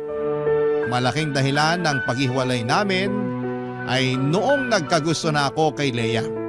Nagsimula lang namang kaming magka-developan around December 2023. Pero matagal-tagal na ako nanlalamig sa relasyon namin ni Arnie dahil nga unti-unti nang nawala yung dati niyang ganda. Kesa patagalin ko pa ang panloloko ko ay nagpakatotoo na ako sa nararamdaman ko kaya nauwi na kami sa hiwalayan. Noong nagsimula na kami magsama ni Leia sa isang bubong ay wala na akong narinig na kahit na ano kay Arnie. Oo, nagsusustento pa rin ako para sa anak namin at pinapadala ko na lamang yung pera. Pero pinagbawalan ako ni Leia na makipagkita sa anak ko. Bagay na pinagbigyan ko naman kasi mahal na mahal ko na siya. Mabilis na lumipas ang 6 na buwan at nakita ko na lamang ang sarili ko na napapaisip kung ano na ang kalagayan ng mag-ina ko. Huling balita ko yung umalis sila ng anak namin sa apartment na nirerentahan namin at umuwi sa nanay niya na taga Marikina. Hi,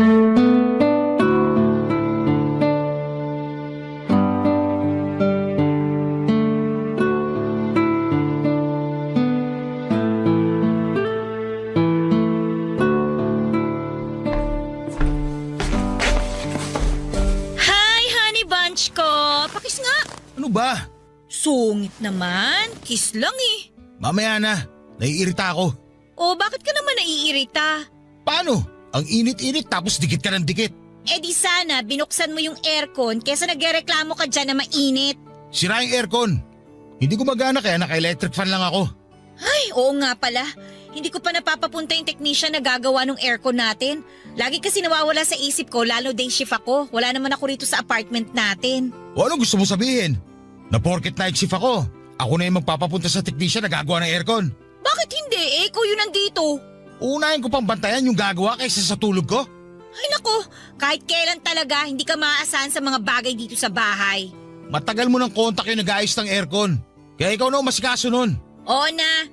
Sige, pag sinipag ako, pero sa ngayon, tiyagain mo na lang muna yung electric fan.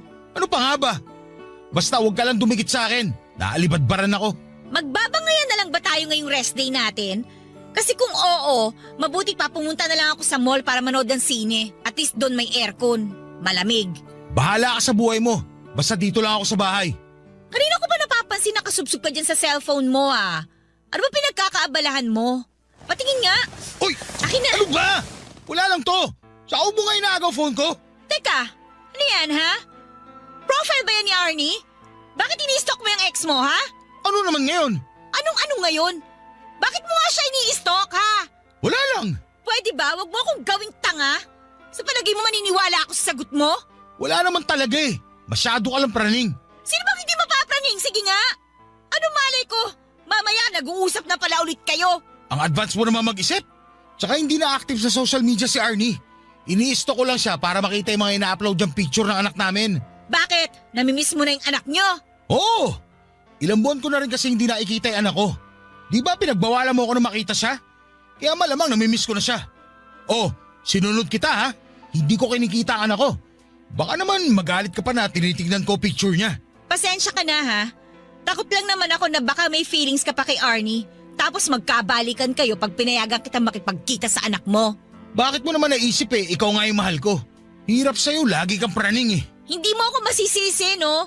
Nagawa mo ang iwanan yung mag-ina mo eh. Paano na lang ako, di ba? Baka nakakalimutan mo. Iniwanan ko sila ng dahil sa'yo. Hindi ko nakakalimutan yon.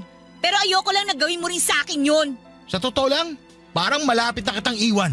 Nakakayamot ka na eh. Lakas ng tama mo. Mabuti pa, umalis ka na. Di ba sabi mo pupunta ka sa mall? Alis na! Ayoko munang makita yung pagmumukha mo dito. Papa Dudut, hindi totoo na may feelings pa ako kay Arnie katulad ng binibintang sa akin ni Leia. Praning lamang siya, bagay na kinakainis ko ng mga panahong yon. Kaya nauwi kami sa pagtatalo. Ayoko sa lahat na pinagbibintangan ako ng bagay na hindi naman totoo. Masama bang ma-curious kung ano na ang buhay ng dati kong kinakasama? Siya pa rin naman ang nanay ng anak ko at dahil nga ilang buwan na kaming hiwalay at hindi ko sila nakikita ay miss ko na ang anak ko. Sa totoo lang ay hindi yun ang una't huling beses na nagtalo kami ni Leia nang dahil sa pangi-stalk ko sa Facebook account ni Arnie. Hindi ko kasi mapigilang tingnan doon yung old photos namin ng anak ko. Bagaman hindi na active si Arnie sa social media ay masaya pa rin ako kasi hindi niya ako in-unfriend. Akala ko kasi ibablock niya ako dahil ganon ang tipikal na ginagawa ng mga babae kapag nasasaktan sila dahil iniiwan sila ng lalaki. Kaya buti na lamang talaga at magkaibigan pa rin kami ng ex ko kahit sa social media lang. Papa Dudut. Barangay Love Stories. Barangay Love Stories. Papa Dudut, kung hindi ang Facebook account ni Arnie ang ini-stalk ko ay madalas akong mahuli ni Leia na tumitingin at nagla-like ng picture ng mga sexy na babae online. Pero para sa akin ay wala lang yon. Paghanga lang yon kasi nagagandahan ako sa hubog ng mga katawan nila. Dumating din yung punto na Dumating na rin yung punto na hindi na rin ganon ka-sexy itong si Leia at parang bigla niyang napabayaan ang sarili niya mula noong magsama kami sa loob lang ng 6 na buwan. Kumbagay hindi na siya kaakit-akit sa paningin ko kaya parang nabawasan na rin ang pagmamahal ko sa kanya. Sa kabilang banda ay malaking dahilan din ng panlalamig ko sa kanya ay ang hindi namin pagkakaroon ng anak. 2 beses na kasing nakunan si Leia kaya natakot na siyang magbuntis. Ayaw na niyang sumubo kasi baka raw mag 50-50 na siya sa susunod. At dahil nga sa sitwasyon namin ay na-frustrate ako at lalo kong na-miss ang anak namin ni Arnie. Dumating ang oras na naapektuhan na rin ng husto ang pagsasama namin ni Leia dahil sa dami ng problemang nararanasan namin at sa kadahilan ng hindi kami magkaroon ng anak.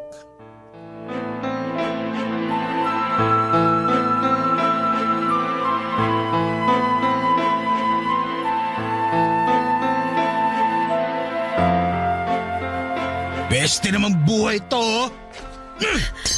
Sef, ano ba? Bakit mo ba binabasag yung mga plato? Nagtatanong ka pa talaga? Naiinis ako! Ikaw pa yung naiinis dyan, pinayagan na nga kita makipag-inuman sa mga katrabaho mo? Tapos pag-uwi mo magwawala ka? Ayos ka rin talaga, ha? Wala kang pakialam kung gusto ko magbasag. Sa naiinis ako eh. Bakit ka ba naiinis? Kasi inggit na inggit ako doon sa katrabaho ko. Piruin mo, kinuha ba naman akong ninong na anak niya? Nung nakita ko yung baby, sobrang cute. Ang sarap buhatin at yakapin. Bigla ako tuloy na miss yung anak ko na hanggang ngayon, hindi ko pa rin nakikita kasi ayaw mong puntahan ko. Hindi pa ba sapat na nagsusustento ka sa anak niyo ni Arnie? Bakit kailangan mo pang puntahan yung bata? At saka kahit na gusto mong makita yung anak mo, ang tanong, papayag ba yung nanay niya? Maikiusap ako. Pakikiusapan ko si Arnie na payagan ako makita yung anak namin. Hindi niya pwede ipagkait yung bata sa akin. Miss na miss ko na yung anak ko. Kumalma ka na, Sev! Ano ba? Alam mo, kasalanan mo lahat to eh. Ha? Anong kasalanan ko? Bakit naging kasalanan ko? Kung binigyan mo lang sana ako ng anak, eh di sana hindi ako naiingit sa katrabaho ko. Hindi ko rin sana namimiss yung anak ko kay Arnie. Kung makapagsalita ka, parang ginusto ko na makunan ako ah. 2 beses ko namang sinubukan na magbuntis para mabigyan ka lang ng anak. Pero ayaw talaga eh! Nang dahil lang doon sumuko ka na. Sana sinubukan lang natin na sinubukan. Ang dali lang sa'yo na itapon sa akin yung sisi. Hindi kasi ikaw yung nakukunan. Hindi ikaw yung nagbubuntis. Eh so natatakot na ako. Sef, hindi mo ba nararamdaman yung takot ko? Baka mamatay ako pag pinilit natin na magkaanak tayo. Yun din naman ang sinabi ng OB eh. Diba? Yung pinuntahan natin na OB yun na sinabi sa atin. Hindi ka ba nakikinig? O sadyang lutang ka lang palagi? Basta ang alam ko, ayaw mo na subukan natin kasi duwag ka. Hindi ako duwag! Kahit ano pang sabihin mo, duwag ka pa rin. Yung ibang babae, gagawin lahat mabigyan lang ng anak yung mga kinakasama nila. Pero ikaw, 2 beses lang nakunan, sumuko ka na. Ano bang tingin mo sa akin? Paanakan mo lang? Ayos ah. Parang ikaw pa yung galit na humihingi ako ng anak. Marami namang paraan para magkaanak tayo. Pwedeng tayo mag-ampon. Ampunin mo yung mukha mo! Huwag kasing sarado yung utak mo, Sev. Maraming bata sa ampunan na nangangailangan ng kalinga ng isang magulang. Wala akong pakialam sa mga yon. Maghintay sila ng aampo sa kanila. Ayoko na hindi sila galing sa akin. Alam mo, namumuro ka na talaga eh. Dahil lang ayaw mo na ulit subukan mabuntis. Gusto mo na ngayon mag-ampon? Ang kitid ng utak mo! Ikaw ang makitid ang utak! At sumasagot ka pang hayop ka, ha? Sige! Sige! Subukan mo saktan ako na may kalagyan ka sa barangay! Akala mo kung sino ka? Napakakapal ng mukha mo!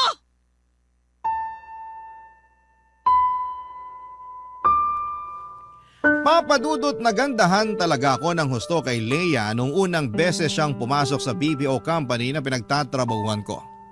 At aminin ko nagka-crush ako sa kanya kahit pamilyado na ako. Sexy, makinis, maputi ang balat at maganda pa ang forma. Hindi lang naman ako na love at first sight sa kanya kundi marami pang ibang lalaki sa trabaho namin. Pero ako ang pinakamaswerte sa aming lahat dahil ako ang nagustuhan ni Leia. Feeling ko nga noon ay swak na swak ang personality namin kaya siguro ay mabilis akong nahulog sa kanya. Siya lang ang nakikita ko ng mga panahon na yon kaya nagawa kong talikuran ang pamilya namin ni Arnie. Kaya lang dahil hindi niya ako magawang bigyan ng anak ay unti-unti akong nawala ng amor sa kanya. Tapos mas nakilala ko na rin ang ugali niya na may pagkataklesa at palaban. Mga bagay na ayoko sa isang babae. Sa huli kahit na anong galit ni Leia sa kagustuhan kong makipagkita sa anak namin ni Arnie ay wala na siyang nagawa pa. Siya na lang ang sumuko dahil lagi kong ipinamumukha sa kanya na kung binigyan niya lamang sana ako ng anak ay magiging isang buo at masayang pamilya kami. Mabuti na lamang talaga at meron pa rin akong anak sa dati kong kinakasama. Hindi pa rin nawawala sa akin ang pagiging tatay ko. At nung pumayag si Arnie na makapag-bonding kami ng anak ko, sa kondisyon na ako ang pupunta sa bahay nila ay ganoon na lamang ang saya at galak sa puso ko.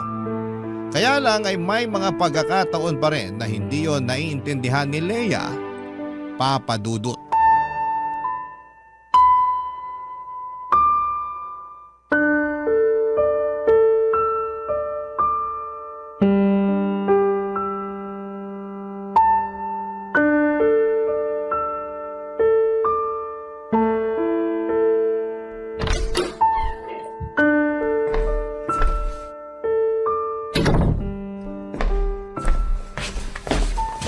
Oh, bakit nandito ka sa bahay, Leia?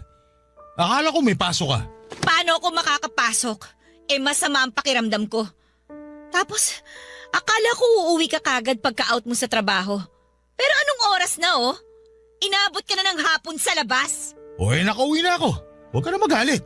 Anong hindi ako magagalit? Nakikinig ka ba? May sakit ako. Inaasahan kita na umuwi kagad pagka-out mo para asikasuhin ako. Nakadaan ka ba sa butika?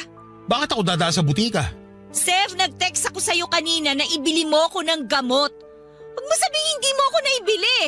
Nako, hindi nga. Pasensya na, hindi ko nabasa text mo. Naubos baterya ng phone ko eh. Ayan na naman tayo eh.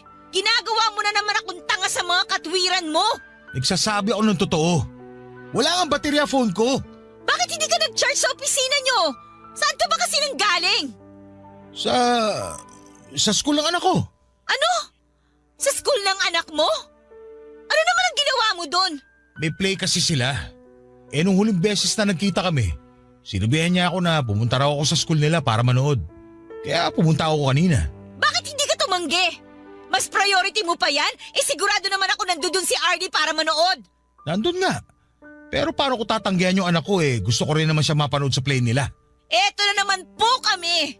Bata lang yon. Wala pa yung muwang sa mundo. Pakialam ba niya kung mapanood mo siya o hindi? Ang sabihin mo, gusto mo lang talagang pumunta kasi nandun si Arnie. Wala namang kinalaman si Arnie dito. Huwag mo na idama yung tao. Paano hindi ko siya idadamay? Lagi mo nalang pinapasama yung loob ko. Nakuha mo akong tiisin para na manood ng walang kwentang play ng anak mo. Habang nandito ako, masama yung pakiramdam. Nandun ka nakikipagharutan kay Arnie. Manahimik ka! Ano pinagsasabi mo? Kasalanan mo kung mas lalo sumama yung pakiramdam mo. Kung ano-ano kasi pumapasok sa kokote mo. Ako pa talagang may kasalanan? Ikaw nga ito kuumasa, parang walang pakialam sa akin eh. Nagkabali ka na ba kayo ni Arnie, ha? Kaya binabaliwala mo ako ngayon? Ayan ka na naman eh. Tinitiwang ka na naman. Kahit sinong babae, titiwangin sa mga pinaggagawa mo. Wala akong ginagawang masama. Pumunta lang ako sa school ng anak ko para suportahan siya sa play niya. Pati ba naman yung minamasama mo? Kung ano-ano pa sinasabi mo na kesyo priority ko na yung anak ko kaysa sa'yo. Malamang, anak ko yun eh. Pangalawa ka lang sa kanya. Ganon. Huli pala ako sa mga priority mo. Wala ka talagang kwenta, Sev. Wala ka na talagang ginawang matino. Ginagampanan ko lang yung pagiging mabuting ama ko sa anak namin ni Arnie. Hindi ba matino yun? Bakit ba hindi mo yun maintindihan? Oo nga pala. Wala ka pala kasing anak. Ano? Anong sabi mo? Sabi ko, wala kang anak kaya hindi mo alam yung pakiramdam na maging isang magulang. Tapos, nakikipagkompetensya ka pa sa atensyon sa anak ko. Mas bata ka pa mag-isip sa kanya eh. Ang kapal ng mukha mo! Bakit? Nasasaktan ka? Wala akong pakialam. Ikaw naman nagdesisyon na ayaw mo na magkaanak tayo. Kaya ito yung resulta ng desisyon mo. Buti na lang talaga may anak kami ni Arnie. At least, kahit paano, nararanasan ko pa rin magpakatatay sa anak ko. Di tulad mo, inutil na yung matres mo. Umalis ka sa harapan ko, bastos ka! Ayoko na makita yung pagmumukha mo! Lalo mong pinasasama yung pakiramdam ko! Alis talaga ako. Bahala ka sa buhay mo. Kita mo wala pa akong tulog. Tapos, sasabayan mo pa ako ng kaartihan mo. Papadudod sa loob ng 6 na buwan ay sinabi sa akin ni Arnie na napatawad na niya ako dahil hindi naman ako naging pabayang tatay sa anak namin. Na-realize din daw niya ang mga pagkukulang niya sa akin kaya nawala na lamang ako ng amor sa kanya noon. Pumayag siya na mag-co-parenting kami alang-alang sa anak namin, bagay na ikinatuwa ko ng husto. Kaya lang ay mas lalo yung kinainit ng ulo ni Leia. Pero pinanindigan ko ang kagustuhan kong magpakatatay sa anak namin ni Arnie kahit na palagi nagagalit sa akin si Leia. Doon na ako nagsimulang maglihim sa kanya kapag umaalis ako at pumupunta sa bahay ng anak ng dati kong kinakasama. Kahit naramdam kong galit pa rin sa akin ang mga magulang ni Arnie, hindi naman nila ako pinagsalitaan ng masama sa harapan ng anak namin. Meron silang pagkokontrol kaya hindi na ako masyadong naiilang na pumunta sa kanila para dalawin ang anak ko.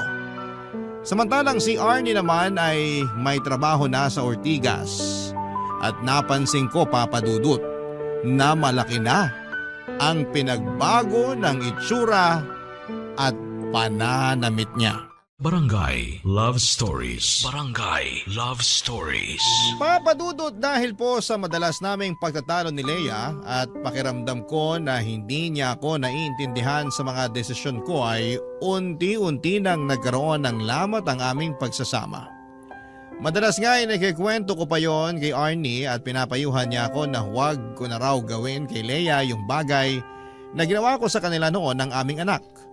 Doon ako tinalaban ng hiya at konsensya. Kaya imbes na makinig sa payo niya, naisip ko na sana'y hindi ko na lamang sinira ang pamilyang meron kami noon. Ilang gabi ko ring inisip kung ano ba talaga ang gusto ko mangyari sa buhay ko. Kung ipagpapatuloy ko pa ba ang pakikisama kay Leia o makikipaghiwalay na lamang ako. Sa huli nag-decide ako na gawin ang sa palagay ko ay tama at nararapat. At yun nga ay ang tapusin na ang relasyon namin ni Leia. Bagay na hindi niya na-appreciate at dahilan kung bakit sobra siyang naggalit sa akin noon, Papadudut.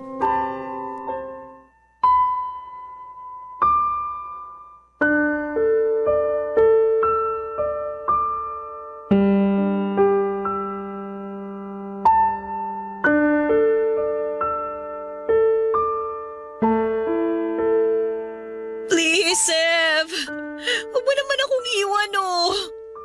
Pangako, magbabago na ako! Hindi na ako lagi magagalit sa'yo! Hindi na kita sisigawan! Pagsisilbihan na rin kita lalo! Huwag mo lang akong iwanan! Please naman, Sev! Please! Pagsisilbi ang pinagsasabi mo eh, hindi naman kita katulong. Saka ayoko na, Leia. Gusto ko na lang na maghiwalay tayo ngayon na mapayapa. Bakit mo ba kasi ako iiwan? Ano bang nagawa ko sa iyong kasalanan? Wala, pero marami ka ng pagkukulang eh. Hindi na ikaw yung babae na gustuhan ko. Tignan mo nga yung itsura mo. Mukha ka ng manang. Napakalosa mo ng tignan eh, wala naman tayong anak. Saka yun nga, wala tayong anak kaya wala na rin akong rason para makisama pa sa'yo. Dahil lang sa bagay na yon, kaya iiwan mo na ako? Eh napakasama mo naman palang tao! Kung kasamaan man ang tawag sa pagsasabi ng totoo, eh di ako na masama. Ikaw naman lagi lumalabas na mabuti. Nakikiusap ako sa iyo, wag mo naman akong iwanan, oh, Sev, please. Hindi na ba natin pwedeng ayusin to? Pag-usapan natin to, Sev. Wala na tayong dapat pag-usapan. Ayoko na sa'yo kasi masyado kang controlling. Ayoko sa lahat sa babae, yung ganyang klase. Akala ko pa naman iba ka sa lahat, pero mas malala ka pa pala. Kaya nga magbabago na ako. Hindi na ako magiging controlling. Babawasan ko na rin yung pagiging taklesa ko sa'yo. Huwag mo lang akong iwanan, Seth. Please, huwag kang umalis. Sorry, pero kung noon pa sana ginawa yan, baka hindi nawala yung pagmamahal ko sa'yo. Pero huli na kasi ang lahat. Kilala mo naman akong tao. Pag ayoko na talaga. Hindi mo na ba ako mahal? Kaya ganun kadali mo na lang itapon yung pinagsamahan natin? Hindi na. Bakit ang bilis naman? Ewan ko, hindi ko alam. Baka naman hindi mo sinubukan na mahalin ako.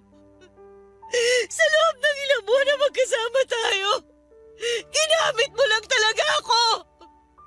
Ginawa mo lang akong parausa nung nagsawa ka na sa dati mo kinakasama.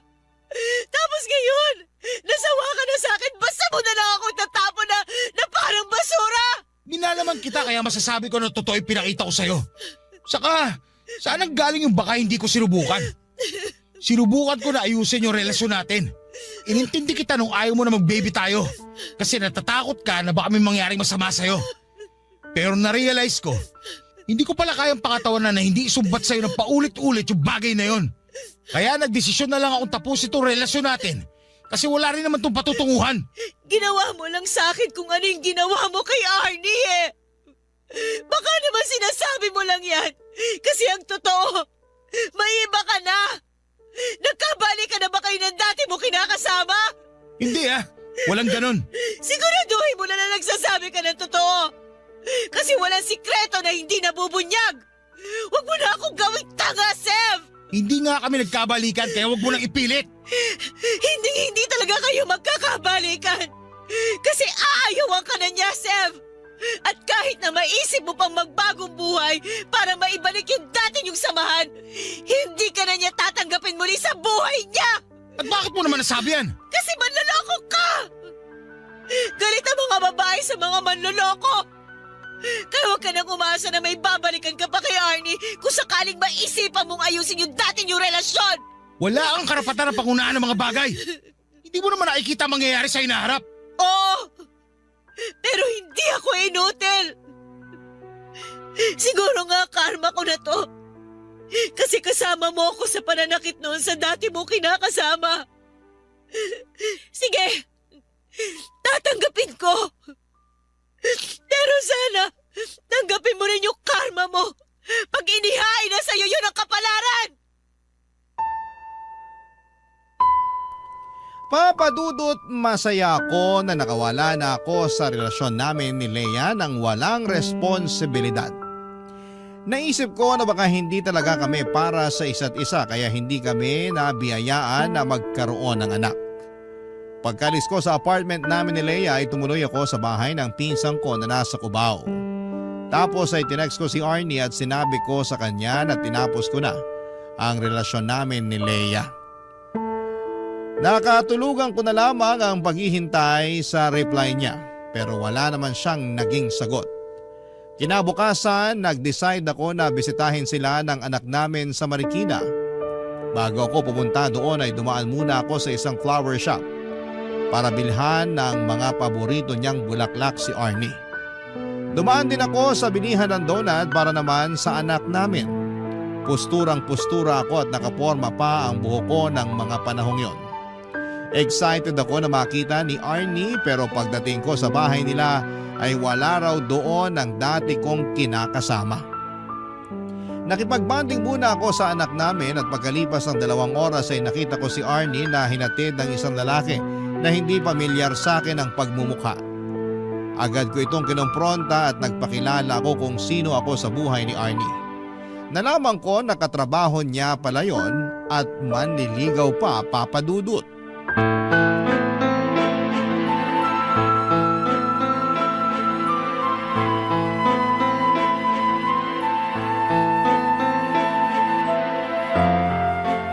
Seth, mag-usap nga tayo. Talaga mag-uusap tayo. O bakit parang nagagalit ka? Sino nagbigay sa'yo ng permiso magpaligaw? Seryoso ba talaga yung tanong mo? Oo, kaya sagutin mo na lang. Walang nagbigay sa akin ng permiso. Ako lang ang nagdesisyon na handa na ako magpaligaw. Tsaka bakit? Kanino ba ako dapat magpaalam? Eh di sa akin.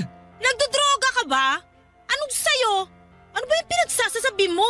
Kasi ako pa rin ang tatay ng anak mo. Kaya may karapatan pa rin ako sa'yo.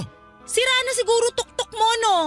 Baka nakakalimutan mo, hiwalay na tayo. Kahit na ikaw pa ang tatay ng anak natin, iniwan mo na kami. Pinagpalit mo kami kay Leia, di ba? O bakit ngayon bigla ka nagkakaganyan? Hindi mo ba nabasa yung text ko sa'yo kagabi? Wala na ako matatanggap na text message mo, nagpalit na ako ng number. At bakit ka nagpalit? Akin na yung bago mong number, dali! Kapal mo! Kaya nga ako nagpalit para hindi mo na ako makontak eh. Tapos na tayo, kaya wala na rin namang saysay na magkausap pa tayong dalawa. Hindi ko naman pinagkakait sa'yo yung anak mo eh. Kung gusto mong pumunta dito sa bahay para dalawin siya, pumunta ka. Welcome ka naman dito sa bahay ng mga magulang ko. Pero kung pupunta ka man, di mo na kailangang ipaalam sa akin. Hindi na rin naman mahalaga. Kung ganun, hindi mo nga alam ang tukol sa amin ni Leia. Kailangan ko pa bang malaman? Hiwalay na kami, Arnie. Ako nakipaghiwalay sa kanya. Oo, talaga? Oo, kasi... Huhulaan ko. Hindi mo na siya mahal kasi hindi na siya yung babaeng nagustuhan mo. Yung maganda, yung sexy. Tama ako, di ba? Arnie naman. Wala nang bago ron. Yun din naman dahilan mo kaya ka nakipaghiwalay sa akin nun. Aminin ko na medyo loko-loko ko nun. Kaya ako nagawa yung sa'yo at sa anak natin.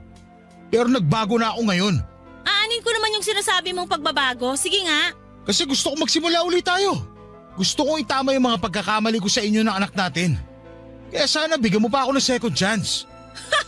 Alam mo, kung nagbibiro ka, congrats kasi napatawa mo ako. Hindi ako nagbibiro. Seryoso ako. Gusto kong makipagbalikan sa'yo at magsimula ulit tayo. Mas gugustuhin ko pang iumpog ulo ko sa pader kaysa makipagbalikan sa'yo. Matapos ang ginawa mo sa akin noon, palagay mo, may natitira pa akong pagmamahal para sa'yo? Oo, nirerespeto kita bilang tatay ng anak ko, pero di na sapat yun para pabalikin pa kita sa buhay ko. Bakit? Dahil meron ka ng iba? O ano naman sa'yo ngayon? Anong akala mo? Ikaw lang may karapatang makipagrelasyon? Hindi ka pwedeng mapunta sa iba dahil mahal kita. Wala akong pake.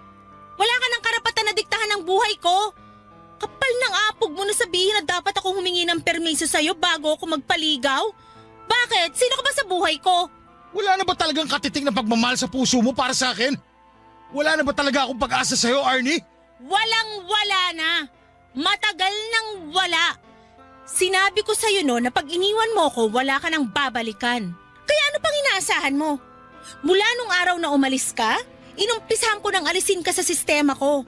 Kahit na masakit, kahit na paulit-ulit kong naririnig sa isip ko yung mga sinabi mong pang-iinsulto sa akin. Lahat ng pang-aalipusta mo sa pagkatao ko, lahat yon kinaya ko. Wala ka na nga narinig sa akin pagkatapos nun, di ba? Hinayaan ko na kayo ni Leia na magsama kasi baka ako lang naman talaga ang hadlang sa love story niyong dalawa. Hindi ko na kasalanan kung naghiwalay kayo kasi siguro karma niyo yun dahil pareho kayong manloloko. Arnie naman, huwag ka naman ganyan sa akin. Ikaw ang wag gumanyan-ganyan sa akin dahil pag ako nainis, baka tanggalan na kita ng karapatan sa anak ko. Kaya maayos-ayos ka, Sev. Huwag mo na akong pakialaman sa buhay ko. Nag-uumpisa na uli ako maging masaya. Mag-focus ka na lang sa sarili mo. Huwag na huwag kang papalya sa pagsusustento sa anak ko. Naku, Sev, sinasabi ko sa'yo. Tsaka tigil-tigilan mo na yung kakadrama mo, di bagay sa'yo. Mukha kang tanga. Papadudot na pahiya talaga ako ng husto ng gabing yon kaya umalis na lamang ako sa bahay nila. Pero habang nag-aabang ako ng masasakyan ay hindi ko na napigilang maiyak dahil sobrang sakit ng mga sinabi niya sa akin. Para kung sinaksak ng milyong patalim sa dibdib at kulang na lamang, ay hilingin ko na sana'y masagasaan na lamang ako ng mga panahong yon. Alam ko naman na nagkasala ako kay Arnie pero sobrang sakit palang karma na makita siyang masaya sa piling ng iba. Sa ngayon, Papadudot, ay ayoko pa ring sukuan si Arnie. Gusto ko siyang ligawan katulad nung unang beses ako nagkagusto sa kanya. Gusto kong patunayan, Papadudot, sa dati kong kinakasama na nagbagong buhay na ako. Lahat naman ng tao ay deserve ang second chance, hindi ba? Kaya naniniwala ako na deserve ko rin yon. Maraming salamat po, Papadudot, sakaling mapili po ninyong i-area ang storya ng buhay ko sa Barangay Love Stories. Hanggang dito na lamang po ang sulat ko and God bless sa inyong lahat. At salamat po in advance ng inyong forever kapuso at kabarangay, Sev. Barangay Love Stories. Barangay Love Stories. Anong say mo sa Barangay Love Stories na ito? Pagkwentuhan natin sa comment section yan. Nagustuhan ng iyong napakinggan? Ituloy yan via live stream sa www.gmanetwork.com/radio.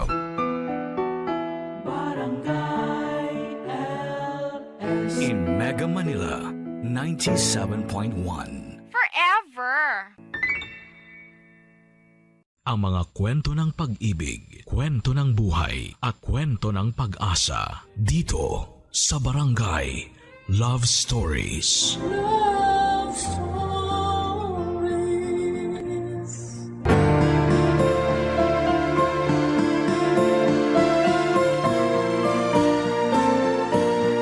May mga taong makikilala mo na gagamitin ka lang para sa sariling kapakanan. Akala mo ay totoo ang pagtulong pero meron palang masamang binabalak.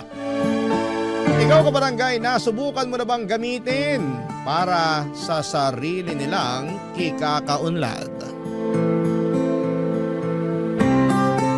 Dear Papa Dudut, ako nga pala si Rita, 30 years old.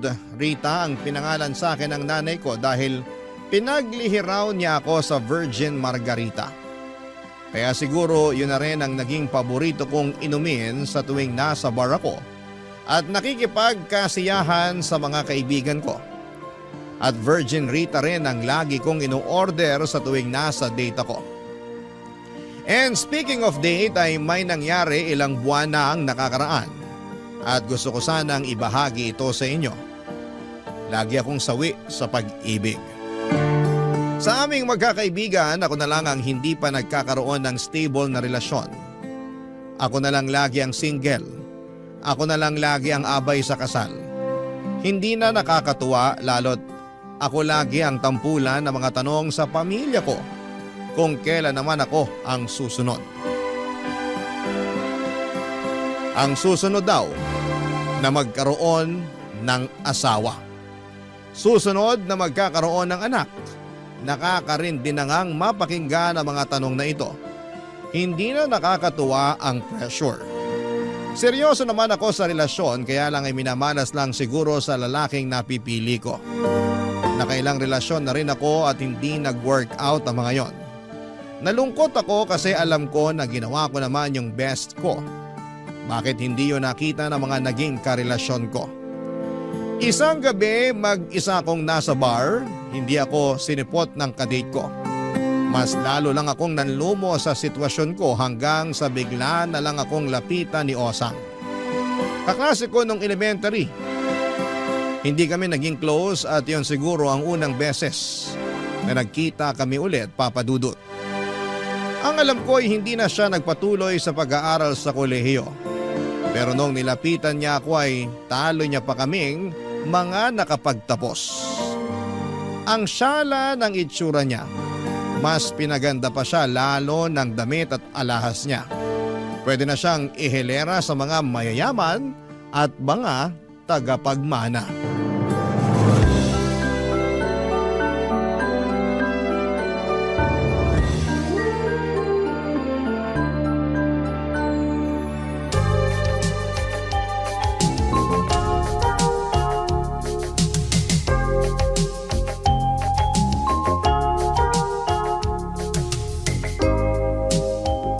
Hindi kita nakilala, Osang. Oh, sobra na ng ginanda ko.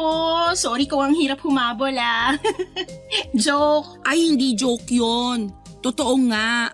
Ang hirap humabol sa ganda mo. Sinuwerte lang siguro sa buhay. Sana all swerte. Maganda ka rin naman. Ikaw nga tong laging pinapadala ng love letters ng mga lalaki sa kabilang section natin nung elementary tayo. Kung maganda ako, edi sana may boyfriend o asawa na ako ngayon. Hindi naman yan ang basihan ng kagandahan, no? Sinasabi mo lang yan kasi walang kahirap-hirap na nakadikit sa iyong kagandahan.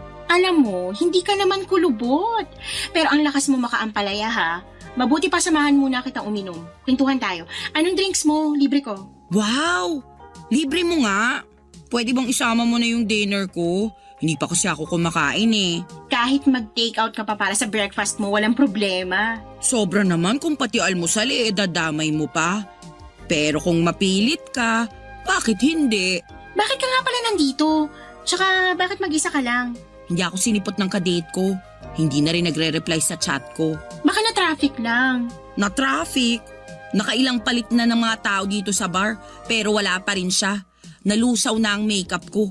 Pangatlong patong na to, pero wala pa rin siya. Hayaan mo na, hindi mo deserve ang ganong lalaki. Hindi naman nakakatulong yung sinasabi mo ngayon. Alam ko, sawi pa rin ako. Ganito na siguro talaga. Magiging single na lang ako forever. Huwag mawala ng pag-asa, may darating pa.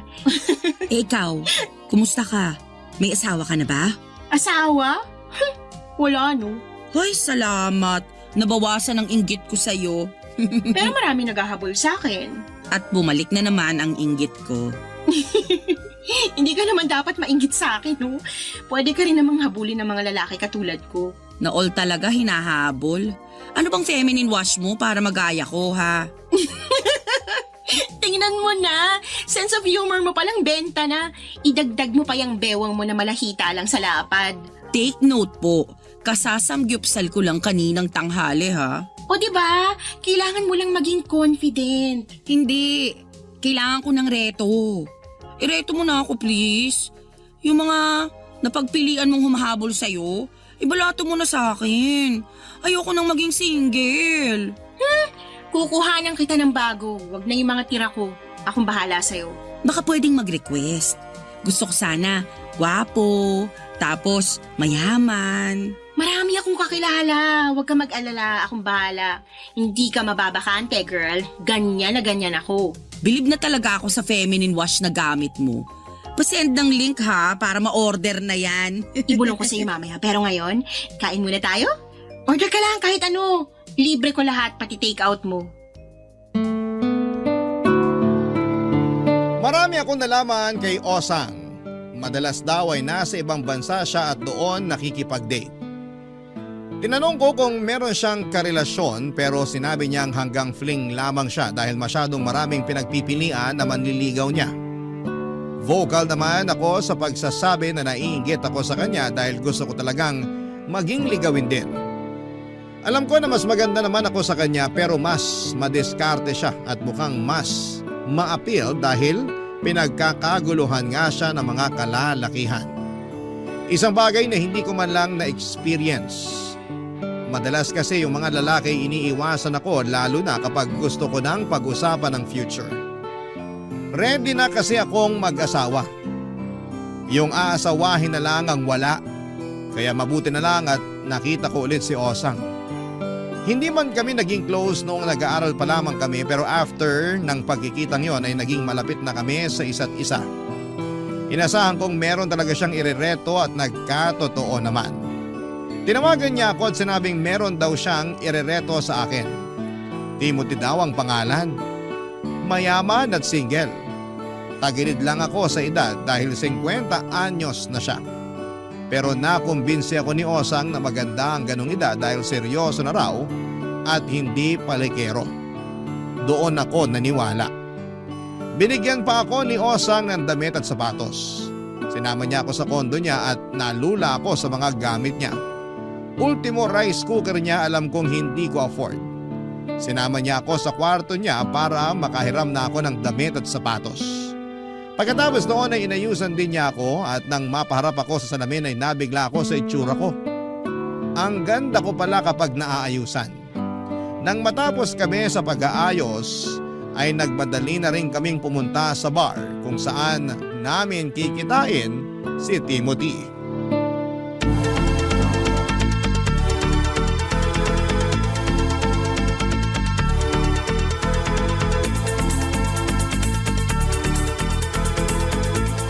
Sigurado ka bang magugustuhan ako ni Timothy? Ha?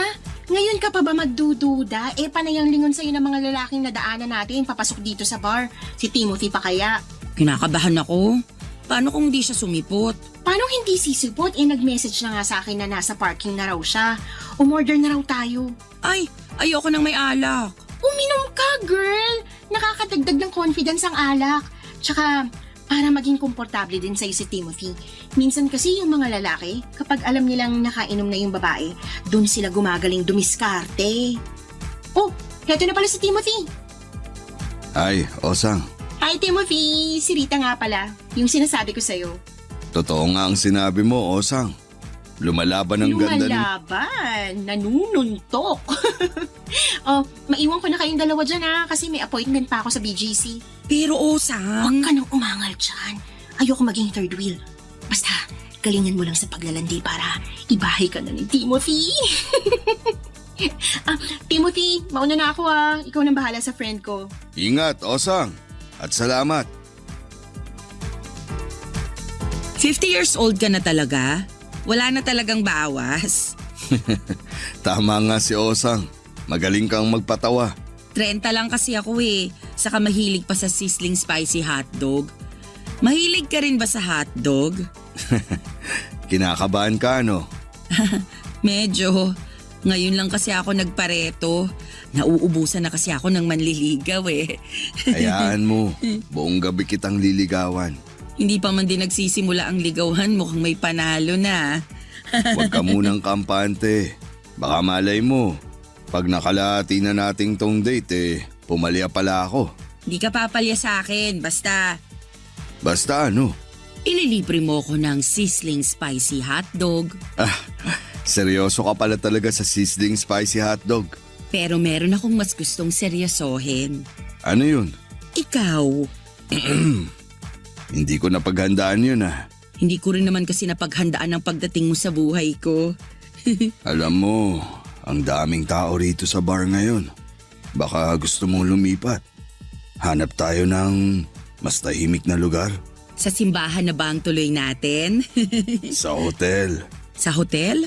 May alam akong hotel na nagsaserve ng masarap na sizzling spicy hotdog. Tara na. Andito na rin naman na tayo sa bar. Meron namang sizzling spicy hotdog dito. Subukan na muna natin dito. Only sizzling spicy hotdog dun sa hotel. Pumayag ka na. Tara. Hindi na ako nakahindi pa kay Timothy lalo na noong tinitigan niya ako. Hindi siya ganoon kagwapo pero dala siguro ng suot niyang polo nagmukha siyang artista para sa akin. Saka ang bango niya. Nalaman ko rin na isa pala siyang dentist at may maliit na negosyo. Di mas lalo tuloy siyang naging gwapo sa paningin ko. Habang nasa loob nga kami ng sasakyan niya, Papadudot ay panay ang hawak niya sa kamay ko.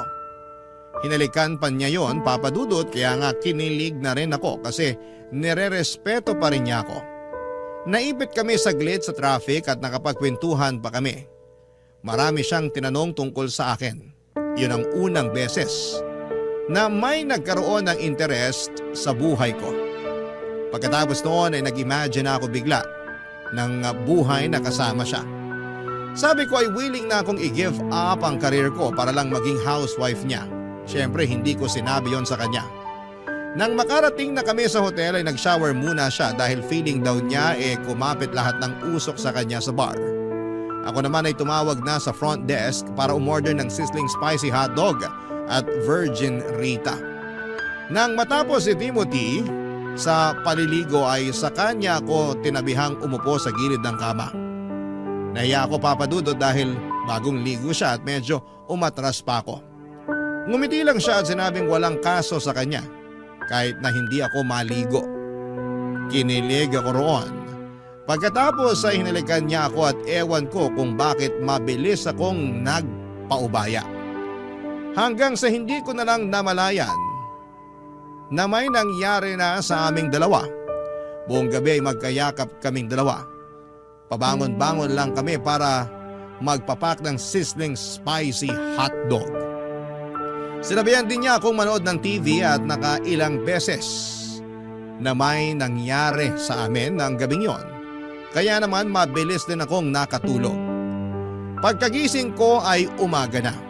Mag-isa ko na lang sa kwarto, hinanap ko si Timothy pero nag-iwan na lamang siya ng note at sinabing hindi na niya ako ginising dahil may biglaan daw na appointment sa kanyang clinic. Sinabi niyang bayad na lahat ng in-order kong sizzling spicy hotdog at ang kwarto. Inengganyo pa niya akong umorder ng breakfast ko dahil nag-iwan siya ng 5,000 piso para sa akin. Papadudot, kinilig ako dahil may lalaking nagbigay sa akin ng pera. Pero nawala agad yon nang maalala kong hindi ko pala nakuha ang Facebook o cellphone number niya. Papadudot. Barangay Love Stories. Barangay Love Stories. Hindi ko muna pinaalam kay Osang ang nangyari. Umaasa ako magpaparamdam pa rin si Timothy at naghihintay lamang ako ng update kay Osang tungkol kay Timothy. Nakakahiya kasi kung ako yung magpapahabol or maghahabol, samantalang si Timothy naman itong mukhang interesado sa aming dalawa. Panay ang check ko sa cellphone at mabilis kong sinasagot kapag may tumatawag. Mabilis naman akong madismaya kapag nalaman kong mga rider lamang pala ito na nasa labas ng bahay para iabot ang parcel ko. Panay din ang check ko ng Facebook ko para i-check kung nag-send ng friend request si Timothy o kaya ay kung nag-PM na siya sa akin. Ginawa ko na rin public ang profile ko sa Facebook para mabilis malaman ni Timothy na ako yon. Kaya lang ay 2 linggo na ang nakakalipas pero wala pa rin. Kaya naman ako na lang ang naghanap kay Timothy sa Facebook. Lahat na ata ng may pangalang Timothy ay chinek ko na pero wala siya roon. Ang mysterious naman niya. Wala na akong ibang naging choice kundi ang sabihin na ang lahat kay Osang. Total ay siya naman tong nagreto kay Timothy sa akin. Kaya malamang ay meron siyang alam tungkol sa kanya. Nakipagkita muna ako kay Osang sa parehas na bar kung saan niya ipinakilala sa akin si Timothy. Papasimplihin ko lang siya ng tungkol kay Timothy. Gusto ko talagang malaman kung bakit hindi na niya ako kinokontak. Nung una ay nakipag-tsikahan muna ako sa kanya. Nalaman ko na kababalik lamang niya from Singapore kaya kasama ang kanyang manliligaw. Nakaramdam naman ako ng pagkainggit. Nalaman ko rin na meron siyang bagong manliligaw at balak siyang idala sa Paris. Mapapasana all ka na lamang talaga kay Osang. Noong natapos na siyang magkwento, saka naman ako naglakas ng loob para magtanong tungkol kay Timothy. Nakatatlong virgin Rita ako bago ko binuksan ang topic tungkol sa pang-ghost sa akin ni Timothy Papadudut.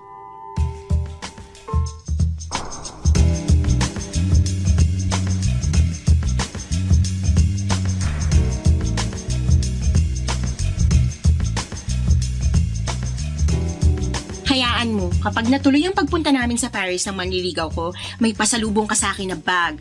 Yung katulad nung gamit ni Heart Evangelista. Ay, ang saya naman. So, kumusta pala si Timothy? Timothy? Yung nireto mo sa akin nung nakaraan? Ah, si Timothy. Wala akong balita sa kanya eh. Di ba kayo yung magkasama? Bakit sa akin ka nakiki-update? Kasi after naming mag-hotel. Nag-hotel na kayo? Ang bilis din naman pala ng galawan mo. Kung alam ko lang na i-ghost niya ako, sana hindi na ako nagpakaladkad sa kanya sa hotel. Hayaan mo na, mukhang nag-enjoy ka naman eh. Nag-enjoy ka ba? Nag-enjoy kaming dalawa. Hindi niya ako ginudge sa dami ng sizzling spicy hotdog na in-order ko. Tinuloy mo talagang sizzling spicy hotdog? Doon lumalakas ang loob ko kapag naaanghangan yung dila ko eh. Parang yun ang alak ko. Anyway, naglambingan kaming dalawa. May nangyari pa sa amin. Tapos nagkadal pa kami habang nanonood ng TV. Nakakakilig naman. Konti na lang, ako na yung magsasana all dito ah. Sige nga, magsasana all ka pa ba sa sitwasyon ko kapag nalaman mo na kinabukasan, bigla na lang nawala si Timothy? Hindi man lang siya nagpaalam sa akin. Hindi ka ginising? Hindi. Napasarap ang tulog ko kasi nga, nakarami ako ng sizzling spicy hotdog. Tapos, nakarami rin kami sa, alam mo na. Pinagod mo siya, kaya ka siguro ginost. Alam mo may edad na yung tao tapos nakailang rounds pa kayo. Winasak mo sigurong tuhod niya, be. Pero bakit hindi man lang siya nagpaalam na aalis na siya? Tapos hindi ko man lang nakuha yung number at Facebook niya. Wala akong contact sa kanya. Kaya nga inaya kitang lumabas ngayon kasi gusto kong makibalita tungkol sa kanya. Nako, sa akin ka pa umasa hindi ko rin naman ka-close yung si Timothy. Wala naman ako masyadong alam sa kanya. Bakit mo ko nireto sa kanya? Parang pinahamak mo lang ako Kakilala siya ng dating manliligaw ko. Tapos yung dating manliligaw ko na yon, brin ako na sa Facebook. Uripot kasi. Kaya sorry Rita, hindi kita matutulungang hanapin si Timothy. Akala ko naman siya na yung forever ko. Pwede namang mag-try na lang ulit sa iba. Parang ayoko na. Last na si Timothy. Huwag kang sumuko agad. Kung si Timothy nga nabighani mo ng sobra sa ganda mo, paano na lang yung ibang irereto ko sa'yo? Di hamak na maseryoso ang mga yon at may sinabi sa buhay. Gwapo na ba yung irereto mo? Ang importante rito, mukha silang mabait. Ewan ko, parang di mag-work ang reto sa akin. So, G ka pa sa irereto ko sa'yo? Kukunin ko ng number niya at sisiguraduhin kong mas maayos to kaysa kay Timothy. Hindi na ako i-ghost niyan ha? Hindi na. Ililibre kaya niya ako ng sizzling spicy hotdog. Baka punuin pa niya ng hotdog at sili ang ref mo. Husband material na tong next. Sure ako.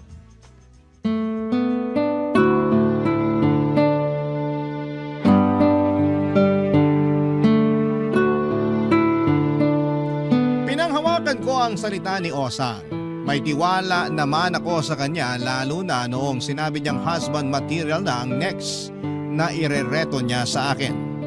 At para makabawi, nilibre niya ako ng kahit na anong pagkain. Nag-take out na rin ako para naman may makain ako kinabukasan. Nawala na rin kahit papaano ang sama ng loob ko kay Timothy dahil alam kong mapapalitan naman yon ni Osang na mas matino at hindi na manggo-ghost. Yun naman kasi ang pinangako niya. Inaya ako kinabukasan ni Osang para magpasalon. Pinakulayan niya ang buhok ko at pinaayos ang kilay ko. Pagkatapos ay pina-foods pa niya ako at pina-facial treatment na rin. Nilibre niya ako para ma-relax ako at mawala na ng tuluyan si Timothy sa isipan ko. Effective naman yon lalo na nung nakita ko kung gaano ako kaganda. Malamang kapag nakita ulit ako ni Timothy ay babalakin pa niyang i-check-in ako. Siyempre hindi na ako papayag noon. Naka-move on ako sa kanya at ready na ako sa next. Makalipas nga ang ilang araw, nagbalik ako sa kondo ni Osang. Muli niya akong pinahiram ng maisusuot. Nasabi ko kasi sa kanya na wala talaga akong masyadong damit panlabas. Naintindihan naman niya at nakaramdam pa siya ng awa sa akin. Binigyan na rin niya ako ng mga napaglumaan niya. Masaya akong tinanggap ang mga yon at malaki talaga ang pasasalamat kong nag-cruise muli ang landas namin ni Osang. Dahil sa kanya ay umayos ang tingin ko sa sarili ko. Hindi ko na dinadown ang sarili ko at nabawasan na ang inggit na nararamdaman ko sa ibang tao. At nung sumapit na ang araw ng pagkikita namin ng bagong nireto sa akin ni Osang, halos hindi na ako mapakali. May takot pa rin na baka maulit lang ang nangyari pero inassure ako ni Osang na hindi na yon mangyayari. Dahil matinuraw si William. Ang bagong lalaki na nireto ni Osang para sa akin.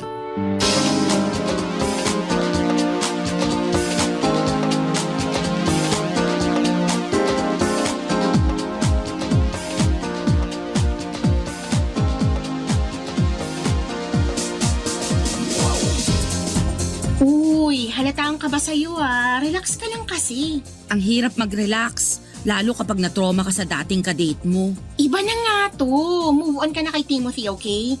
Hindi na natin siya pagbubuksan ng pinto kapag pumatok siya. Hindi na talaga. Ang pangit niya ha. Mas may itsura ng konti itong si William.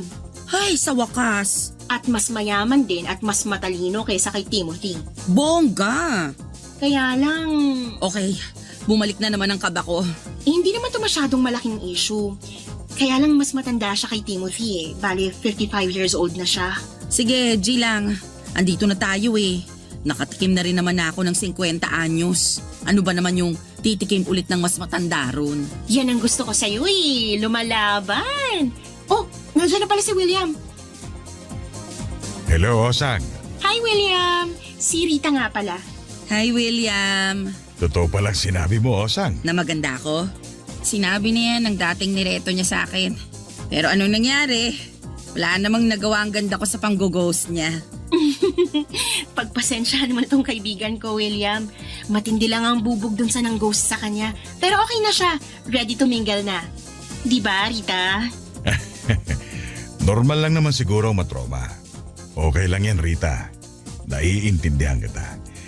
May nang ghost din sa akin dati pero pinatawad ko na lang. Ang ikli ng buhay para magtanim pa ng galit. Tama! Kaya ikaw, Rita, wag mo nang diligan pa ang galit mo, ha? Para hindi na lumago. Maiksi ang buhay. Mas papaiksiin mo pa ang buhay mo kapag sasayangin mo lang tong si William. Sorry William ha. Hayaan mo, itutubig ko lang to para ma-flush down na tong kabiteran ko. Total, mukhang nagkakamabutihan na kayo. Pwede na ba akong umalis? Maaga pa kasing flight ko bukas. Okay na kayo rito? Okay na okay. Ingatan mong kaibigan ko, William, ha? Mamahalin ang ganda niyan. Rita, tsikahin mo na lang ako pagbalik ko ng Pinas, ha? Bye and enjoy! Balita ko, mahilig ka raw sa sizzling spicy hotdog, sabi ni Osan. Pass na muna ako sa sizzling spicy hotdog. May hindi ako magandang experience dyan. Iba na lang ang papapakin ko. Kahit anong gusto mo, ibibigay ko sa'yo. Magsabi ka lang. Parang gusto ko naman ngayon ng sizzling spicy sisig. Mahilig ka sa sizzling, ha? Nagsisizzle din kasi ang alindog ko. Charot! Naniniwala naman ako. Nasa malayo pa lang ako kanina para ka nang nag-aapoy sa pagiging hot.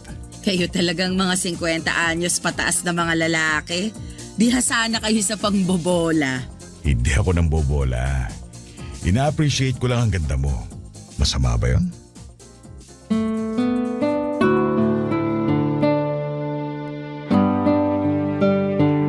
Kinilig ako sa mga papuri ni William.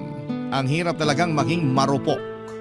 Palibasa ay hindi ako palaging nakakatanggap ng papuri kaya kapag meron ay pinapatos ko na at hindi pinapalagpas pa. Nagkape lamang kami ni William at hindi raw siya umiinom ng alak. Dagdag points yon para sa akin. Alam kong seryoso na siya. Nagkukwentuhan kaming dalawa at marami na rin akong nalaman sa kanya. May mga maliliit siyang negosyo at nagkaroon siya ng asawa pero nagkahiwalay na sila matagal na. Wala naman daw silang naging anak. Nakahinga ako ng maluwag sa mga nalaman ko. Kinakabahan kasi ako na baka sa edad niyang yon ay gawin lamang niya akong kabit. Natawa na lamang siya at sinabing wala siyang planong mangabit. Masyado raw siyang busy sa negosyo niya para magdagdag pa ng sakit ng ulo. Nakarami na ng punto si William sa akin. Lalo na nung inaya niya akong maglakad-lakad para magpababa ng kinain. Kung saan kami napadpad, nanakit na nga ang mga paa ko lalo't naka-heels pa nga ako noon. Sinabi ko sa kanya na uuwi muna ako para magpalit ng suot at tinatid naman niya ako pauwi sa bahay. Hinintay niya akong makapagpalit at noong lalabas na kaming muli ay sinabi niya sa akin na gusto raw niya akong makasama ng ilang araw. Masyado daw siyang excited na makilala ako. Kinilig ako roon. Sinabi niya na mag-check-in na lamang kami kahit 4 na araw lang. Nagmamadali na ako mag-impake at pagkatapos noon ay nagtungo na kami sa hotel na sinasabi niya. Aaminin kong may nangyari agad sa amin ni William. Sa unang beses na nagsama kami sa kwarto, hindi na rin ako nakapagpigil. Lalo't habang tumatagal ay gumagwapo siya sa paningin ko.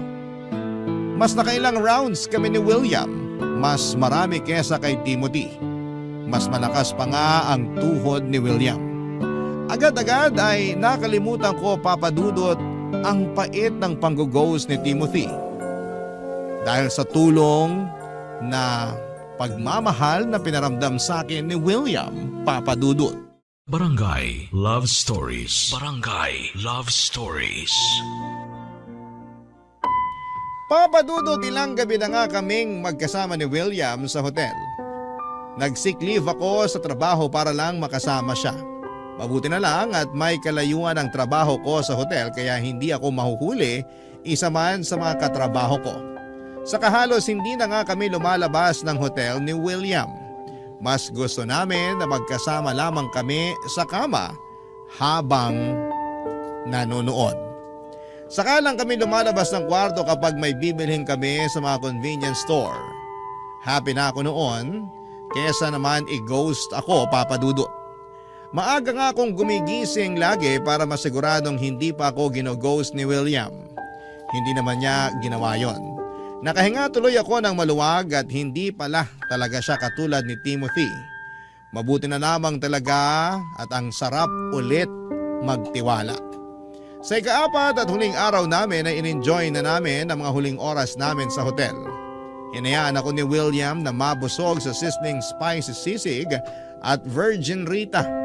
Lahat ng gusto kong pagkain ay in-order ni William. Gusto talaga niya na maging komportable na rin siya sa akin. Yung tipong kahit wala akong ayos ay panatag akong humaharap sa kanya. Lagi pa rin niyang sinasabi na ang ganda ko. Kaya mas nakakatulong yon para tumaas ang confidence ko. Kaya naman lumakas na rin ang loob ko na tanungin kung ano pa yung mga next na plano namin after noon. Nag-aayos na kami ng mga gamit namin, hinihintay na lang namin ang check-out time namin. Kinuha ko ang pagkakataon na yon para mapalalim pa ang relasyon naming dalawa, Papa Dudut.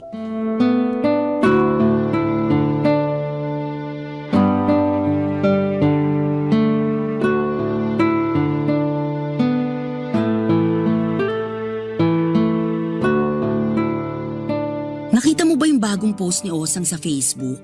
Wala akong Facebook eh. Ano ba yan? Sige, kahit mag-texta na lang tayo. Okay lang naman. Masipag naman akong mag-text. Ano bang meron sa post ni Osang? Nasa Paris siya ngayon, di ba? Ang dami niyang ganap. Ang ganda pala talaga ron. Oo. Maganda ron. Nakapunta ka na? Isang beses lang. Uy, isama mo naman ako next time. Ipasyal mo naman ako ron. Pero syempre, mahal nga naman doon. Masyado lang akong ambisyosa. Kahit sa La Union na lang tayo mamasyal, okay na ako ron. Hindi pa kailangan ng passport. Maganda rin sa La Union. Mag-beach tayo, saka masarap magkape ron, lalo kapag sunset. Ano, G tayo? Nako, hindi kasi ako mahilig sa beach eh. Sa bundok kaya? Gusto mo mag-Baguio? Masarap magyakapan doon kasi malamig. Magkape tayo ron habang nagyayakapan. Umay na ako sa Baguio eh. Lagi kami ron pag may mga seminar. Sama mo naman ako kapag may seminar ka ulit doon, ha? Para ako naman yung maka-experience ng umay sa Baguio. Tapos na ba yung pag-eempake mo? Konti na lang, yung nasa banyo na lang. Kunin mo na para matapos na. Patuyuin ko lang saglit. Panty lang naman yung nilaban ko, saka mahaba pa naman ang oras bagong check-out time natin. Kwentuhan muna tayo. Bala ko sanang umalis before ang check-out natin eh. Sayang naman. Hintayin na lang natin hanggang check-out, ha? Sayang naman kung hindi natin masusulit tong binayad mo rito sa hotel. Umay na rin kasi ako sa hotel. Paano naman ako? Bihira ako makaranas mag-hotel. Pagbigyan mo na ako, please. Sige na nga. Yay! Alam mo, may magandang hotel akong nakita. Shala yun, pero alam kong afford mo. Baka pwedeng next time dun tayo. Send ko sa'yo yung link. Next time? Oo, kapag nagkita ulit tayo. Sige. Tignan natin. O kaya, magstay na lang tayo sa bahay mo. Para mas makilala pa kita. Saka mas tipid, di ba? Tapusin mo na yung ine-empake mo. Mabilis lang ang oras. Alam mo, nakakahalata na ako sa'yo.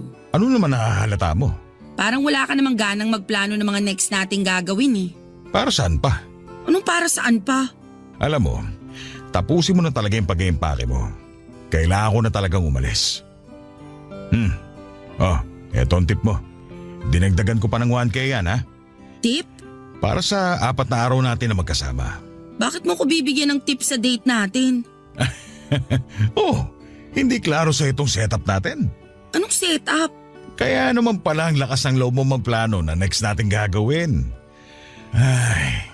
Binayaran ko ang manager mo si Osang para mailabas ka ng ilang araw. Hindi ko manager si Osang. Kaibigan ko siya. Sabi mo eh. O ano na? Kukunin mo ba tong tip o hindi?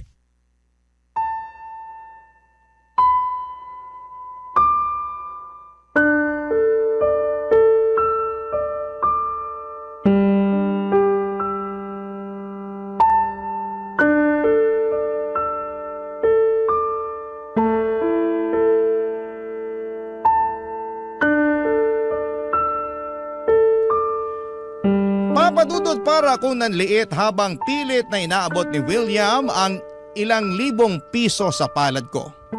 Hindi ko yun tinanggap pero iniwan na lamang niya sa ibabaw ng kama para kunin ko kapag natauhan na raw ako. Pagkatapos noon ay nagmadali na siyang lumabas ng kwarto para umalis na. Naiwan naman akong mag-isa sa hotel tulad ng nangyari sa amin ni Timothy.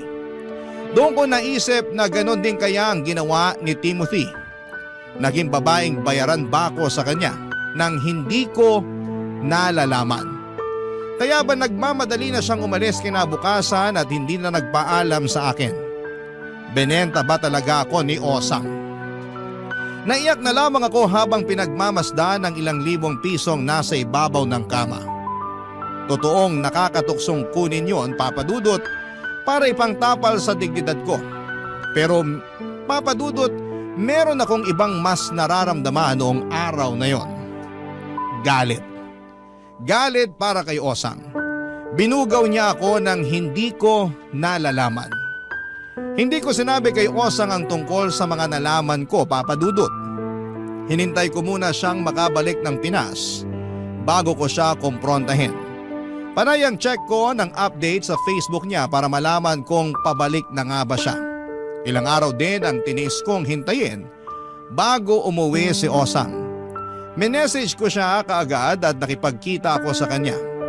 Hindi naman ata nakahalata si Osang.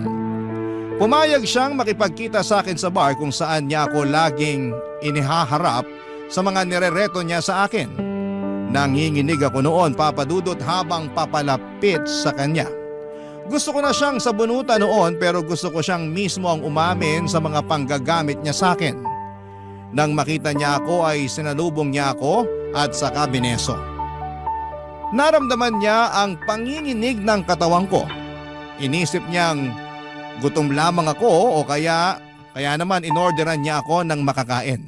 Tahimik lamang ako noon at nakamasid sa kanya habang nagkikwento siya sa mga nangyari sa kanya sa Paris, Papa Dudut.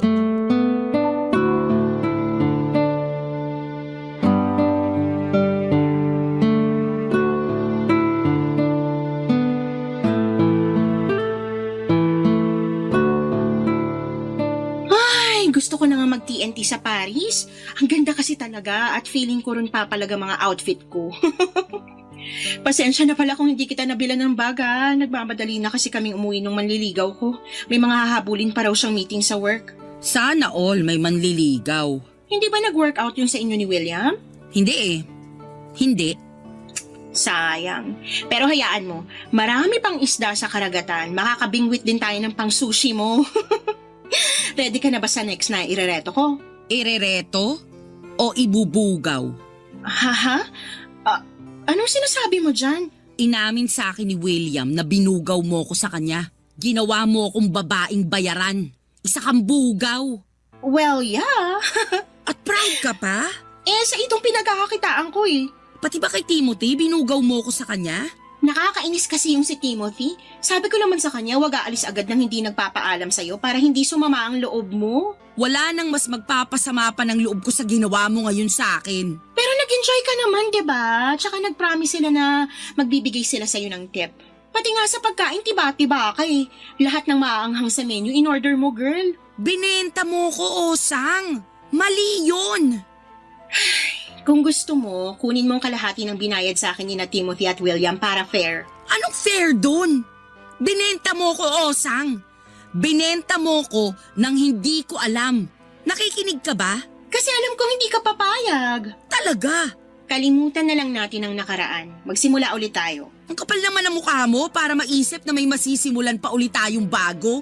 Hindi mo kasi alam kung gaano kalaki ang kitaan sa ganitong kalakaran eh. Kung papayag ka maging manager ako. Wow! Makinig ka muna. Alam kong hindi maganda tong simula natin, kaya pwede pa natin tong ayusin. Wala nang aayusin, Osang. Sinira mo na lahat. Lagi ka nagsasana all sa buhay ko, di ba? Ayaw mo bang sila naman ang magsana all sa buhay mo? Di ba dati nakwento mo na sawa ka na sa trabaho mo? Wala akong sinasabing ganyan. Baka nga inassume ko lang yon. Pero girl naman, mukha kang haggard nung una kitang nakita. Tapos nung nadiligan ka na ng mga customer at inabutan ka pa ng tip, ang ganda mo na kaya bigla. Saan papunta ang usapan na to, Osang? Ang gusto ko lang puntuhin, Baka gusto mong ituloy na to. May kadate ka na, may pera ka pa. Hindi ganito ang klase ng date na gusto ko. Sa simula aayawan mo talaga, pero kapag naranasan mo na kung paano gastusan ng mga lalaki, ang sarap kaya sa pakiramdam. Baka ikaw lang. Oh, come on, Rita. Huwag mong sabihin sa akin na hindi ka nag-enjoy habang naglulustay sa'yo ng pera sina Timothy at William. Hindi makatarungan tong ginawa mo sa akin. Hindi mo sinagot ang tanong ko. Huwag na tayo magplastikan. Ako lang to, Rita. Pwede ka magpakatotoo. Ang saya, di ba? Asawa ang hanap ko, Osang. At pwede mo yung mahanap sa trabahong to. Basta masipag ka lang mag-book at malay mo, isang araw, may mapaibig ka. Kung alam mo lang kung ilang prosti nang naging housewife ngayon dahil sa trabaho na to. Mayamang housewife, ha? Ikaw din. Pag-isipan mo.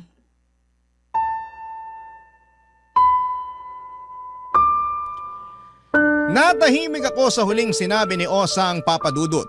Totoo nga kaya na pwede ko ring ma-experience na maging housewife kung sa dadaanan ko ang pagpoprosti. Napansin ni Osang ang pagdadalawang isip ko at kinuha niya ang oportunidad na yon kaya mas gagawin niya ang lahat para makumbinsi ako. Nilabas niya ang tablet niya at ipinakita niya ang iba't ibang mga prosti na nagkaroon na ng asawa dahil sa trabaho nila. Nagsana all ulit ako.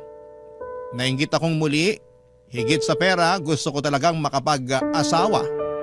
Nahirapan akong maghanap ng mapapangasawa nung una pero pwede palang maging posible yon basta tsatsagain ko ang pagpoprosti. Lalo nga't malaki ang bayad dito. Di hamak na mas malaki kesa sa sinasahod ko. Hawak ko pa ang oras ko. Magagamit ko rin ang pera na yon para magpaganda. Mas lalo ako magkakaroon ng chance para makilala ang forever ko. Hindi ako umiimik kay Osang noon. Tinatansya ko pa rin ang magiging desisyon ko. Maya-maya ay dumating ang bagong kadate ni Osang. Sinundo na siya para mag-staycation daw sa Tagaytay. Nagsana all na naman ako. Bago umalis si Osang ay binulungan niya ako at sinabing hihintay niya ang sagot ko dahil meron na raw siyang bagong irereto sa akin at malaki ang bayad. Porsyento na lang daw ang ibibigay ko sa kanya. Doon ako mas lalong naguluhan. Lalo na noong inabutan niya ako ng ilang libong piso at saka nagmamadali na siyang umalis para sa bagong kadate niya. Naiwan ako mag-isa sa bar at pinag-iisipan ang susunod kong hakbang. Ano ba sa tingin ninyo ang dapat kong gawin? Sana ay magawa ninyo akong tulungan sa problemang kinakaharap ko sa ngayon. Maraming salamat po sa lahat ng bumubuo ng inyong #1 radio station. Hanggang sa muli, ang inyong kapuso at kabarangay forever, Rita. Barangay Love Stories. Barangay Love Stories. Nalilito pa rin sa life ang ating kabarangay. Ano kaya ang maipapayo mo sa kanya? Ibahagi mo yan sa ating comment section para mabasa rin niya. Nagustuhan ng iyong napakinggan? Ituloy yan via live stream sa www.gmanetwork.com/radio.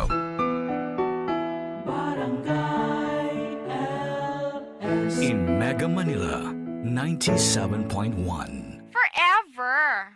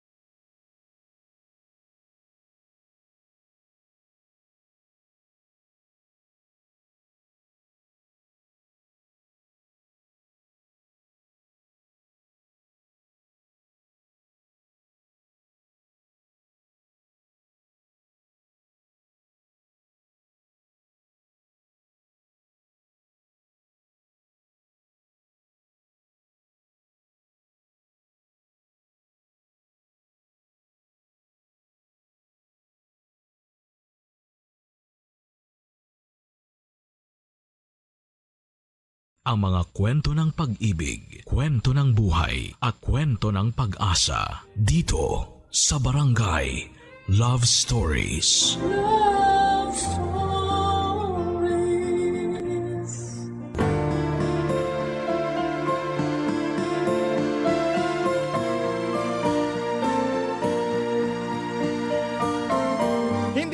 nabigay todo tayo sa pagmamahal sa ibang tao tapos ay wala nang matitira para sa atin.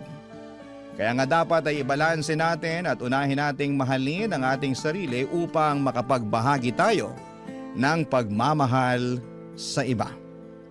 Ikaw, kabarangay, mahal mo ba ang iyong sarili? Dear Papa Dudut, good day po sa inyo at sa mga kabarangay nating nakikinig sa Barangay Love Stories. Sobra talagang nakaka-addict ang bawat episode na tinatampok ninyo. Kaya naman nag-decide na po akong sumulat din at magpadala ng aking kwento. Pero bago ang lahat ay magpapakilala muna ako. Tawagin niyo na lamang po ako sa pangalang Norman. 35 years old at taga Malolos, Bulacan. Kung ilalarawan ko po ang aking sarili ay proud kong sasabihin na isa akong masipag na anak, mapagmalasakit na miyembro ng pamilya at talaga namang bigay todo. Ang motto ko kasi ay lahat kakayanin para sa mga mahal ko sa buhay.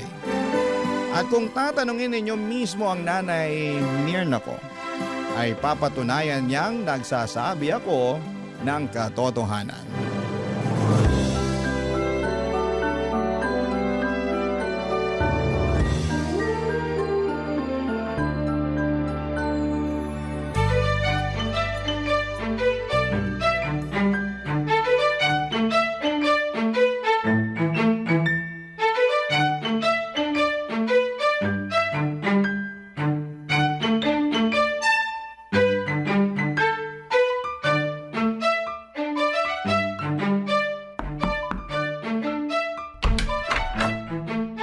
Nay, nandito na po ako. May dala po akong mga grocery.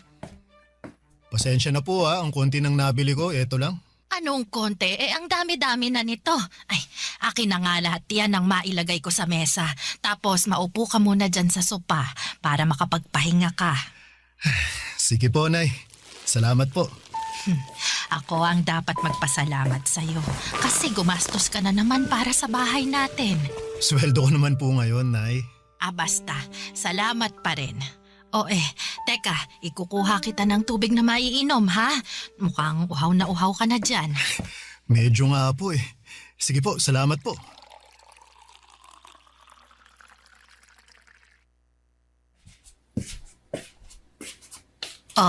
Nak, malamig yan para mapatid uhaw mo. Inumin mo muna. Sige po, salamat, Nay.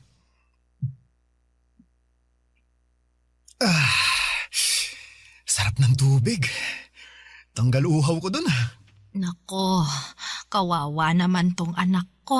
Ang dami-daming binuhat. Kaya ko naman po, Nay. Kahit na. Ay, kumain ka na ba? Kung hindi pa, nagluto ako ng paborito mong ulam doon. Yung sarsyadong tilapia. Nako, dinamihan ko na yung itlog at kamatis kasi alam kong gustong-gusto mo yan. Oh! Wow! Ang sarap naman, Nay! Masarap talaga yon kasi punong-puno rin yun ang pagmamahal ng isang ina. Paano? Ipaghahain na ba kita, anak? Nako, mamaya na po, Nay. Gusto ko munang umupo rito sa sofa para naman malapat ko sandali yung puwet at likod ko. Ako na lang din po ang maghahain ng pagkain ko mamaya. Ayaw mo ba na asikasuhin kita? Siyempre gusto ko po, pero chillax na lang po muna kayo dyan. Ako na bahala sa sarili ko. Kakain din naman po ako maya-maya. Teka, may ibibigay po pala ako sa inyo, Nay. Kunin ko lang po wallet ko, ha.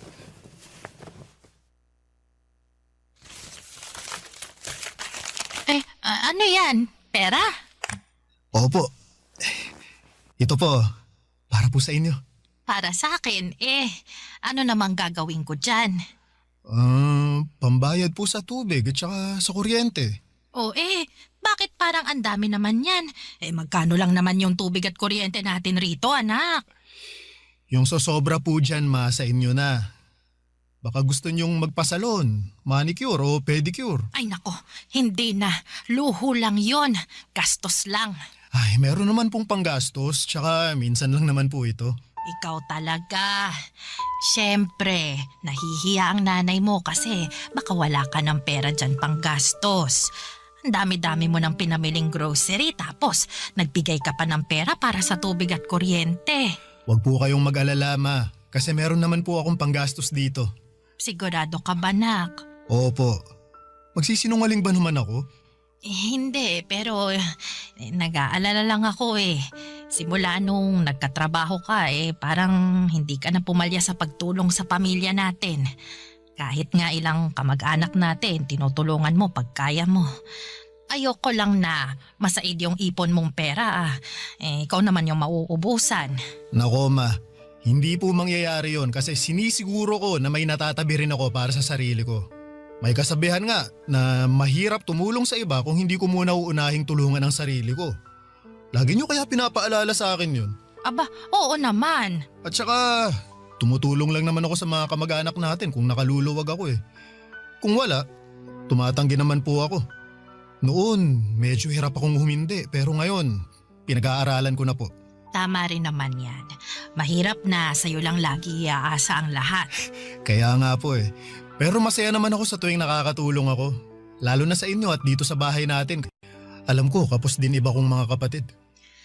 Ay, kaya nga nagpapasalamat ako sa'yo, nak. Kasi malaki talaga ang naitutulong mo sa mga gastusin natin sa araw-araw. Pero paalala pa rin huwag mong abusuhin ang sarili mo. Magpahinga ka pa rin. Huwag kang magpapakapagod ng husto sa trabaho at maglibang-libang ka rin. Alam mo yon, umalis ka, mamasyal, para hindi puro trabaho at bahay lang ang napupuntahan mo. Pero katulad ng iba nating kabarangay, Papa Dudut, na lumaki sa hirap, hindi na iba ang kwento ng aming pamilya. Mekaniko sa talyer ang tatay ko samantalang labandera naman si nanay. Tapos 4 kaming magkakapatid at ako ang panganay. Madalas ay kulang talaga ang kita ng mga magulang namin. Pangkain at panggastos namin sa araw-araw ay kinakapos. Kaya naman pinangako ko sa aking sarili na magsusumikap ako upang hindi na namin muling maranasan ang magutom. Kaya naman binuhos ko talaga ang panahon ko sa pagtatrabaho. Sa katunayan ay hindi pa ako nakontento sa pag-oopisina.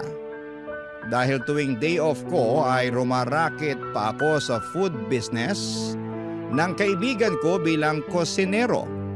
Dahil sa pagiging abala ko ay nakalimutan ko na ang aking buhay pag-ibig.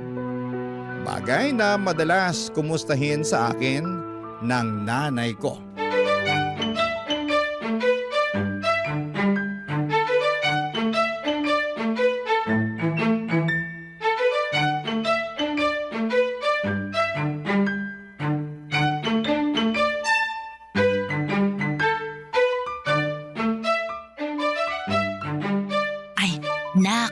Pwede ba kitang matanong?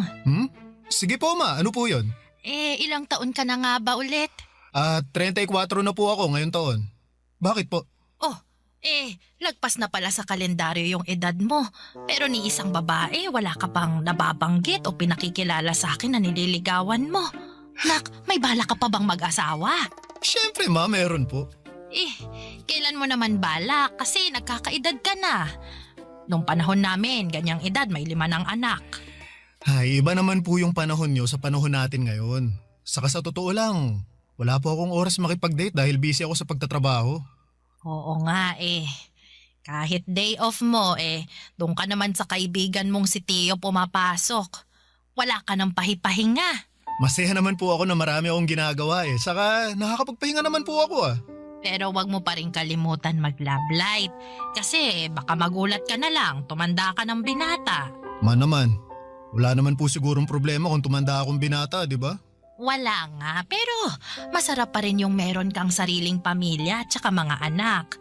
Oo, mahirap ang buhay pero naniniwala naman ako na gagawin mo ang lahat para itaguyod yung pamilyang bubuuin mo Malaki ang tiwala ko na magiging mabuti at responsable kang padre de pamilya. Sige po, Ma.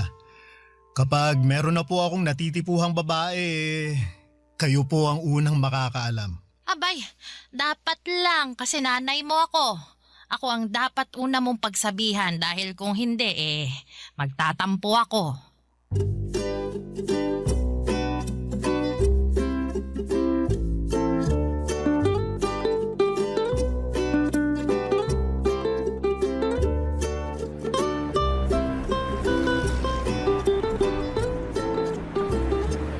Thank you talaga sa tulong mo sa business ko, tol ah. Laking luwag lalo kapag may tauhan ako na hindi pumapasok eh. Kung pwede lang talaga na dito ka na lang sa akin magtrabaho kaso hindi ko kayang pantayan ang daily rate mo eh. Oo, kasi kapag dito na ako papasok, malulugi ka sa akin. Ewan ko sa'yo. May iba tayo. Wala ka pa rin bang nililigawan, bebot? Nako, tol. Nagugustuhan nga, wala eh. Liligawan pa kaya? Baka sakali lang naman ako na meron na. Nako, nagbabaka sakali o nakikichismis? Ganun na rin yun. Siyempre, sa ating anim na magtotropa ikaw na lang yung wala pang bebe. Ayaw naman namin tumanda kang binata kaya dapat kumilos ka na para di mangyari yun. Alam mo tol, para kang nanay ko. Nung nakaraan lang, kinumusta niya buhay pag-ibig ko. Wala naman daw kaso maging matandang binata pero mas masarap pa rin ang may asawa at mga anak. Totoo yan. Tingnan mo ko ha. Meron akong mga anak. Wala nga lang asawa kasi hindi naging okay pagsasama namin. Pero ayos lang dahil nasa akin naman yung mga bata eh. Ayun, magulo na masaya. Iba pa rin kapag may kasama kang bata. Kahit nakakapagod silang alagaan pero nakakatuwa pa rin. Sino ba kasing may sabi sa'yo na gusto kong tumandang binata? Siyempre naman, gusto ko pa rin magkaroon ng pamilya. Kaya lang, ang problema ko wala na akong panahon na kumilala ng babae. Masyado ka kasing busy sa trabaho. Kulang na lang, pakasalan mo mga trabaho mo eh. Huwag ganun. Sobra ka naman, tol. Joke lang. Alam ko naman na masipag ka at responsableng anak. Bigay todo kung tumulong. Pero sabi nga ng nanay mo, pumag-ibig ka rin. Yan din naman gusto namin para sa'yo ng mga tropa natin eh. Kaya nga, meron sana akong papakilala sa'yo. Ha? Sino naman? Marisa ang pangalan niya. Kaibigan ng kapatid ko. Mabait yun. Maganda. Mahinhin kumilos at magsalita.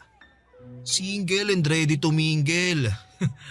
Nasabi ko na rin sa kanya na irereto kita sa kanya. Kaya alam niya na single ka rin. Alay mo, kayo na pala ang para sa isa't isa, di ba? Subukan mo lang makipag-date at kilalanin pa ng husto si Marisa.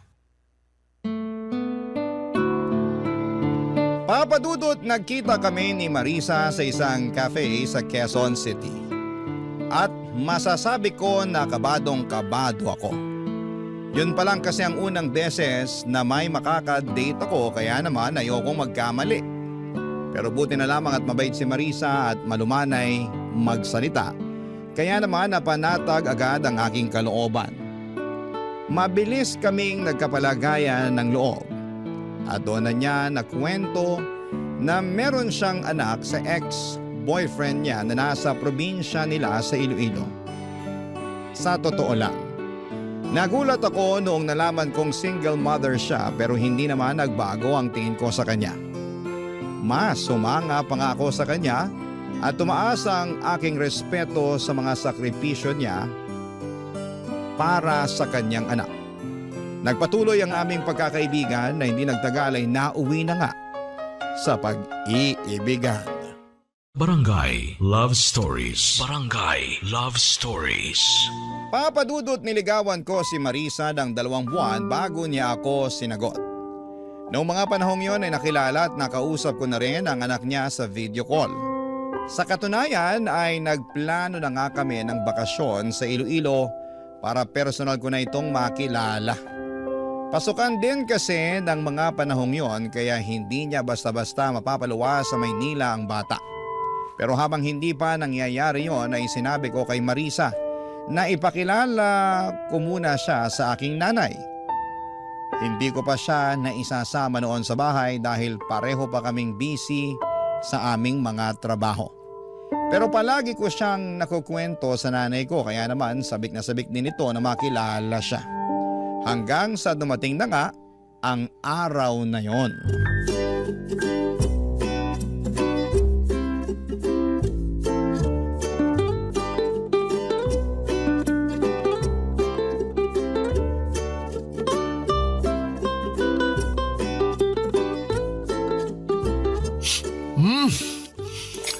sarap po talaga nitong niluto niyong kare-kare, Nay. Nako, salamat anak. Uy, pero magdahan-dahan ka nga sa pagkain ha. Baka mabulunan ka, tsaka baka kung ano na lang ang isipin ni Marisa, oh. Nako, Nay. Alam po ni Marisa na masarap kayong magluto kaya ganadong-ganado ako pag kumakain. Lagi ko rin kasing nakikwento sa kanya yun, Nay. Di ba, babe? Tama po si Norman. Walang araw na hindi niya binida yung bawat luto niyo na pabaon niyo sa kanya. Nako, ganun ba? Salamat naman. Pero bakit parang hindi ka halos kumukuha ng ulam? Ayaw mo ba ng kare-kare? Yung totoo, allergic po kasi ako sa mani eh. Aha? Ganun ba? Nako, paano yan? May nakain ka na? Hindi naman po malala yung allergy ko, tsaka kaunti lang naman yung nakain ko, kaya ayos lang po ko. Marisa, nako, sorry ha, hindi ko alam na may allergy ka sa mani. Specialty kasi ni Nana yung kare-kare, kaya yan yung nirequest ko na lutuin niya. Special din kasi yung okasyon dahil nga ipapakilala kita sa kanya. Ayos nga lang ako. Kaunti lang nakain ko, di ba? Tsaka saka kung wala akong allergy siguradong hindi ko pa rin kakainin yung luto ng nanay mo. Kasi hindi naman masarap. Paano niya naging specialty yan? Ang tabang naman. At ang lansa ng karneng ginamit. Makunat din. Pati yung gulay mapait. Nakakadiri. Ha? Anong sinabi mo? Narinig mo yung sinabi ko, Norman? Kailangan ko pa bang ulit-ulitin? Pasensya ka na ha kung hindi ka nasarapan sa luto ko. Wala na po ba kayong ibang niluto? Ha? Kasi hindi ko makakain yung kare-kare na yan. Baka hindi lang malalang allergy abutin ko dyan eh. Baka sumakit din tiyan ko. Sige. Teka, ipagluluto kita ng ibang ulam. Nay, natin. Nay, wag na, Nay. Order na lang tayo. Wag ka nang umorder. Gastos lang yan. Tsaka meron pa naman tayong mga sangkap dyan sa ref. Ako nang bahala, ha? Kumain na lang kayo dyan, ha? Sandali lang, magluluto lang ako. Nay! Marisa, mag-usap nga tayo dun sa labas. Bakit sa labas pa? Pwede naman dito na lang sa mesa. Mamaya malamok pa dun kagatin pa ako. Please, Marisa, kahit sandali lang. Ay, nako! Kakainis ka talaga.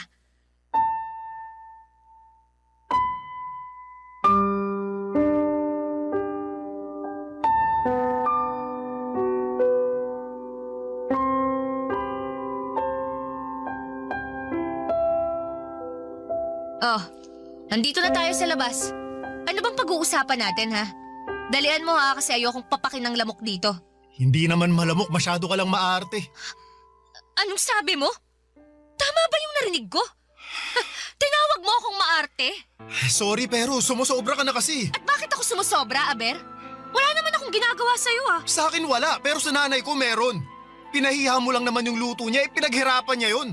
Saka saan galing yung pinagsasasabi mo kanina na hindi masarap Sarap na sarap nga ako sa pagkain kanina. Aba, anong malay ko kung na-immune na yung panlasa mo sa luto ng nanay mo? Lagi mong kinakain Malamang nasanay na yung dila mo. Ang bihira ka, ano ba kasi problema mo? Wala akong problema. Pero nag-expect lang talaga ako na mala 5-star restaurant yung luto ng nanay mo. Pero turns out, hindi naman pala. Hindi ko na nga malunok kaya tinigilan ko ni. Kahit titigan masakit sa mata. Okay, look. Hindi naman sa nilalait ko yung luto ng nanay mo, ha? Mali ko lang din siguro Masyado akong nag-expect. Sinadya ko pa namang hindi kumain bago pumunta rito sa inyo. Kasi nga plano ko na dito kumain ng marami. Kaya lang ganun pa ang nangyari. Mali pa rin na pinahiya mo ang nanay ko. Sana sinarili mo na lang yung opinion mo. Wow! Kasalanan na palang pagiging prangka, ha? Kung hindi ko sasabihin ng totoo ako naman ang kawawa, di ba? Gusto mo, magsinungaling ako sa'yo? Sabihin kong nasasarapan ako sa luto ng nanay mo kahit hindi? Hirap sa'yo, masyado kang balat sibuyas Kung hindi mo kayang tanggapin yung pagiging prangka ko, buti pa maghiwalay na tayo. Papadudot, ayoko namang maghiwalay kami ni Marisa kaya naman pilit ko siyang inunawa ng mga panahong yon. Inihingi ko na lamang siya ng pasensya sa nanay ko na nagsabi naman na ayos lang. Pero ramdam ko na labis niyang kinalungkot ang una nilang pagkikita ng girlfriend ko dahil sa pagiging prangka nito na wala naman sa lugar. Hindi nagtagal, Papa Dudut, ay nagkaayos naman kami ni Marisa, kaya lang ay habang umuusad ang aming relasyon ay unti-unti kong nadidiskubre ang natatagong ugali ng girlfriend ko. Taliwas po sa pagiging mahinhin at malumanay niyang magsalita. Noong una ay ang natatago niyang kaartihan na wala sa lugar at pagiging matabil ang dila. Bukod doon ay magastos din po si Marisa, Papa Dudut.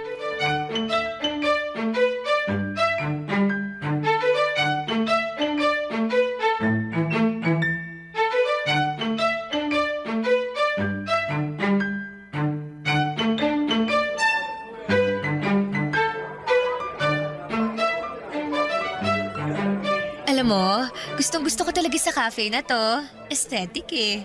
Sigurado akong pupusuan na naman ng mga friend ko online yung My Day ko. Aesthetic nga pero di naman masarap yung kape saka ang mahal ng menu nila. Sabi ko naman sa'yo, subukan natin sa iba eh. Meron akong alam na kabubukas lang pero maraming magagandang review. Ayoko sa iba. Gusto ko rito. Hindi bagay yung beauty ko sa mga pipitsuging kainan, no? Maawa ka naman sa akin. Maaate mo ba na i-date ako sa isang mabaho at mumurahing lugar? Marisa, para sa kaalaman mo, hindi mabaho yung lugar na gusto ko sanang puntahan natin sa date natin ngayon. O, edi sige. Hindi na kung hindi. Pero mumurahin pa rin. Ayoko doon. Gusto ko rito. Bahala ka na nga. Bahala talaga ako. Ay, babe, malapit na pala yung birthday ko. Ano palang plano mong regalo sa akin? Ano? Don't tell me, nakalimutan mo na ah. Sige ka, magtatampo ako. Hindi ko nakalimutan pero sikreto muna kung anong ireregalo ko sa'yo. Siyempre, wala nang element of surprise yun kapag sinabi ko, di ba? Hindi ako mahilig sa sorpresa eh. Mas gusto ko, alam ko na kung anong ireregalo mo sa akin. Para naman masabi ko agad sa'yo kung magugustuhan ko yun. Anong ibig mong sabihin? Para lang hindi masayang yung pera mo. Dapat magugustuhan ko talaga. At saka para sigurado na magugustuhan ko, ako na lang ang pipili o magsasabi kung anong ireregalo mo sa akin, di ba? Hayaan mo na yung surprise na yan. Madali naman yung pekein sa social media. Ang totoo, wala pa talaga akong naiisip na regalo eh. Pero hindi naman ibig sabihin nun wala akong ibibigay ah. Masyado lang kasi akong maraming iniisip nitong nakaraan kaya... Okay lang naman. Kaya nga tinanong ko para matulungan kita eh. Alam mo kasi, marami akong gustong bilhin. Pwedeng ikaw na bumili ng iba doon para mabawasan yung nasa listahan ko. Yun na lang ang iregalo mo sa akin sa birthday ko.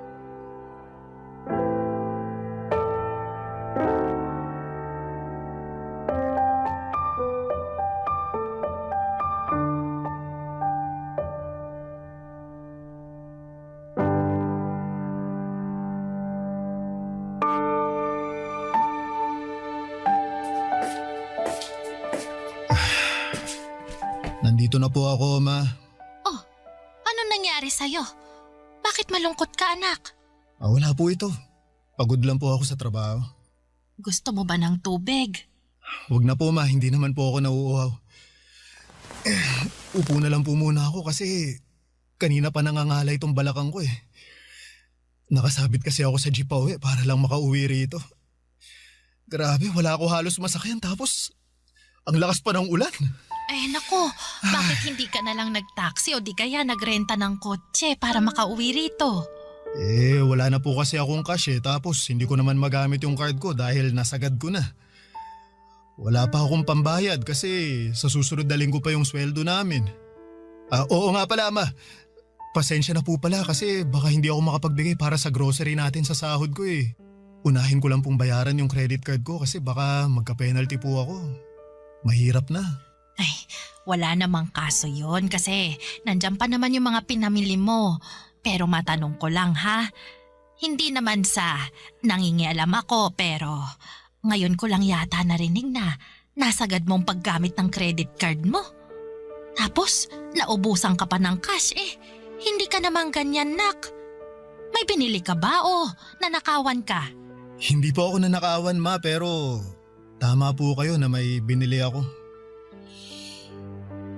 Pinilahan ko po ng bagong cellphone si Marisa kasi birthday niya po ngayon.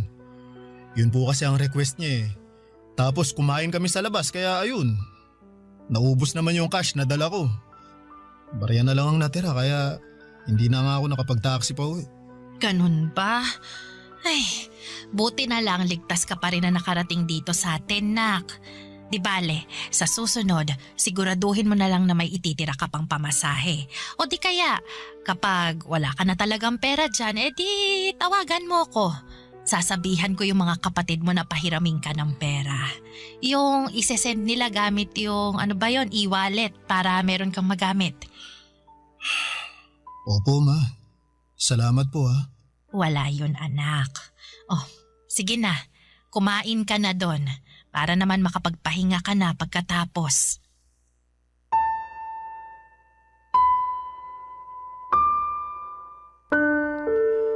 Papadudot hiyang-hiya ako sa nanay ko ng mga panahong yon.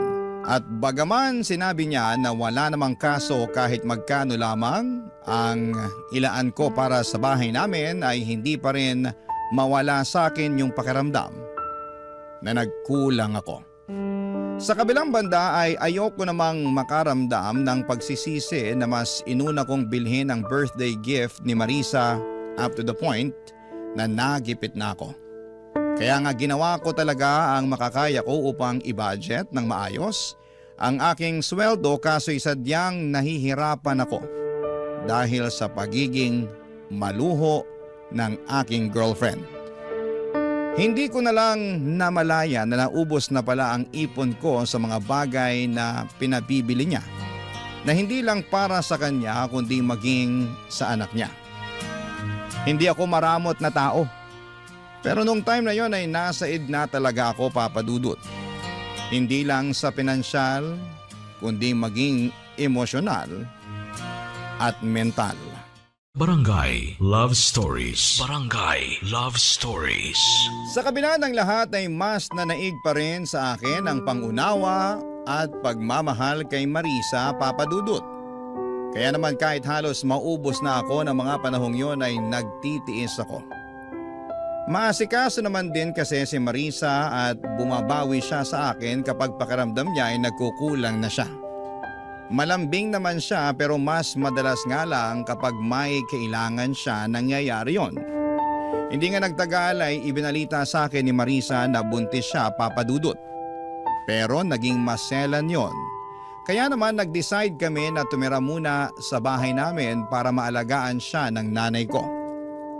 Complete bed rest ng 3 linggo ang rekomendasyon ng OB niya dahil hindi makapit si baby at ayaw naman namin na may mangyaring masama sa anak namin. Kaya nga malaki ang pasasalamat ko sa nanay ko na nagboluntaryo siyang alagaan si Marisa. Akala ko ay maayos ang turingan nila sa isa't isa pero nagkamali pala ako, Papa Dudut. Isang beses ay narinig ko sila na nagtatalo sakto galing akong banyo dahil katatapos ko lamang maligo.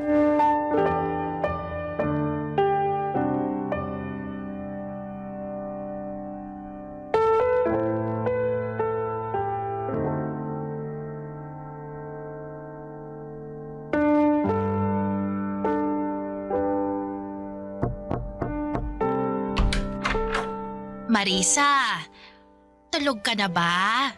Hindi po, Nay. Pwede ba akong pumasok? Kukunin ko lang yung mangkok na pinaglagyan ko ng lugaw. Sige po. Hala, nak! Bakit yata parang hindi mo namang kinain tong lugaw? Wala naman kasing lasa tsaka nakakasuka. Ay, paanong nakakasuka maayos naman at malinis yung pagkakaluto ko dyan. Tsaka may lasa yan, tinikman ko yan kanina Sa wala nga akong nalalasahan Alam nga namang ipilit kong sabihin na meron kahit wala, di ba? Lumabas naman akong sinungaling nun. Ganun ba? Pasensya na ha. Baka nagkamali lang talaga ako. Hoy, Marisa! Bakit mo sinisigawan ng nanay ko? Hindi ko sinisigawan ng nanay mo. Nag-uusap lang kami. Anong hindi? Ang taas ng boses mo, saka dinig na dinig ko dun pa lang sa banyo. Kaya nga tinapos ko na yung paliligo ko para labasin na kayo. Hindi ko nga sabi sinisigawan yung nanay mo. Masyado ka namang OA eh. Pinagsasabihan ko lang siya na hindi masarap yung lugaw na niluto niya para sa akin. Tsaka, bakit ba siya panipakain sa akin ng lugaw? Wala naman akong sakit. Nagkataon lang naman talaga na kailangan kong humilata sa higaan na to ng 3 linggo, pero hindi naman ibig sabihin nun na hindi ko kayang ngumuya ng matinong pagkain. Ayoko niyan. Hindi ako nabubusog dyan tapos ang tabang pa. Marisa, pwede mo namang sabihin ng maayos sa nanay ko eh. Hindi yung ganyan na pinagsasalitaan mo pa siya ng hindi maganda. Teka nga, abogado ka ba ng nanay mo? Anong sinabi mo? Lagi mo na lang kasi siyang pinagtatanggol imbis na ako ang kampihan mo. Baka nakakalimutan mong partner mo ko at magiging nanay na ng anak mo. Siyempre hindi ko nakakalimutan yun, pero nanay ko pa rin yung binabastos mo. Anong binabastos pinagsasasabi mo dyan? Alam mo sumusobra ka na ha? Ma, magsalita naman kayo! Sabihin yung hindi ko kayo binabastos! Ay, hindi naman ako binabastos ni Marisa, anak. Anong hindi? Dinig na dinig ko nga mga pinagsasabi sa inyo ng babaeng yan. Hindi na niya kayo nirespeto. Hoy Marisa, nanay ko pa rin yung kausap mo ha. At wala kang karapatan na bastusin siya. Wala ka ba nanay? Ano bang klaseng tanong yan? Sinong nag-aalaga sa anak ko kung wala akong nanay, di ba? Meron naman pala, pero ganyan mo ba kausapin at pakitunguhan ng nanay mo? Hindi! Nanay ko yun eh. Kung ganon, matuto ka ring igalang ang nanay ko kasi parang ako na rin yung hindi mo nirespeto sa tuwing binabastos mo siya. Ang bait-bait ng nanay ko pero hindi ibig sabihin pwede mo na siyang abusuhin. Ni minsan hindi kanya pinatulan. Siya pa nga madalas humingi ng pasensya matapos mo siyang tarayan, di ba? Sana dun man lang maisip mo na nakakabastos ka na. At kung kaya mong irespeto ang nanay mo, sana gawin mo rin yun sa nanay ko. Norman, hindi naman siguro sinasadya ni Marisa, kaya hayaan mo na lang. Ayos lang naman ako eh. Oh, tingnan mo! Ayos lang naman pala sa nanay mo eh. Pero kung makareact ka dyan, akala mo nakagawa ako ng krimen. Pasensya na, Pasensyahin mo mukha mo! Sabi ng OB natin hindi raw ako dapat ma-stress, pero sa'yo ako nai-stress. Isama mo pa yung nanay mong ewan. Sana talaga doon na lang ako sa nanay ko sa Iloilo umuwi. At siya na lang yung dapat na nag-alaga sa akin. Hindi kayo! Papadudot dismayado ako at nasaktan sa kung paanong pakitunguhan ni Marisa ang nanay ko. Akala ko kasi nagbago na siya pero maling-mali ako dahil hindi naman pala papadudot. Sa palagay ko nga ay mas lumala pa ang pag-uugali niya dala na rin ang kanyang pagbubuntis. Isyo na rin kay Marisa na nagbibigay ako ng ambag sa bahay namin lalo na at magkaka-baby na kami. Dapat daw ay sila na lamang ang sinusuportahan ko at hindi na ang pamilya namin. Hindi ko naman pinapabayaan si Marisa at ang magiging anak namin pero hindi ko basta-basta mapuputol ang suporta ko sa nanay ko. Kaya nga sa abot ng aking makakaya ay binabalanse ko yon. Kaso'y hindi yon maintindihan ng kinakasama ko. Pinaramdam niya sa akin at sa nanay ko kung gaano niya kaayaw yung setup namin. Paulit-ulit niya akong sinasabihan na maghanap ng marirentahan dahil kaya naman niyang asikasuhin ang kanyang sarili. Lumipas nga ang 2 buwan at naging okay naman ang baby namin kaya hindi na kailangan ni Marisa na mag-bed rest. Dahil doon ay nagpaalam siya sa akin na lalabas siya para makipagkita sa dating niyang mga katrabaho, bagay na pinayagan ko naman. Kaya lang ay meron akong nalaman na labis kong kinabigla.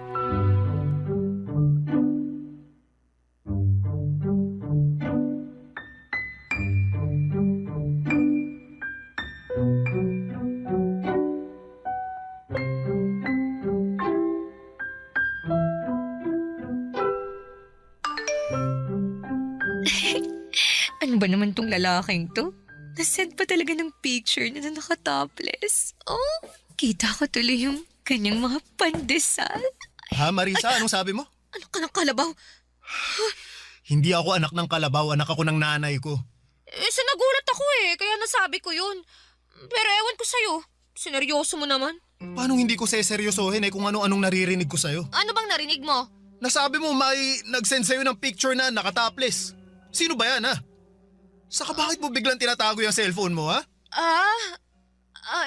Wala. Wala ka na doon. Anong wala ako doon? May tinatago ka no? Tangero ka ha? Wala akong tinatago sa'yo. Kung wala, edi patingin ako ng cellphone mo. Akin na. Akala mo hindi ko napapansinan nitong mga nakaraang araw palagi kang nakatutok dyan sa cellphone mo ha? Narinig pa kita na may kausap ka nung isang gabi. Kaya akin na, patingin ako niyan.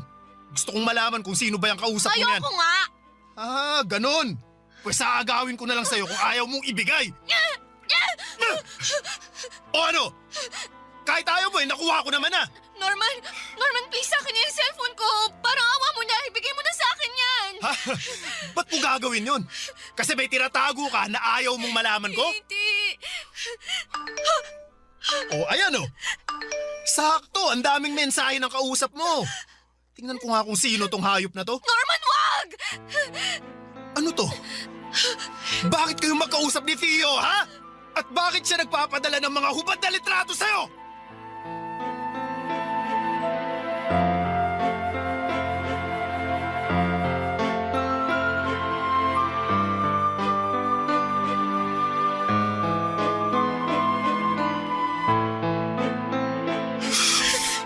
Nasaan na yung hayop na yun?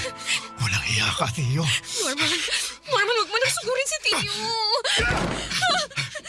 Ikaw! Hayop ka, Theo! Akala ko kaibigan kita pero tinalo mo ako! Dapat sa mukha mo sinusuntok para makita mong hinahanap mo!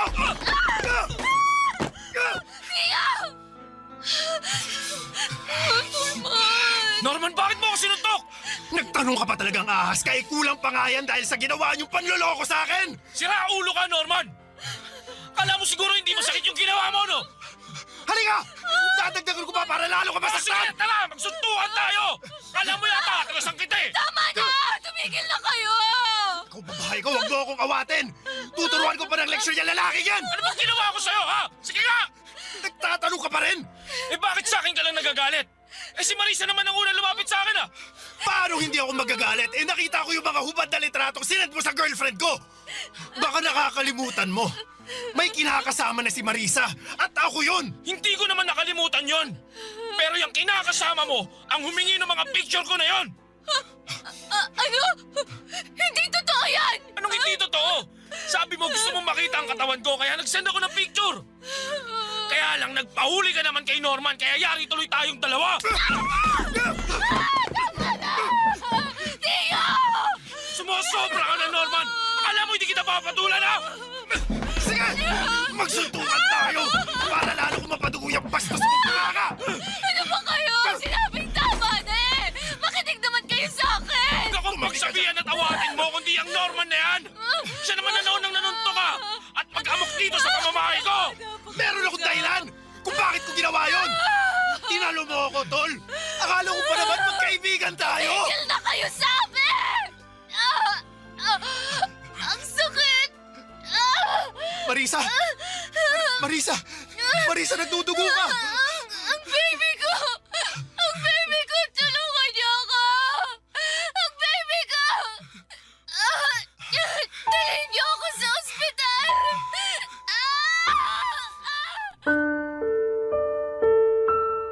Papadudot, dinala namin si Marisa sa ospital dahil nagdudugo siya ng mga panahong yon. Takot na takot ako ng mga panahong yon para sa kaligtasan ng baby namin. Kaya nga pansamantala kong nakalimutan ang galit ko kay Theo dahil natuon ang buong atensyon ko para kay Marisa. Pagdating namin sa ospital ay agad na inasikaso ng mga doktor ang kinakasama ko. Pinaghintay kami ni Theo sa labas ng emergency room at doon ko na tinawagan ang nanay ko. Gulat na gulat siya sa mga nangyari at humahangos na nagpunta sa ospital na kinakaroon na namin. Pero huli na ang lahat dahil binalita sa amin ng doktor na nakunan si Marisa. Ibig sabihin, patay na ang baby namin. Sobrang sakit ang pangyayaring yon at hindi ko mapigilang sisihin ang aking sarili dahil pakaramdam ko ay kasalanan ko kung bakit nawala ang aming anak.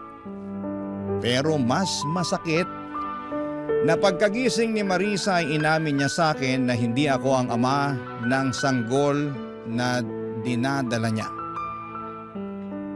Matagal na pala silang may relasyon ni Theo at may ginagawang milagro habang nakatalikod ako at hindi pa sila nakontento dahil pinaako pa nila sa akin ang bata na hindi naman nanggaling sa akin. Kaya nga noong araw ding yon ay nakipaghiwalay na ako kay Marisa. At tinapos ko na ng tuluyan ng pagkakaibigan namin ni Theo. Sa kasalukuyan ay nagmo-move on ako, Papa Dudut. Tinuring ko na lamang na blessing in disguise ang redirection na nangyari at mas nag-focus na lamang ako sa aking pamilya na siyang tunay na nagmamahal sa akin. Hanggang dito na lamang po ang sulat ko. Maraming salamat. Sakaling mapili po ninyong i-ere sa Barangay Love Stories. Ang inyong kapuso at kabarangay forever, Norman. Ako, gigil na gigil talaga ako sa nangyayari sa kwento natin. O ikaw, kabarangay, kumukulo rin ba dugo mo? Pwede kang mag-iwan ng comment sa ating comment section. Ang mga kwento ng pag-ibig, kwento ng buhay at kwento ng pag-asa dito sa Barangay Love Stories. Love Stories.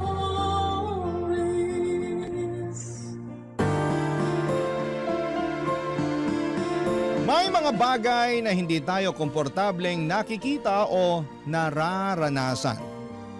Hindi natin pwedeng pilitin ang mga sarili nating tanggapin yon kung hindi naman kailangan. Ikaw, kabarangay, saan ka ba hindi komportable? At kaya mo ba itong tanggihan kapag ito ay napunta na sa iyong harapan? Dear Papa Dudut, ako nga pala si Kathy, 35 years old at meron akong nakarelasyon. Naitago na lang natin siya sa pangalang Bert. Mas matanda siya sa akin ng 20 years. Pero kahit ganon kalayo ang agwat namin sa isa't isa ay hindi naman kami nagkakaroon ng malaking problema. Marami kaming pagkakaparehas kasi mas marami akong alam sa henerasyon niya. Kaya hindi kami nauubusan ng pag-uusapan. Nakilala ko siya sa tulong ng isang katrabaho. Nereto ako noong time na ready na ulit akong magmahal. 3 taon na kasi akong single noong nakilala ko si Bert. Pakiramdam ko noon ay ready na ulit akong magmahal nang makilala ko na siya. Mature kasi siya at iba roon sa mga naging karelasyon ko. Tumagal din ang 1 taon ng ligawan bago ko siya sinagot, Papa Dudut. Hindi nga siya nainip, di kagaya ng iba na paabutin mo lang ng kalahating taon ng panliligaw ay sumusuko na. Hindi ko pinagsisihan na sinagot ko si Bert, Papa Dudut. Paano ba naman kasi lahat ng kailangan at gusto ko ay kaya niyang ibigay? Edad lang naman ang maipipintas ng iba sa kanya. Pero pagdating sa ibang bagay tungkol sa kanya, wala silang ibang masabi. Boto ang mga mahal ko sa buhay sa kanya, Papa Dudut. Gusto na nga nilang magpakasal na kami kaagad. Napag-usapan namin yon pero hindi naman ako nagmamadali. Parang okay pa rin sa akin na mag-boyfriend at mag-girlfriend lamang kami. Hindi naman ako pressured kahit lagpas 30 na. Enjoy pa kasi ako sa situation namin ni Bert, Papa Dudut.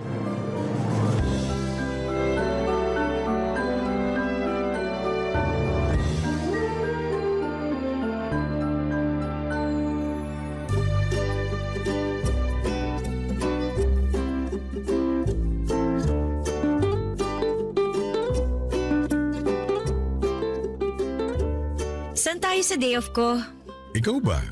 Gusto mo mag-out of town? Huwag muna, naghihingalo pa ang wallet ko eh. Ako naman ang gagastos. Ay naku, ayoko masanay sa ganyan ha. Baka mamaya isipin ng ibang tao eh, pineperahan lang kita. Alam ko namang hindi mo ako pineperahan. Gusto ko lang din na nakakapag-provide ako sa'yo. Nakakakilig naman yan. Alam mo yan pa naman yung harap ng mga babae. Good provider. Sana all na lang talagang sasabihin ng ibang tao sa atin. So, pahig ka na sa out of town? Siguro wag nga muna. Nakakatamad din kasing bumiyahe. Ano palang gusto mong gawin natin? Siguro ayos na sa akin yung lambingan habang nanonood ng TV sa kondo ko. Baka sitahin mo na naman ako kapag nakatulugan kong panonood ng TV. Naku, sanay na ako sa'yo, no? Bawasan mo kasi yung rice at saka salt intake mo para hindi ka kagad antukin. Wala na sa kinakain ko yan. Nasa edad ko na talaga. Pagkakapihin na lang kita ng 1 litro para siguradong walang tulugan. Kawawa naman ang puso ko niyan. Alam mo naman na mahina na ang puso ko dahil sa edad ko. Alam mo, lagi mo nalang nirarason ang edad mo, ha? Sinasabi ko lang ang totoo. Kailangan ko ring mag-ingat. Kailangan mo talagang mag-ingat dahil dapat mahaba pa ang panahon na magkasama tayo. Ayoko mabiyuda ng maaga, ha? Kaya nga, healthy living na ako para sa'yo eh. Ikaw kaya ang inspirasyon ko kaya gusto ko magpabata ulit. Hindi mo na kailangan magpabata. Mahal ko na ang matandang version mo. Aray, sinampal na naman ako ng realidad. Alam mo, kahit may senior citizen ID ka na, tanggap at mahal pa rin kita. Basta kahit sino ka pa. Kahit sino ako? Kahit ano pa ang nakaraan ko? Past is past, sabi nga nila, di ba? Speaking of past, Uy, kinakabahan naman ako dyan. Huwag mo sabihing may asawa ka pa pala, ha? yan naman ang wala. Alam mo namang matagal na kaming anal ng dati kong asawa, hindi ba? O so ano nga yung past na sinasabi mo? Tungkol sa anak ko. Ha? May anak ka na? Oo, Joy Joy ang pangalan niya. Nag-iisa lang. Anak ko sa una. Eh bakit ngayon mo lang sinabi sa akin? Baka kasi busted din mo kapag nalaman mong may anak na ako eh. Ang babaw naman ang tingin mo sa akin. Tanggap ko naman kung una pa lang sinabi mo nang may anak ka na. Wala na rin naman ako magagawa kasi nabuo na yung batang yun bago pa ako dumating sa buhay mo. Hindi na siya bata. Ilang taon na? 30 years old na siya. Wow! Mas matanda lang ako ng 5 taon? Oo, pero minsan isip bata yun kaya parang na rin siya mas bata sa'yo ng 20 years. Ano ba to? Halos magka-batch na kami ng anak mo Hindi naman mahalaga ang edad, hindi ba?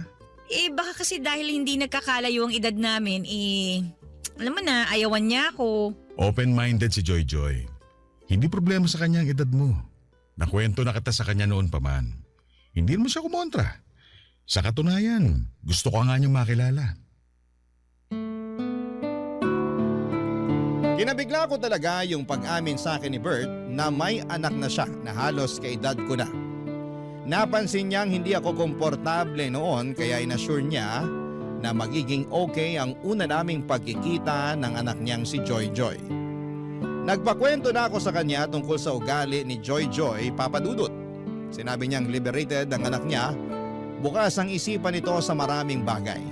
Kung ano raw ang magpapasaya kay Bert, ay sosuportahan daw yon ni Joy Joy. Papa's girl daw kasi si Joy Joy. Palibasa noong baby pa lamang ito ay si Bert na lagi ang kasama niya. Nag-ibang bansa kasi ang nanay ni Joy Joy after nitong mga anak. Kaya na-develop yung bonding nilang mag-ama. Kahit nung time na nagkahiwalay na si Bert at ang asawa niya ay hindi nagbago ang koneksyon ng mag-ama, Papa Dudut. Kahit tuwing weekends na lamang daw sila magkita pero madalas pa rin silang nagkukumustahan, salamat na lamang sa social media. Marami pa akong nalaman tungkol kay Joy Joy. Dahil doon ay napanatag na rin ako kahit papaano. Baka naman makakasundo ko si Joy Joy, lalo't hindi naman nalalayo ang edad namin sa isa't isa. Marami rin kaming pwedeng pag-usapan. Naisip ko nga rin baka pwede na rin kaming maging magkaibigan. Weird yon kung iisipin, pero para sa akin ay maganda nga yun para mas lalo akong mapalapit kay Bert. Alam kong mahal na mahal ni Bert si Joy Joy. Base pa lang kung paano kumislap ang mga mata ng nobyo ko kapag pinag-uusapan namin ang anak niya. Alam kong wala na siyang ibang hihilingin pa kapag nagkasundo kami ni Joy Joy. Kaya naman pinaghandaan ko na ang unang pagkikita namin ni Joy Joy.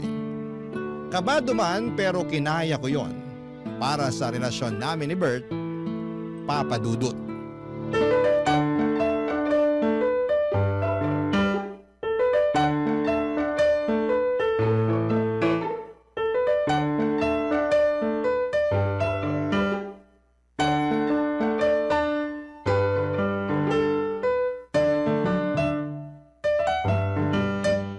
Joy Joy, ito pala ang tita Kati mo. Pwede bang Kathy na lang ang itawag ko sa'yo? Kasi naman 5 years lang ang agwat natin sa isa't isa eh. Ay, mas gusto ko nga yan. Aba, una pa lang nagkasundo na kayong dalawa. Mukha naman kasing madaling pakisamahan tong si Kathy eh. Saka mukhang marami kaming mapagkakasunduan. Ramdam ko rin eh. Parang may lukso ng dugo ako sa'yo. Ay, nanay lang? Char. Huwag mo sobra ng biro mo, Joy. Baka mabigla naman to si Kathy. Ay hindi. Maganda nga una pa lang nilalapag na niya sa akin yung totoong ugali niya eh. Para wala nang gulatan. Alam mo ngayon pa lang, gusto na kitang maging stepmother. Pero mas mukha tayong stepsisters. Oo nga pala, Joy. Dito matutulog sa bahay si Kathy, ha? Si Papa naman? Anak ba kita para magpaalam ka sa akin kung pwedeng matulog ang girlfriend mo sa bahay mo? Baka lang kasi dito ka rin matulog ngayon. Eh dito naman talaga ako matutulog ngayon. Nakaschedule na, di ba? Wala namang kaso sa akin kahit maglambingan kayo magdamag ni Kathy. Basta wag lang kayo masyadong maingay sa kwarto ha. Walang kalampagan ng kama. Hoy, huwag yung ganyang biro, ha? Hindi naman maiilang tong si Kathy. Ako ang naiilang eh. Eh di sorry. Sorry Kathy ha kung nabibigla ka sa bunganga ko. Sana masanay ka na. Ganito lang talaga ako makipag-usap kay Papa para lang kaming magkaedad. Naku, okay lang yun. Parehas lang tayo. Parang kaedad ko lang din ng tatay ko kapag kinakausap ko siya. Eh nagkikiss din ba kayo ng tatay mo? Kiss? Oo, bumibeso ako sa kanya pag nagkikita kami. Ha? Beso lang? Para naman kayong magkaibigan lang? Eh paano pala dapat? Pa, beso lang yung sa kanila oh. Bakit tayo kiss sa lips? Kiss sa lips? Oo.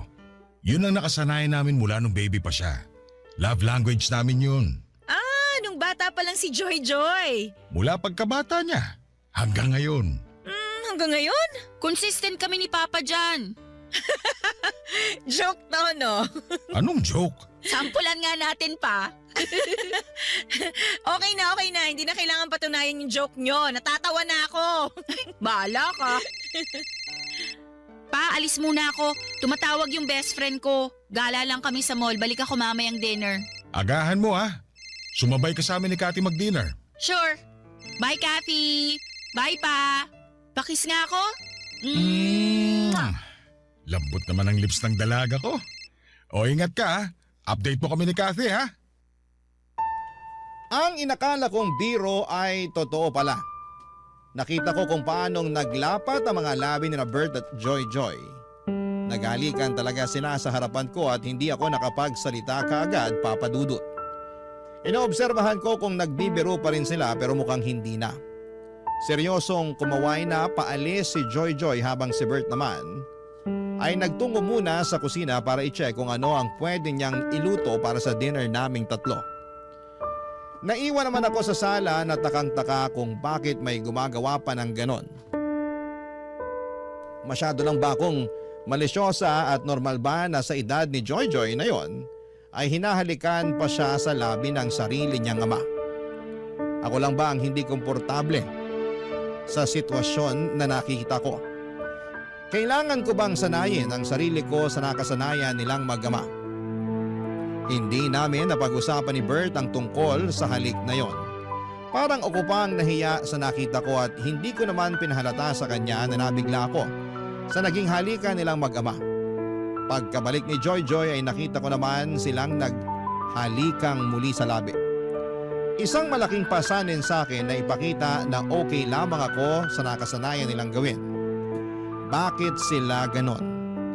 Hindi naman ako conservative na babae pero alam ko kung ano yung limitasyon. Close din naman kami ng tatay ko pero hanggang beso lang ang pupwede.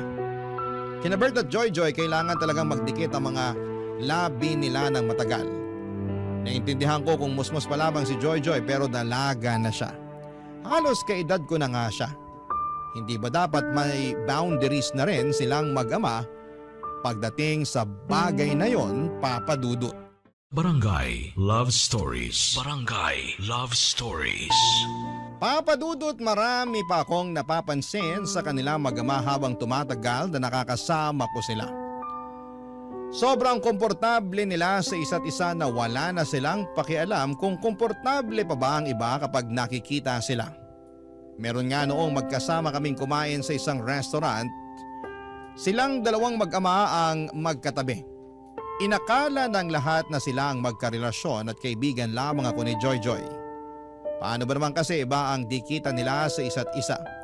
Iba rin ang yakapan na akala mo ay magkarelasyong sabik sa bawat isa. Panay din ang halikan nila sa labi kahit anumang oras nila piliin. Doon ako hindi nakatitig ng mabuti, Papa Dudut. Samantalang kami ni Bert bihira lamang kung maghalikan sa labi. Hindi rin kami gaanong naglalambingan at nagyayakapan. Pero silang mag-ama ay kayang-kaya po nila. Minsan gusto ko nang sabihin sa kanila na hindi ako komportable kaya lang nauuna lagi yung takot ko na baka ma-misunderstand nila ang pinanggagalingan ko. Hanggat maaari ay ayaw ko namang magkaroon kami ng hindi pagkakaunawaan ni Bert. Saka napapalapit na rin kasi kami ni Joy sa isa't isa. Ayaw ko ring masira ang nasimula naming samahan. Ang hirap pa namang ibalik ang magandang samahan kapag nagkalamat na. Kaya pinilit kong itikom ang labi ko para lamang masigurado na hindi ako ang magiging dahilan para lumayo ang loob nila sa akin. Pero isang araw ay meron na naman akong hindi nagustuhan sa ginawa nila. Kararating ko lamang noon ng bahay ni Bert at naabutan kong magkasama sina Joy Joy at Bert.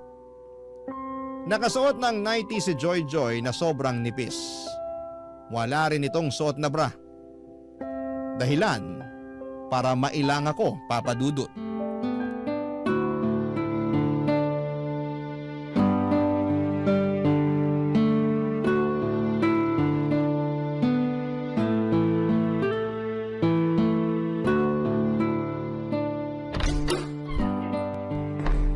Bert? Kathy, late ka na dumating ha. Sorry na traffic kasi ako eh. Kanina ka pa namin hinihintay, Kathy. May nirekomenda kasi akong movie kay Papa. Tara, panoorin na natin. Okay, sige. Joy Joy? Ano yun? Gusto mo bang humiram ng pajama or jacket? Meron ako dyan. Ha? Para saan? Naka-nighties ka kasi tsaka wala ka pa yatang bra? Ganyan talaga manamit yan kapag dito sa bahay natutulog. Lagi kasi siyang naiinitan. Masanay ka ng ganitong suot ko, Kathy. Saka ayaw akong nagbabra kasi masakit sa likuran. Kailangan din naman kasing ipahinga yung dibdib niya sa bra. Hayaan mo na siya. Okay. Kala ko kasi wala siyang magamit na ibang damit. Hindi nga rin ako nakapanty eh. Seryoso ka ba dyan? Yan ang payo ko sa kanya. May nabasa kasi ako na dapat hindi palagi nagpapanty ang babae. Dahil? Nakalimutan ko na eh. Magpalit ka na ng pambahay para makanood na tayo rito. Dali. Joy Joy, sure ka bang ayaw mong humiram ng ibang damit sa akin? Hindi nga, okay lang ako. May problema ka ba sa damit ko? Baka lang kasi kabagin ka. Baka hindi ka komportable. Ito na ang pinaka-komportableng damit ko. Kung pwede nga lang tong gamitin sa mall eh. Baka pinangrampa ko na talaga. Huwag ka na mag-alala sa sote, Joy Joy. Asikasuhin mo na lang ang sarili mo para makanood na tayo. True. Saka, Kathy, okay lang ba kung kami ni Papa ang magtabi habang nanunood? Kasi maingay kami pag nanunood eh. Baka maistorbo ka. Ayos lang naman. Madikit lang kasi itong si Joy Joy sa akin kapag nanonood ng TV. Lalo kapag sa sinihan at horror pa ang pinapanood. Naku, iba ang dikit nito sa akin. Kumakandong pa nga ako kay Papa kasi lagi ako natatakot eh. Kumakandong? Nakasanayan na naming dalawa yun. Kumakandong siya sa akin lalo kapag nangangalay na yung likuran niya. Lagi kasi sumasakit ang likod nitong dalaga ko eh. Kumakandong kahit ganyan ang suot niya?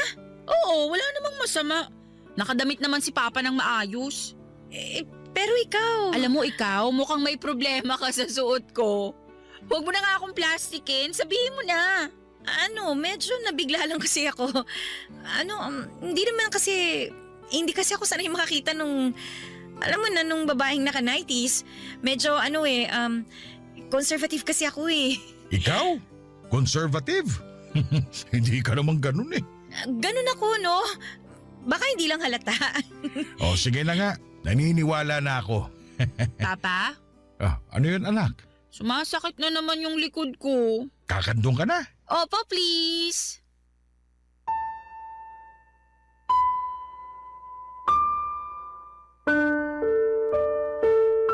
Bigla na lamang kumandong si Joy Joy kay Bert. Natulala na lamang ako sa mga nangyari. Nagmadali akong pumunta sa kwarto hindi para magbihis kundi para magpakalma ng sarili ko. Naiinis ako sa ginagawa nila pero mas naiinis ako dahil wala naman akong magawa. Para pigilan sila, Papa Dudut. Parang ang helpless ko sa sitwasyon na yon. Gustuhin ko mang magsalita, natatakot ako dahil baka ma-offend ko sila. Noong sinubukan ko nga na magpasimple pero kamuntik nang magalit itong si Joy Joy. Doon ako natakot, Papa Dudut. Lalo na noong parang kinampihan ni Bert ang anak niya. Sino ang magiging kakampi ko kung ganon? Wala akong maisip na mapagsabihan ang sitwasyon ko. Papa Dudut, natatakot ako na baka may magsabi sa akin na masyado lamang akong malisyosa. Baka ako lang ang nakakakita ng hindi maganda sa mga nangyayari. Baka nga kailangan ko ring mag-adjust. Sa pagdaan pa ng mga araw ay sinubukan kong sanayin ang sarili ko sa mga nakikita ko sa kanila. Kapag hindi ko na kinaya ay pumipikit na lamang ako o di naman kaya ay gagawa ako ng dahilan para makaiwas sa kanila. Napapadalas pa naman ang punta ni Joy Joy sa bahay ni Bert. Natuwa na raw kasi siya sa akin kaya gusto niyang makasama kami lagi ng papa niya. Kung alam lang niya na hindi kami parehas ng nararamdaman. Lagi na lang akong naiilang sa tuwing andon siya. Lagi akong kinakabahan na may makikita pa akong sobra sa ginagawa nila. At hindi nga ako nagkamali, Papa Dudut. Nagkatotoo nga ang aking iniisip. Isang gabi, sinurpresa ko si Bert para sa monthsary namin. Sinabi ko sa kanya noong una na hindi ako makakapunta sa bahay niya pero pumunta pa rin ako. May dala akong cake at regalo para sa kanya. Pero isang malaking sorpresa para sa kanya ay hindi pala kundi ako pala ang masosorpresa sa mga makikita ko.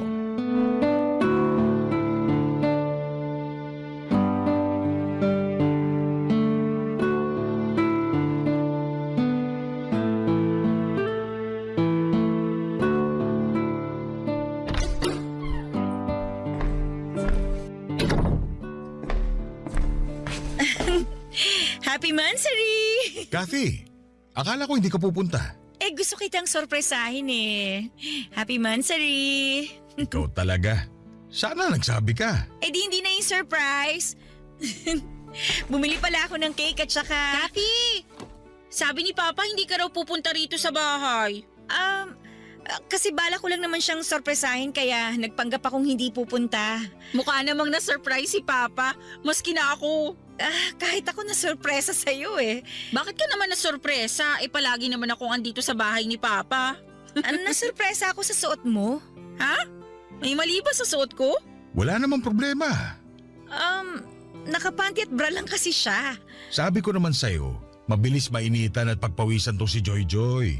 May aircon naman, di ba? Hindi effective yan sa akin. Di ba, Papa? Kahit combo pa ng electric fan at aircon, may initan pa rin niyang si Joy Joy.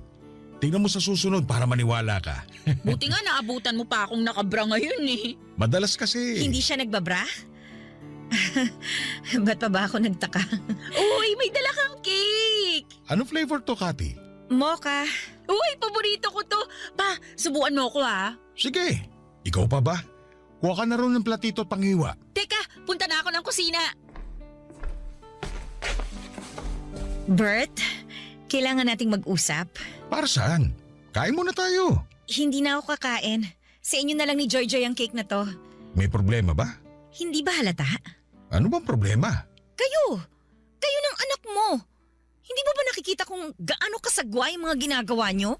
Anong masagwa? Excited na akong lantakan tong cake. Papa, kandungin mo ko please. Masakit na naman tong likod ko eh. Teka lang muna, Joy Joy ha. Nag-uusap pa kami ni Kathy. Wala na tayong dapat pag-usapan. Pakinggan nyo kung paano kayo mag-usap ng anak mo para maintindihan mo kung bakit ako ganito. Teka, ano bang nangyayari? Pumunta lang ako ng kusina tas nag-aaway na kayo bigla? Ikaw, Joy Joy, kasali ka sa problema. Bakit ba kasi ganyan ka manamig sa tuwing nandito ka sa bahay ng papa mo? Kasi bahay naman to ni Papa ko at isusuot ko kung anong gusto ko. Dalaga ka na! 30 ka na! Ilugar mo naman ang pananamit mo.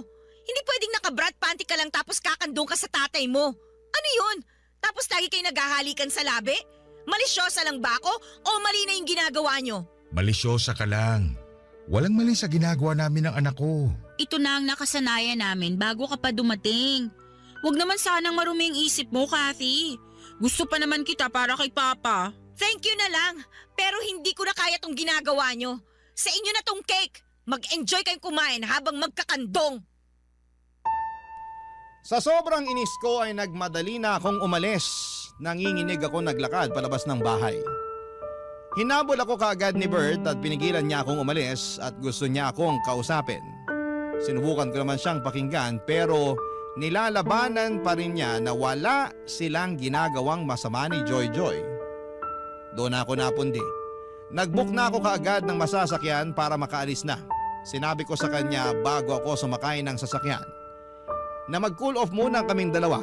Gusto kong mag-isip-isip kung tama pa ba na makipagrelasyon sa kanya dahil hindi ako komportable sa kanila ng anak niya. Wala naman na siyang nagawa kung hindi ang pumayag. Hinayaan na rin niya akong makaalis. Sa loob ng sasakyan ay doon ko ipinagpatuloy ang pag-iyak. Nang makauwi ako ng bahay ay hindi pa rin natapos ang sama ng loob ko. Nagkulong ako sa kwarto para umiyak ng umiyak. Pagkatapos noon ay nakatanggap ako ng text mula kay Bert. Sinasabi niya sa akin na bibigyan niya ako ng space. Umaasa pa rin daw siya na magkakaayos kami dahil mahal niya ako. Hindi raw niya kayang mawala ako. Lumambot ang puso ko sa sinabi niya. Kaya naman sinubukan ko siyang kausapin para ipaunawa ang maling napapansin ko sa kanilang mag-ama. Pero tulad ng dati, sarado pa rin ang isip niya tungkol doon. Kaya wala ko nagawa kundi ang itigil ang pag-uusap namin at sinimulan ko nang iwasan silang mag-ama habang pinag-iisipan kung tama pa ba na magstay ako sa buhay niya. Papa Dudut. Barangay Love Stories. Barangay Love Stories. Sa pagdaan ng mga araw ay hindi na nga muling nagparamdam sa akin si Bert. Nirespeto niya ang kagustuhan ko na makapag-isa muna. Pero nami-miss ko siya. Hindi siya matanggal sa isipan ko at in love talaga ako kay Bert.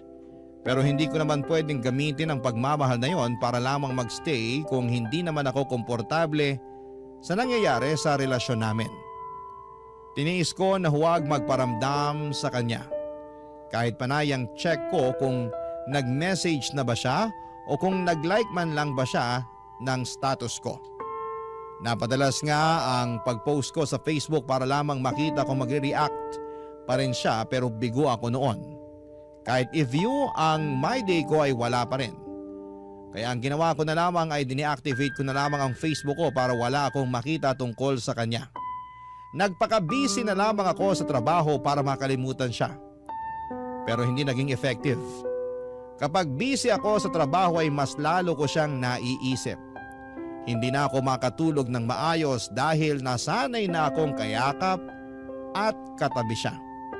Kaya naman niluno ko na ang pride ko at minessage ko na siya, Papa Dudut. Mabilis naman niya ako nireplyan at sinabi ko sa kanya na puntahan niya ako sa kondo para makapag-usap kami. Mabilis pa sa 4:00 ang pagdating niya. Nanginginig akong pinagmasdan siya at na-miss ko talaga siya. At naramdaman ko namang ganon din siya sa akin. Niyakap niya ako at hindi ko naman pinagkait sa kanya ang isang yakap pabalik. Alam kong hirap talaga akong tiisin siya dahil mahal na mahal ko siya. Kaya sinubukan kong i-communicate sa kanya ang nararamdaman ko sa relasyon nilang mag-ama, Papa Dudut.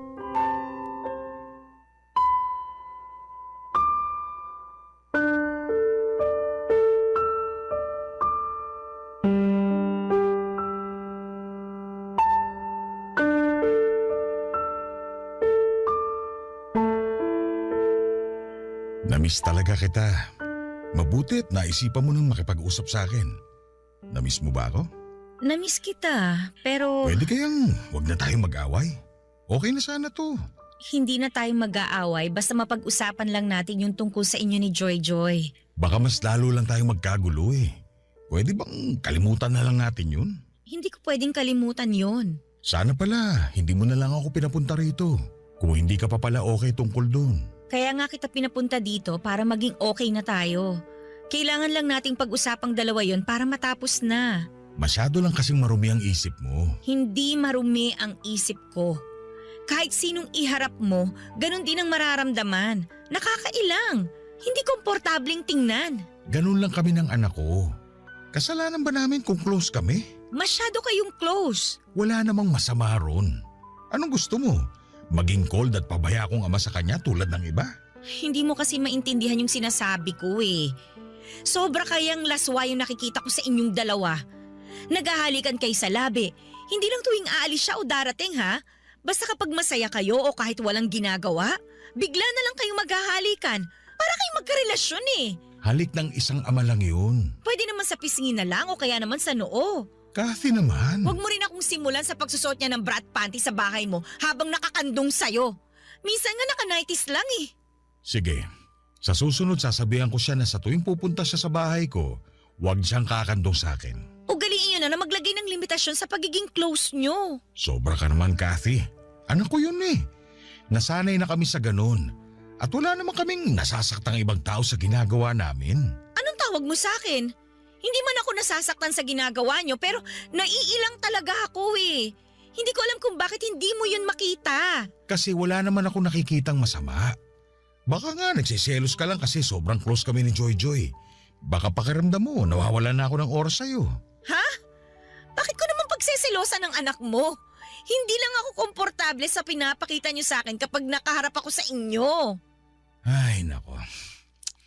Parang wala namang mananalo sa usapang ito. Ay wala talaga. Hanggat hindi mo nakikita kung ano yung point ko. Bert, sabihin mo nga sa akin, ano pa ba yung madalas niyong ginagawang mag-ama para ipakita yung closeness niyo sa isa't isa? Mga normal na bagay lang. Anong normal na bagay? Tabi kami matulog. Nakapanty at bra na naman ba siya? Sabi ko naman sa'yo, mabilis siyang mainitan eh. Ay naku! Ano pa? Ayoko na magsabi, baka magalit ka na naman. Eh mas magagalit ako kapag hindi ka nagsabi. Sabay kaming maligo. Nang nakahubad kayong pareho? Malamang. May maliligo bang nakapantalon at t-shirt? Papadudot na irita ako sa pamimiloso po ni Bert. Pero wala nang mas nakapagpairita sa akin nang malaman ko kung ano pa ang ginagawa nilang dalawa. Bakit hindi nila makitang mali yung mga nakasanayan nila? Dalaga na ang anak ni Bert pero kung umasta siya akala mo ay sanggol lamang ang anak niya. Halos kilabutan ako sa mga sinabi ni Bert, Papadudot. Kasama mong matulog ang anak mo nang nakahubad? Kasama pang maligo nang nakahubad? Paano sila nagiging bulag sa mga ginagawa nila? Wala bang ibang taong nagsasabi sa kanila na may mali na? Ang dami kong tanong noon pero dahil sa galit ko ay mas pinili ko na lamang na paalisin si Bert. Baka kung ano pa ang maidagdag niya na makapagpawala ng respeto ko sa kanya. Hindi ko na kinaya. Minessage ko siya at sinabing tapos na kaming dalawa, Papadudot. Hindi naman niya ako nireplyan. Mabuti na rin yon para mamatay na yung natitirang pag-asa sa puso ko na magiging maayos pa kaming dalawa. Panayang iyak ko habang nagmo-move on.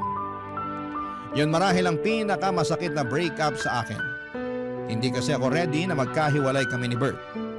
Pero kailangan kong gawin dahil hindi ko na kayang tanggapin yung nakikita ko sa kanilang mag-ama. Hindi na siya nagparamdam pa ulit sa paglipas ng buwan. Hanggang isang araw ay nagulat na lamang ako sa isang bisitang dumating sa bahay ko. Si Joy Joy. Kumatok ito sa pinto at nang buksan ko ay nakita ko ang malungkot na mukha ni Joy Joy. Hindi ko alam kung paano siya haharapin. Naiilang ako sa kanya pero gusto kong pakinggan kung ano man ang gusto niyang sabihin, Papadudot.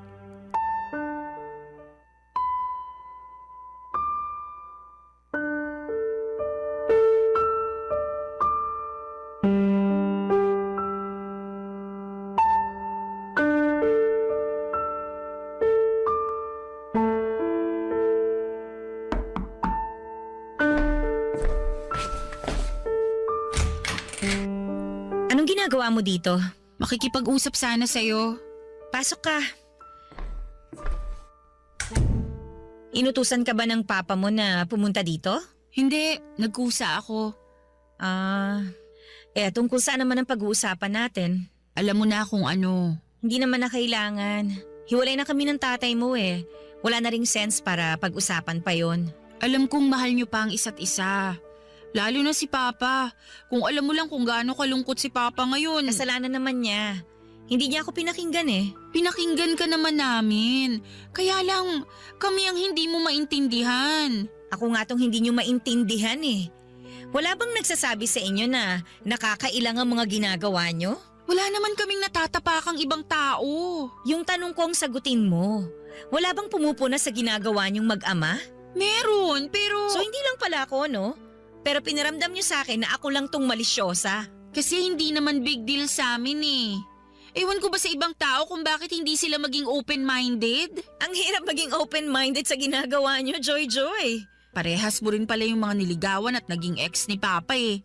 Akala ko pa naman iba ka sa lahat.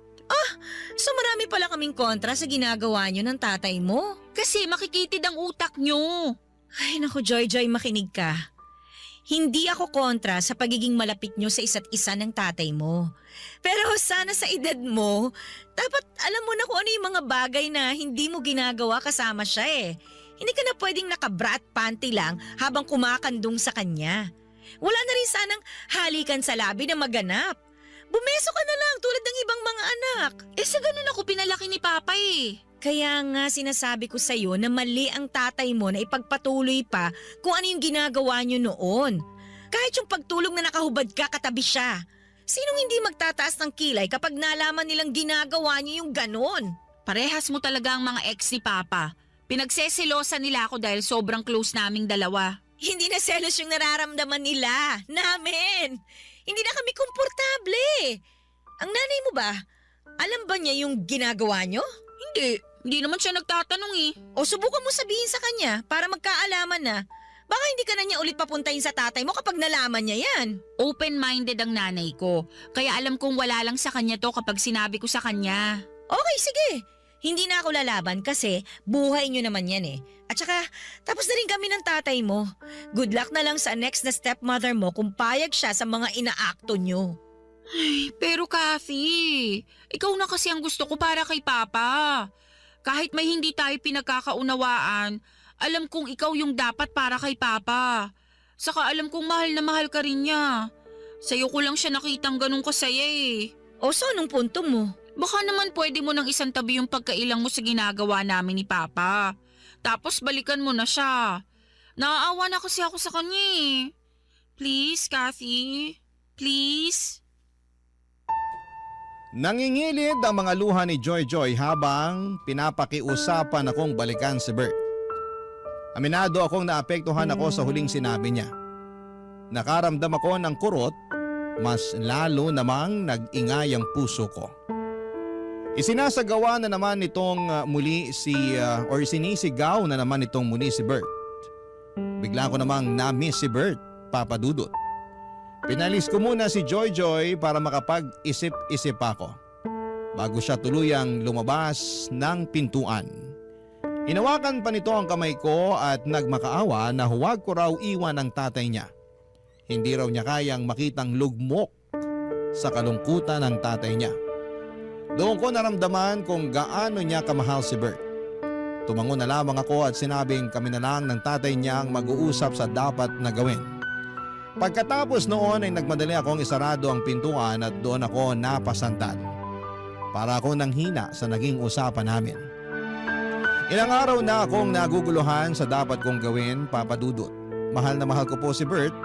Wala na akong ibang lalaki na nakikitang makakasama kung hindi siya. Kaya lang ay hindi ko talaga matanggap ang ginagawa nilang mag-ama. Sinubukan ko namang sabihin yon sa kanila pero mukhang hindi nila babaguhin ang nakasanayan nila. Kasi hanggang sa dulo ay pinapakita nilang walang mali sa ginagawa nila. Ano po ba sa tingin ninyo ang dapat kong gawin? Wala na akong ibang problema kay Bert maliban nga roon sa kakaibang closeness nilang mag-ama. Hindi ko na alam kung ano ang gagawin ko at sana'y matulungan niyo ako. Isa po akong masugid na tagapakinig ng inyong #1 radio station sa Barangay LS 97.1, lalo na ang inyong programang Barangay Love Stories. Makakaasa kayo sa patuloy na pagsuporta ko bilang pasasalamat sa pagbahagi ng aking kwento. Ang inyong forever kapuso at kabarangay, Kathy. Barangay Love Stories. Barangay Love Stories. Nalilito pa rin sa live ang ating kabarangay. Ano kaya ang maipapayo mo sa kanya? Ibahagi mo yan sa ating comment section para mabasa rin niya. Barangay LS 97.1. 97.1. Number 1.